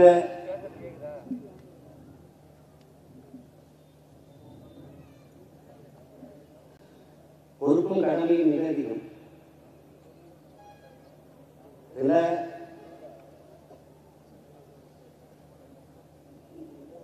புதிதாக நம்ம கொள்கைகளை வகுத்துட்டு அதை எப்படி செயல்படுத்தணும் எப்படி செயல்படணும் நமக்கு இல்லை. 13 ஆண்டுகள் பயணிச்சோம். நமக்கு இலக்கு உறுதி செய்யப்பட்டுச்சு, பாதை முடிவு செய்யப்பட்டுச்சு, பயணதூரம் கொஞ்சம் சற்று அதிகமாக இருக்கு. அப்படின்னா நம்ம 2010 முடிக்கணும், 11 முடிக்கணும், 12 முடிக்கணும். இன்னைக்கு 13 ஆண்டுகள் தாண்டி வந்துட்டோம், 23 நிற்கணும். இது ரொம்ப கடலே கடந்துட்டோம், கடலா இருக்கு. கொஞ்சம் ஒற்றுமையா பாருங்க, கொஞ்சம் கூடி பாயுங்க, கூடி பாயுங்க.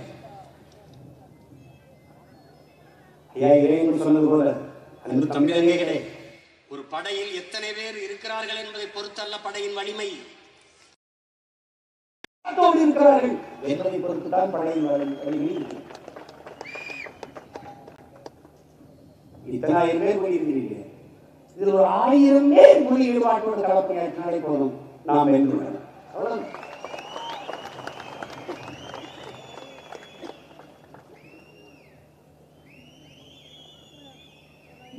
பணம் கொடுப்பவர்களுக்கால் வாக்கு செலுத்துவார்கள் என்று மக்களை குறை சொல்வதை விடு. நாம் ஒன்றை ஒத்துக்கொள்ள வேண்டும், முழுமையான கலப்பணியாற்ற வேண்டும். ஈரோடு கிழக்கில் வேலை செய்வதற்கு ஆள் இல்லை,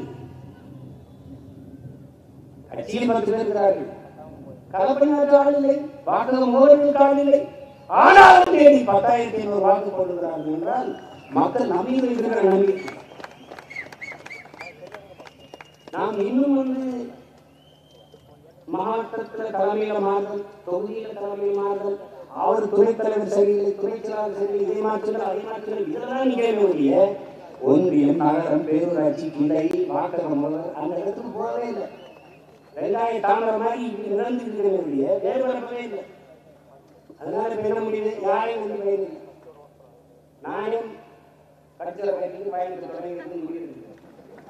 நானே வருவேன், நானே பேசுவேன், என்ன சொல்ல சொல்லு, என்னை நம்பியா, நான் வென்றுவேனா, நம்பிக்கை இருக்காப்பா, இல்லை நம்பிக்கையா போராட தம்பி. இங்கே வென்றவன் தோற்றவனுக்கு வரலாறு இருக்கு, வேடிக்கை பார்த்தவனுக்கு கிடையாது.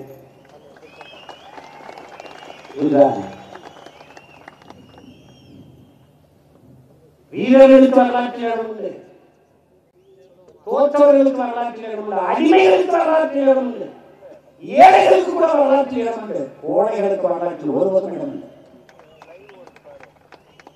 அதே மாதிரி விமர்சிக்கிறவனுக்கு ஒன்றும் இல்லை. அவங்க அங்க போர் நடந்து கொண்டிருக்கும்போது நல்லா விமர்சிச்சுட்டு இருந்தாங்க, அவங்க விளையாடிட்டு இருக்கும்போது நல்லா விமர்சிச்சு, அப்படிலாம் எந்த பதிவும் வரலாற்றில் இல்லைங்க.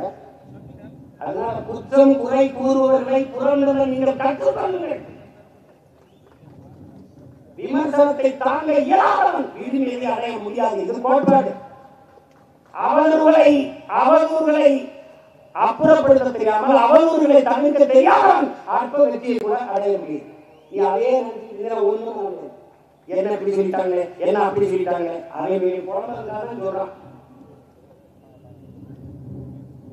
விமர்சனம் கூட ஒரு பாராட்டு தான். நீ யாரோ ஒருவனை பொறாமைப்பட வைத்திருக்கிறாய், உன்னை பார்த்து அதிகமாக விமர்சிப்பவன் எவனோ அவன் உன்னை பார்த்து அதிகமாக பயன்படுகிறான். அப்படி என்ன செய்யணும்? உன்னைக்கு வேகமா நிமிரணும். எழுதணும், போயிட்டே இருக்கணும்.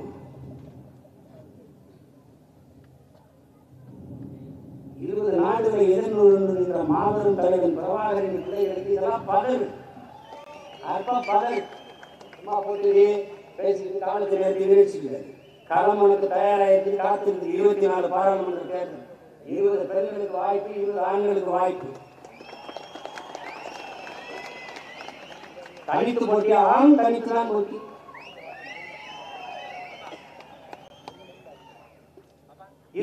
போட்டி அப்பவும் தனித்து தான் போட்டி எத்தனை தேர்தல் வந்தாலும் எப்போது வந்தாலும் நாம் தமிழர் கட்சி தனித்து தான் போட்டி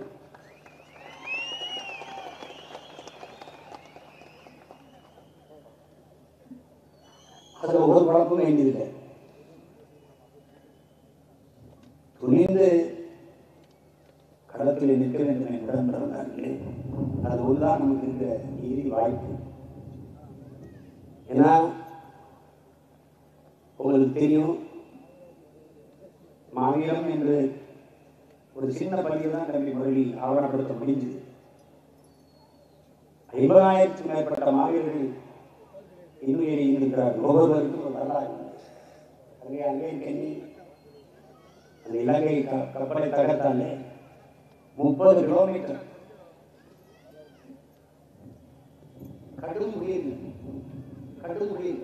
12 மணிக்கு தாக்குதல் நடத்துறார் நீங்க கவனிச்சுக்கணும் 12 மணிக்கு வெடிக்குது 13 மணி நேரம் நீங்க கடும் புயல 13 மணி நேரம் ஒரு பெண்மகள் கடும் புயல நல்ல இரவுல தனிமையா ஒரே ஆள் ஒரு பெண்மகள் தனிச்சு நீங்கி போய் 30 கிலோமீட்டர் 13 மணி நேரத்தில் நீங்கி போய் சரியாக கப்பலை மோதி வெடிச்சான்னா அவ ரத்தம் உடம்புல ஓடுதா இல்லையான்னு சொல்லுங்க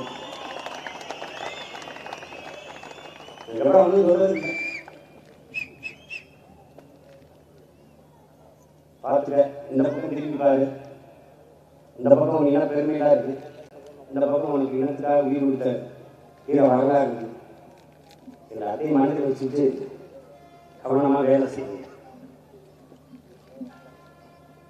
வேற என்ன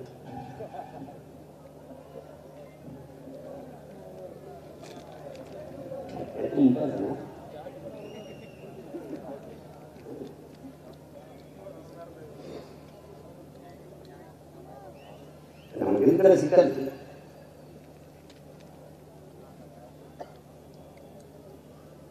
வாக்குக்கு காசு கொடுக்கிற ஒரு பெரிய கலாச்சாரத்தை வருது அது ஒரு பண்பாட உருவாக்கிட்டாங்க அது இல்லைன்னா வெல்ல முடியாது தேர்தல் என்றாலே வாக்குக்கு பணம் தான் பணம் இருந்தால் எளிதாக வெற்றி பெற்று விடலாம் அதாவது தொகுதியை இந்த தொகுதி இப்ப நாங்குறீங்க அல்லது தூத்துக்குடியா அதுக்கு என்ன வேலை ஈரோடு கிழக்கா அதுக்கு வேலை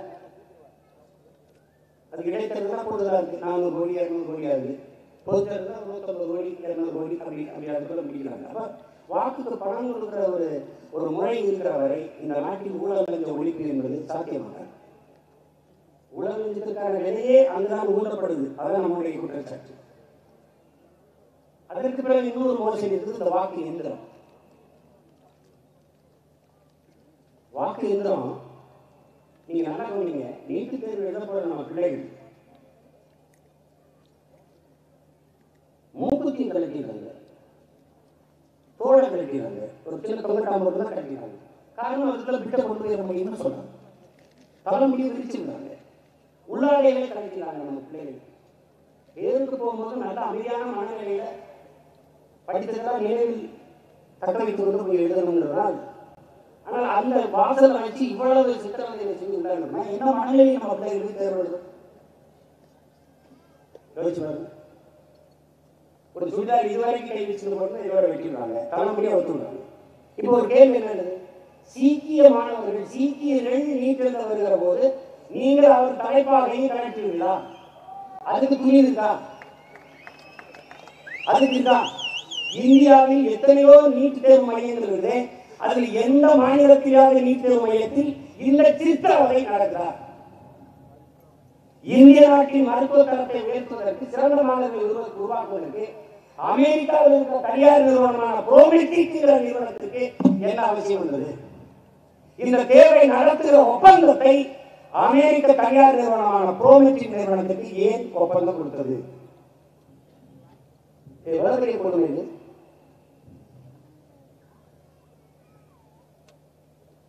ஒடுக்கப்பட்ட தமிழ் சமூக மக்கள், பின்னங்கிய சிற்றூர்களில் இருந்து வருகிற மக்கள் மருத்துவம் படிப்பதே கனவாக்கி விட்டார்கள். இந்த திட்டத்தை கொண்டு வந்த மக்கள் யாரு? காங்கிரஸ்.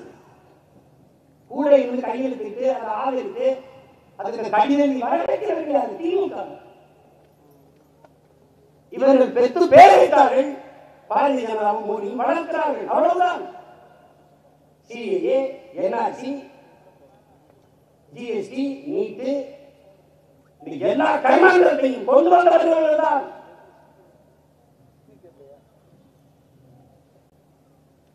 அவர்கள் அதை செயல்படுத்தினர்.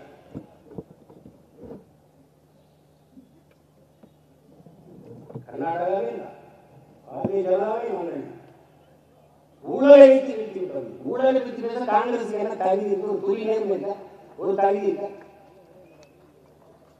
உங்க ஆட்சியை வீழ்த்தியதே நீங்கள் 10 ஆண்டுகள் செய்த சகிக்க முடியாத ஊழலாக தான் பின்பற்ற மக்கள்.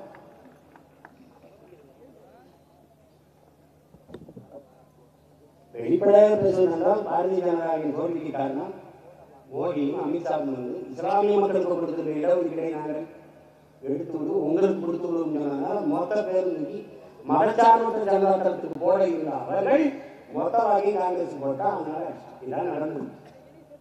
இதுல ஊழல்னா என்ன ஊழல்? நீங்க செஞ்ச ஊழல் தான் யார் பதில் சொல்லுது? எங்களுக்கு என்ன கேட்டாங்க? எங்களுக்கு எவனாலும் எங்களுக்குன்னா நாங்க வந்தா எங்களுக்கு நல்லது. நீ சொல்லு, ஒரு சொட்டு தண்ணீர் காவில இல்ல எந்திரி கரையில போய் நின்றுட்டு ஒரு யூனிட் மின்சாரம் வந்து கிடையாது. இது மத்திய அரசு ப்ராப்பர்ட்டி. இங்க வா, அந்த அரசியல் தான். அது என்ன ஏன் வளம் எல்லாருக்கும் சொன்னா அவன் வளம் அவனுக்கு சொல்றான்? என்ன கிடையாது? அவனுடைய நீர்வளம் அவனுக்கே என்ன? என் நிலத்தில் வளம் எனக்கே தான். என்னுடைய நன்மனம் பெற்றோர் எனக்கு தான். என்னுடைய நீட்டை நீக்க எவன் எடுத்துக்கணும்? வந்தவன ஓஎன்ஜிசி குழாய் எல்லா பைப்புகளையும் பிரிச்சு போடுறனால மட்டும்தான். இந்த சுங்கச்சாவடி சாவடிச்சுட்டு ஒரே ராத்திரில போக்கை வச்சு பூராத்தையும் ரோடு அன்னைக்கு ஓடுறா ரோடு. எனக்கு ரோடு ஒரு பெரிய பராமரிப்பு தெரியும். போனி சாலை வழி, லாரி விசாரணை, மோட்டர் விசாரணை, சாலை வழி, கார் விசாரணை, அப்புறம் டீசல் பெட்ரோல் போடுறோம்ல, அது விளைவு வேற, அதுக்கு வேற சாலை வழி.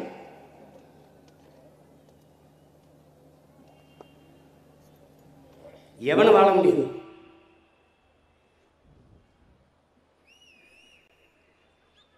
ஒரு கேட்டப்பா, வீடு கட்டுற நீ இப்போ என்னப்பா கட்டிக்கிட்டு இருக்கண்ணே? என்ன கட்டுற? செங்கலுக்கு வரி, சிமெண்ட்டுக்கு வரி, கம்பிக்கு வரி. கேளு, வீடு எவனும் கட்ட முடியாது ராஜா, வரி கட்டிட்டு சாக வேண்டியதுதான். அப்படி ஒரு சட்டம் வச்சுருக்காங்க, அப்படி ஒரு திட்டம். பத்தாக்குறைக்கு நம்ம ஆளுங்க மின் கட்டண உயர்வு, சொத்து வரி உயர்வு, அதெல்லாம் தவிர்க்க முடியாமல் செய்கிறாங்க. ஒரு அரசு நாட்டை ஆளுது. ஒரு அறிவு கருவறையாக இருக்கிற பள்ளிக்கூடம் அதை புனரமைக்க முடியல. இடிஞ்சு விழுகிற நிலைமையில் 10,000க்கும் மேற்பட்ட பள்ளிக்கூடங்கள் இருக்குது. அந்த பள்ளிக்கூடங்களை ஒன்றும் செய்ய முடியல, எடுத்துக்கட்ட முடியல, காசு இல்லை. தலைமை ஆசிரியர்களும் முன்னாள் மாணவர்களும் அங்கே அந்த பகுதியில் இருக்க கொடையாளர்கள்ட்ட, தாளாளர்கள்ட்ட காசை வாங்கி நீங்கள் இந்த பள்ளிக்கூடத்தை புனரமைத்துக் கொள்ளுங்கள், சீரமைத்துக் கொள்ளுங்கள் என்று சொல்கிறார்கள். காசு. ஆனால் 180 கோடி 200 கோடியில் சமாதி, 81 கோடியில் பேனா. இதெல்லாம் எங்கிருந்து வருது காசு? இதுதான் அநீதிகளால் கட்டமைக்கப்பட்ட ஆட்சி, சமூகம். உங்களுக்கு தெரியும், ஆனால் நீங்க கேட்க முடியாது.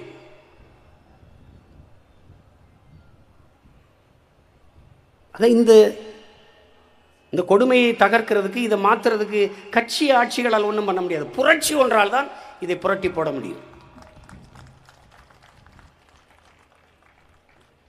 அதை நன்கு என் தம்பி தங்கிகள் உள்வாங்கிக் கொள்ள வேண்டும். திடீர்னு பாரதிய ஜனதாவுக்கு இங்கே இருக்கிற தலைவர்களுக்கெல்லாம் வந்து ஈழத்தமிழ் மக்கள் மேலே அக்கறை வருது. ஒரு தலைவன் இவ்வளவு பெரிய வல்லாதிக்க நாடு, வளர்கிற நாடு, இத்தனை மாநிலங்களை கொண்ட நாடு, அதில் ஏதாவது ஒரு தலைவர் போரின் போது பல ஆயிரக்கணக்கில் 10,000க்கும் மேற்பட்ட நமது மக்களை சரணடைய சொன்னார்கள், சரணடைந்தார்கள். அதில் 59 குழந்தைகள் பொதுமக்கள் சரணடைந்தார்கள்.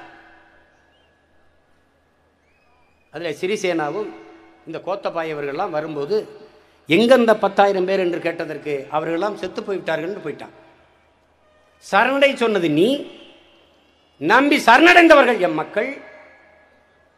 செத்து விட்டார்கள் என்றால் எப்படி செத்தார்கள்? உலகத்தில் ஒருத்தன் கேட்கல. பசியாலா, நோய்வாய்ப்பட்டா, இல்லை நீ கொன்று விட்டியா, அவர்கள் உடல்களை எங்கு அடக்கம் செய்தாய், எந்த கேள்வியும் இத்தனை பெரிய உலகத்தில் ஒருத்தன் எழுப்பல. தமிழ்நாட்டிலிருந்து குரல் எழுப்பியது நாம் தமிழர் கட்சியும் நாமும் தான். யாரும் கேட்கல. அதில் நீங்கள்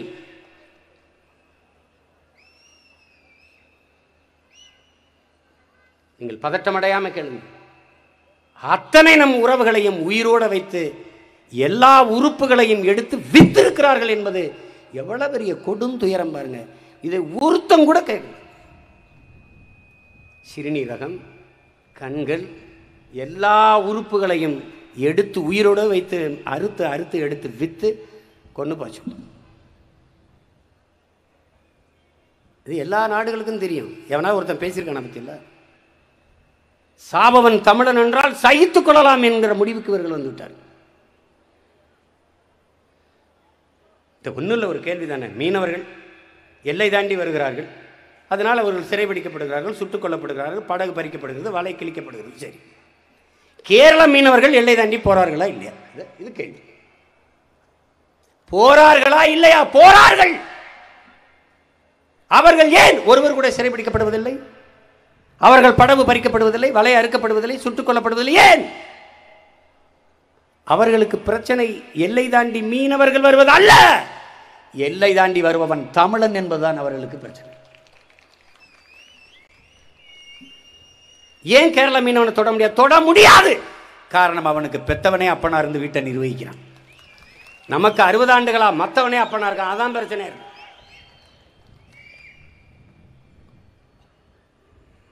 அவனுக்கு பயம் இருக்கணும்ல.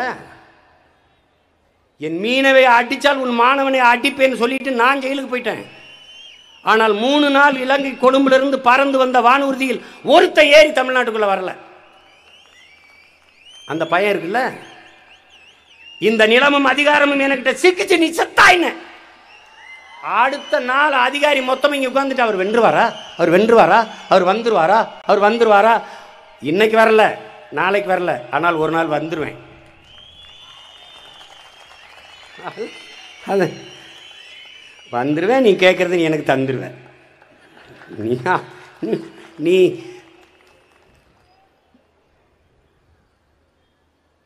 அண்ணனுக்கும் தம்பிக்கும் நிறைய வித்தியாசம் இருக்கு தம்பி. அவர் நல்லவர், நான் அவ்வளவு நல்லவன் கிடையாது. என்ன அடுத்த ஜெனரேஷன் அவரையும் பார்த்து படம் படிச்சிருக்கல. அண்ணன் மாதிரி நம்ம இருந்துடக்கூடாதுடா டே. அது எங்களுக்கு படிப்புன்னு.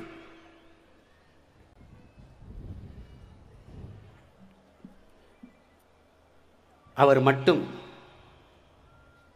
இவர்கள் போல இரக்கமற்ற மனம் கொண்டவராக இருந்திருந்தால் இலங்கையில் ஒரு நாடே இருந்திருக்காது. ஒரு அறத்தின் வழி நின்று வாழ்ந்த மறவன், அவர் முன்னோர்கள் பகுத்து வகுத்து கொடுத்த அறத்தின் வழி நின்று வாழ்ந்த மறவன், வள்ளுவ பெருந்தகையின் வாரிசு.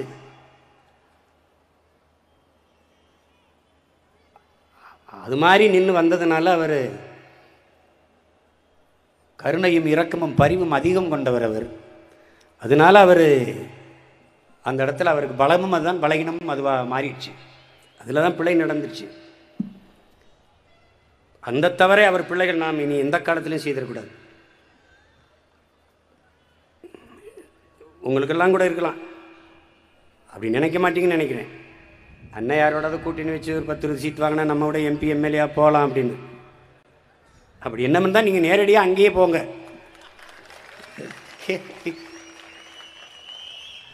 சேரணும்னு சொன்னால் நான் கூட பேசி கூட சேர்த்து விடுறேன். எங்கள் ஆளுக்கு ரொம்ப விருப்பத்தில் இருக்காங்க, சேர்த்துக்கிறீங்க. நமக்கு அந்த பழக்கம் இல்லை. என் தம்பி கந்தசாமி கூட மே 27 பல கட்சியிலிருந்து நம்ம கட்சியில் வந்து இணைகிறார்கள். அதை வெளியில் எதுக்கு சொல்லணும்? இணைகிறார்கள், சேர்த்துக்கிறாங்க. அது திராவிட கலாச்சாரம். 5 பேர் 5000 பேர்னு சொல்கிறது இருக்கு.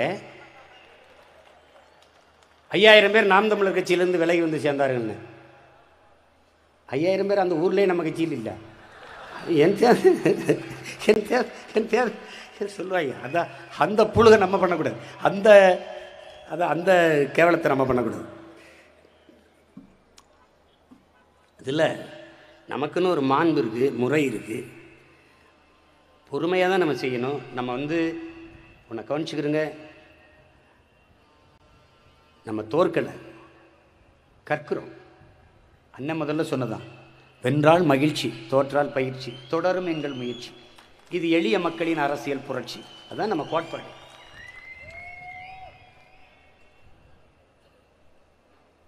இது ஒரு பயிற்சியாக எடுத்துக்கிறோங்க எப்படி வேலை செய்கிறது. ஏன்னா நமக்கு வந்து நமக்கு முன்ன பின்ன இது இல்லை, அரசியல் பின்புலம் இல்லை. அப்பா இருக்கிறதுனால மகனுக்கு மந்திரி வருது. அதெல்லாம் அவங்க எளிதாக வந்துட முடியுது. எளிதாக அடையக்கூடிய வெற்றி அது சிரித்து மகிழ வைக்கும். நம்மளுடைய வெற்றி நம்ம அப்படி கிடையாது.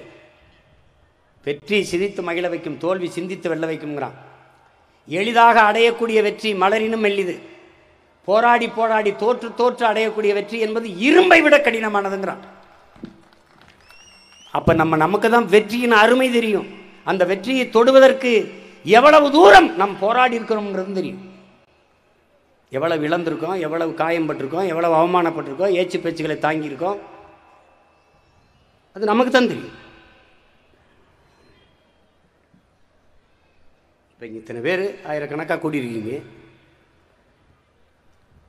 இதுக்கு வண்டி எடுக்க எவ்வளவு, வழியில் சாப்பிட எவ்வளவு செலவு.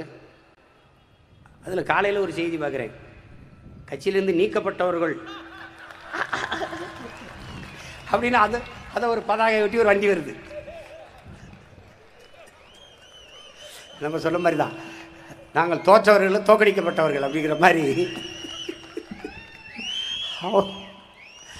அது ஒரு பாசறை, குருதிக்கொடை பாசறை, லஞ்ச ஒழிப்பு பாசறை, இது சுற்றுச்சூழல் பாசறை, மாணவர் பாசறை மாதிரி நாம் தமிழர் கட்சியிலிருந்து நீக்கப்பட்டவர் ஒரு பாசறை உருவாய். அது நல்லா தான் இருக்கு. Out source. அது கட்சிக்கு ஒரு வரையறை, ஒரு கோட்பாடு, ஒரு கட்டுப்பாடு, ஒழுங்கு இதெல்லாம் இருக்கணும். அதுக்காக தான் அது செய்கிறது. அது திருத்திக்கிட்டு வருத்துறதுக்கு செய்கிறது இல்லை, யாரையும் திருத்துறதுக்கு செய்கிறது தான்.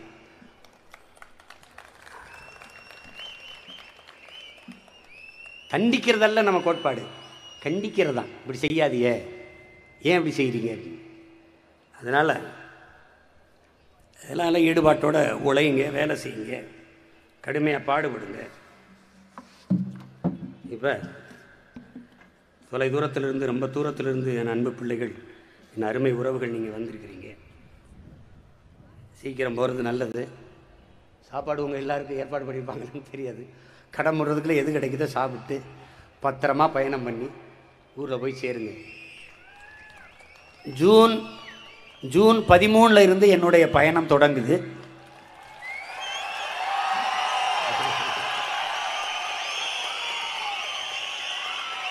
அது திட்டமிட்டு அறிவிப்போம். அது முதல் தொடக்கம் கன்னியாகுமரியிலிருந்து தூத்துக்குடி, திருநெல்வேலி.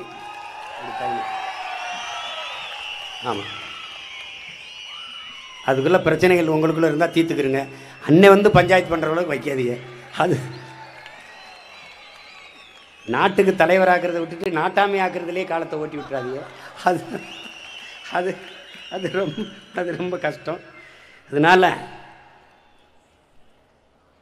அது தொடர்ச்சியாக ஆகஸ்ட்டுக்குள்ளே எல்லாம் முடித்து நம்ம களத்தை தயார் பண்ணி வேட்பாளர்கள்லாம் தேர்வு செஞ்சுட்டு நம்ம டிசம்பரில் பொதுக்குழு கூடுறோம். அதிலே கட்சியினுடைய சட்ட விதிகளை வெளியிடுறோம். அதுபடி தான் நீங்கள் நடக்கணும். ஆங்கிலத்தில் பைலாங்கிறாங்கள வெளியிடுறோம். அதுக்கப்புறம் ஜனவரியிலிருந்து தேர்தல் பரப்புரையை ஆரம்பிப்போம். அதுக்குள்ளேயே தேர்தல் வர்றதுக்கு வாய்ப்பு இருக்குங்கிறாங்க. அதனால் நமக்கு எது இருந்தாலும் நமக்கு ஒன்றும் பிரச்சனை இல்லை, நம்ம எதிர்கொள்வோம். அப்படியே இது ஒவ்வொரு நாளும் நம்ம கட்சி கூட்டங்கள் நடக்கும்போது உள்ளரங்கோ பொதுக்கூட்டமோ எந்த சிறுநிகழ்வோ பெருநிகழ்வோ கட்சியின் ஒவ்வொரு உறுப்பினரும் எடுத்துக்கொள்ளக்கூடிய ஒரு உறுதியேற்பு அண்ணன் படிக்கிறேன், அதை எல்லாரும் உள்வாங்கிக் கொள்ளுங்கள். அது ஒளியாகவும் நான் வெளியிடுறேன். நீங்கள் ஒவ்வொருவரும் அதை பண்ணணும். இந்த உறுதிக்கு ஏற்ப நீங்கள் இயங்கணும். எல்லோரும் எழுந்து நின்று உங்கள் இதயத்தின் மீது கையை வைத்து இந்த உறுதியை ஏற்றுக்கொள்ளணும்.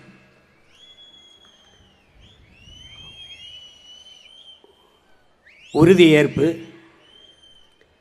எமக்கு உயிர் தந்த தாயின் மீதும் உயிரான தமிழின் மீதும் எங்கள் உயிருக்கு மேலாக நாங்கள் நேசிக்கும் தலைவர் பிரபாகரன் மீதும் எம் மொழி காக்கவும் இனம் காக்கவும் இன்னுயிரை இந்த வீர மறவர்களின் மீதும் ஆணையிட்டு உறுதியேற்கிறோம். நாம் தமிழர் கட்சி மற்றும் ஒரு அரசியல் கட்சி அல்ல, மாற்றத்திற்கான எளிய மக்களின் அரசியல் புரட்சி. நாங்கள் ஆட்சி மாற்றத்திற்கோ ஆள் மாற்றத்திற்கோ வந்த அரசியல்வாதிகள் அல்ல. அடிப்படை மாற்றம், அமைப்பு மாற்றம், அரசியல் மாற்றத்திற்கு வந்த புரட்சியவாதிகள். நாம் தமிழர் என்பது தமிழ் தேசியனத்தின் அரசியல் பெருங்குடும்பம். இங்கு நீ பெரியவன் நான் பெரியவன் என்ற எண்ணத்திற்கே இடமில்லை. தாழ்மையை தள்ளி வைப்போம், தமிழே முதன்மை என்று சொல்லி வைப்போம். எவர் ஒருவர் தன்னை முன்னிறுத்திக் கொள்ளாது தான் பிறந்த மண்ணையும் இனத்தையும் முன்னிறுத்தி களத்திலே உழைக்கின்றாரோ அவரே இந்த புரட்சிகர அரசியல் படையில் தளபதியாகிற தகுதியை பெறுவார். சகோதரத்துவம், சமத்துவம், பேரன்பு, பெரும் மதிப்பு, முழுமையான ஈடுபாடு, கடுமையான உழைப்பு, இதை எங்கள் இதய சுவற்றில் எழுதி வைத்து நாள்தோறும் வாசிப்போம். இதையே உயர்ந்த கொள்கையாக நேசிப்போம். உடலினை உறுதி செய்வோம், அறிவை விரிவாக்குவோம், கொள்கை வகுத்து நிற்போம், கூடி செயல் செய்ய பழகுவோம். கட்சியின் வளர்ச்சி ஒன்றே எம் லட்சியத்தை அடைய இறுதி வாய்ப்பு என்று உணர்ந்து உறவாக இணைந்து அரும்பாடாற்றுவோம். எம் இலக்கு ஒன்றுதான், இனத்தின் விடுதலை. இனம் ஒன்றாவோம், இலக்கை வென்றாவோம். புரட்சி எப்போதும் வெல்லும், நாளை எமது வெற்றி அதை சொல்லும். தமிழர்களின் தாகம், தமிழீழ தாயகம். புலிகள் சிந்திய குருதி, ஈழம் மீட்பது உறுதி. நாம் தமிழர். நன்றி, வணக்கம். மறுபடியும்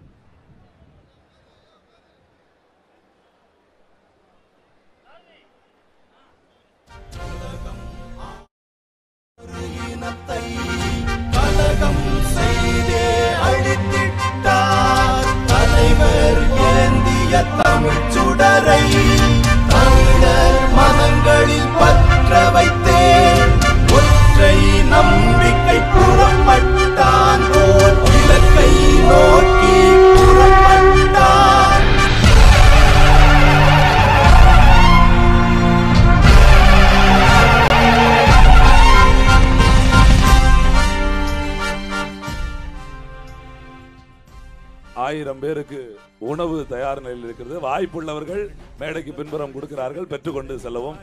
வாய்ப்புள்ளவர்கள் பெற்றுக்கொள்ளுங்க. ஒரு 1000 பேருக்கு இப்போதைக்கு தயாரா இருக்கு. நன்றி. போற்ற தமிழர் சிறக்க கடனி காடு மலைகள் காக்க உயிர் தலைவரின் உரமேற்றிய உருப்பகைவரின் கதை மாற்றவே வந்தான் ஒருவன் வந்தான் வென்றான் இதயம் வென்றான் மங்கையர்க்கும் மன்றத்தை தந்தான் சமவாய்ப்பை சபைதனில் தந்தான் தரணி போற்ற தமிழர் சிறக்க கடனி காடு மலைகள் காக்க உயிர் தலைவரின் உரம் ஏற்றிய உருப்பகைவரின் கதை மாற்றவே வந்தான் ஒருவன் வந்தான் வென்றான் இதயம் வென்றான்.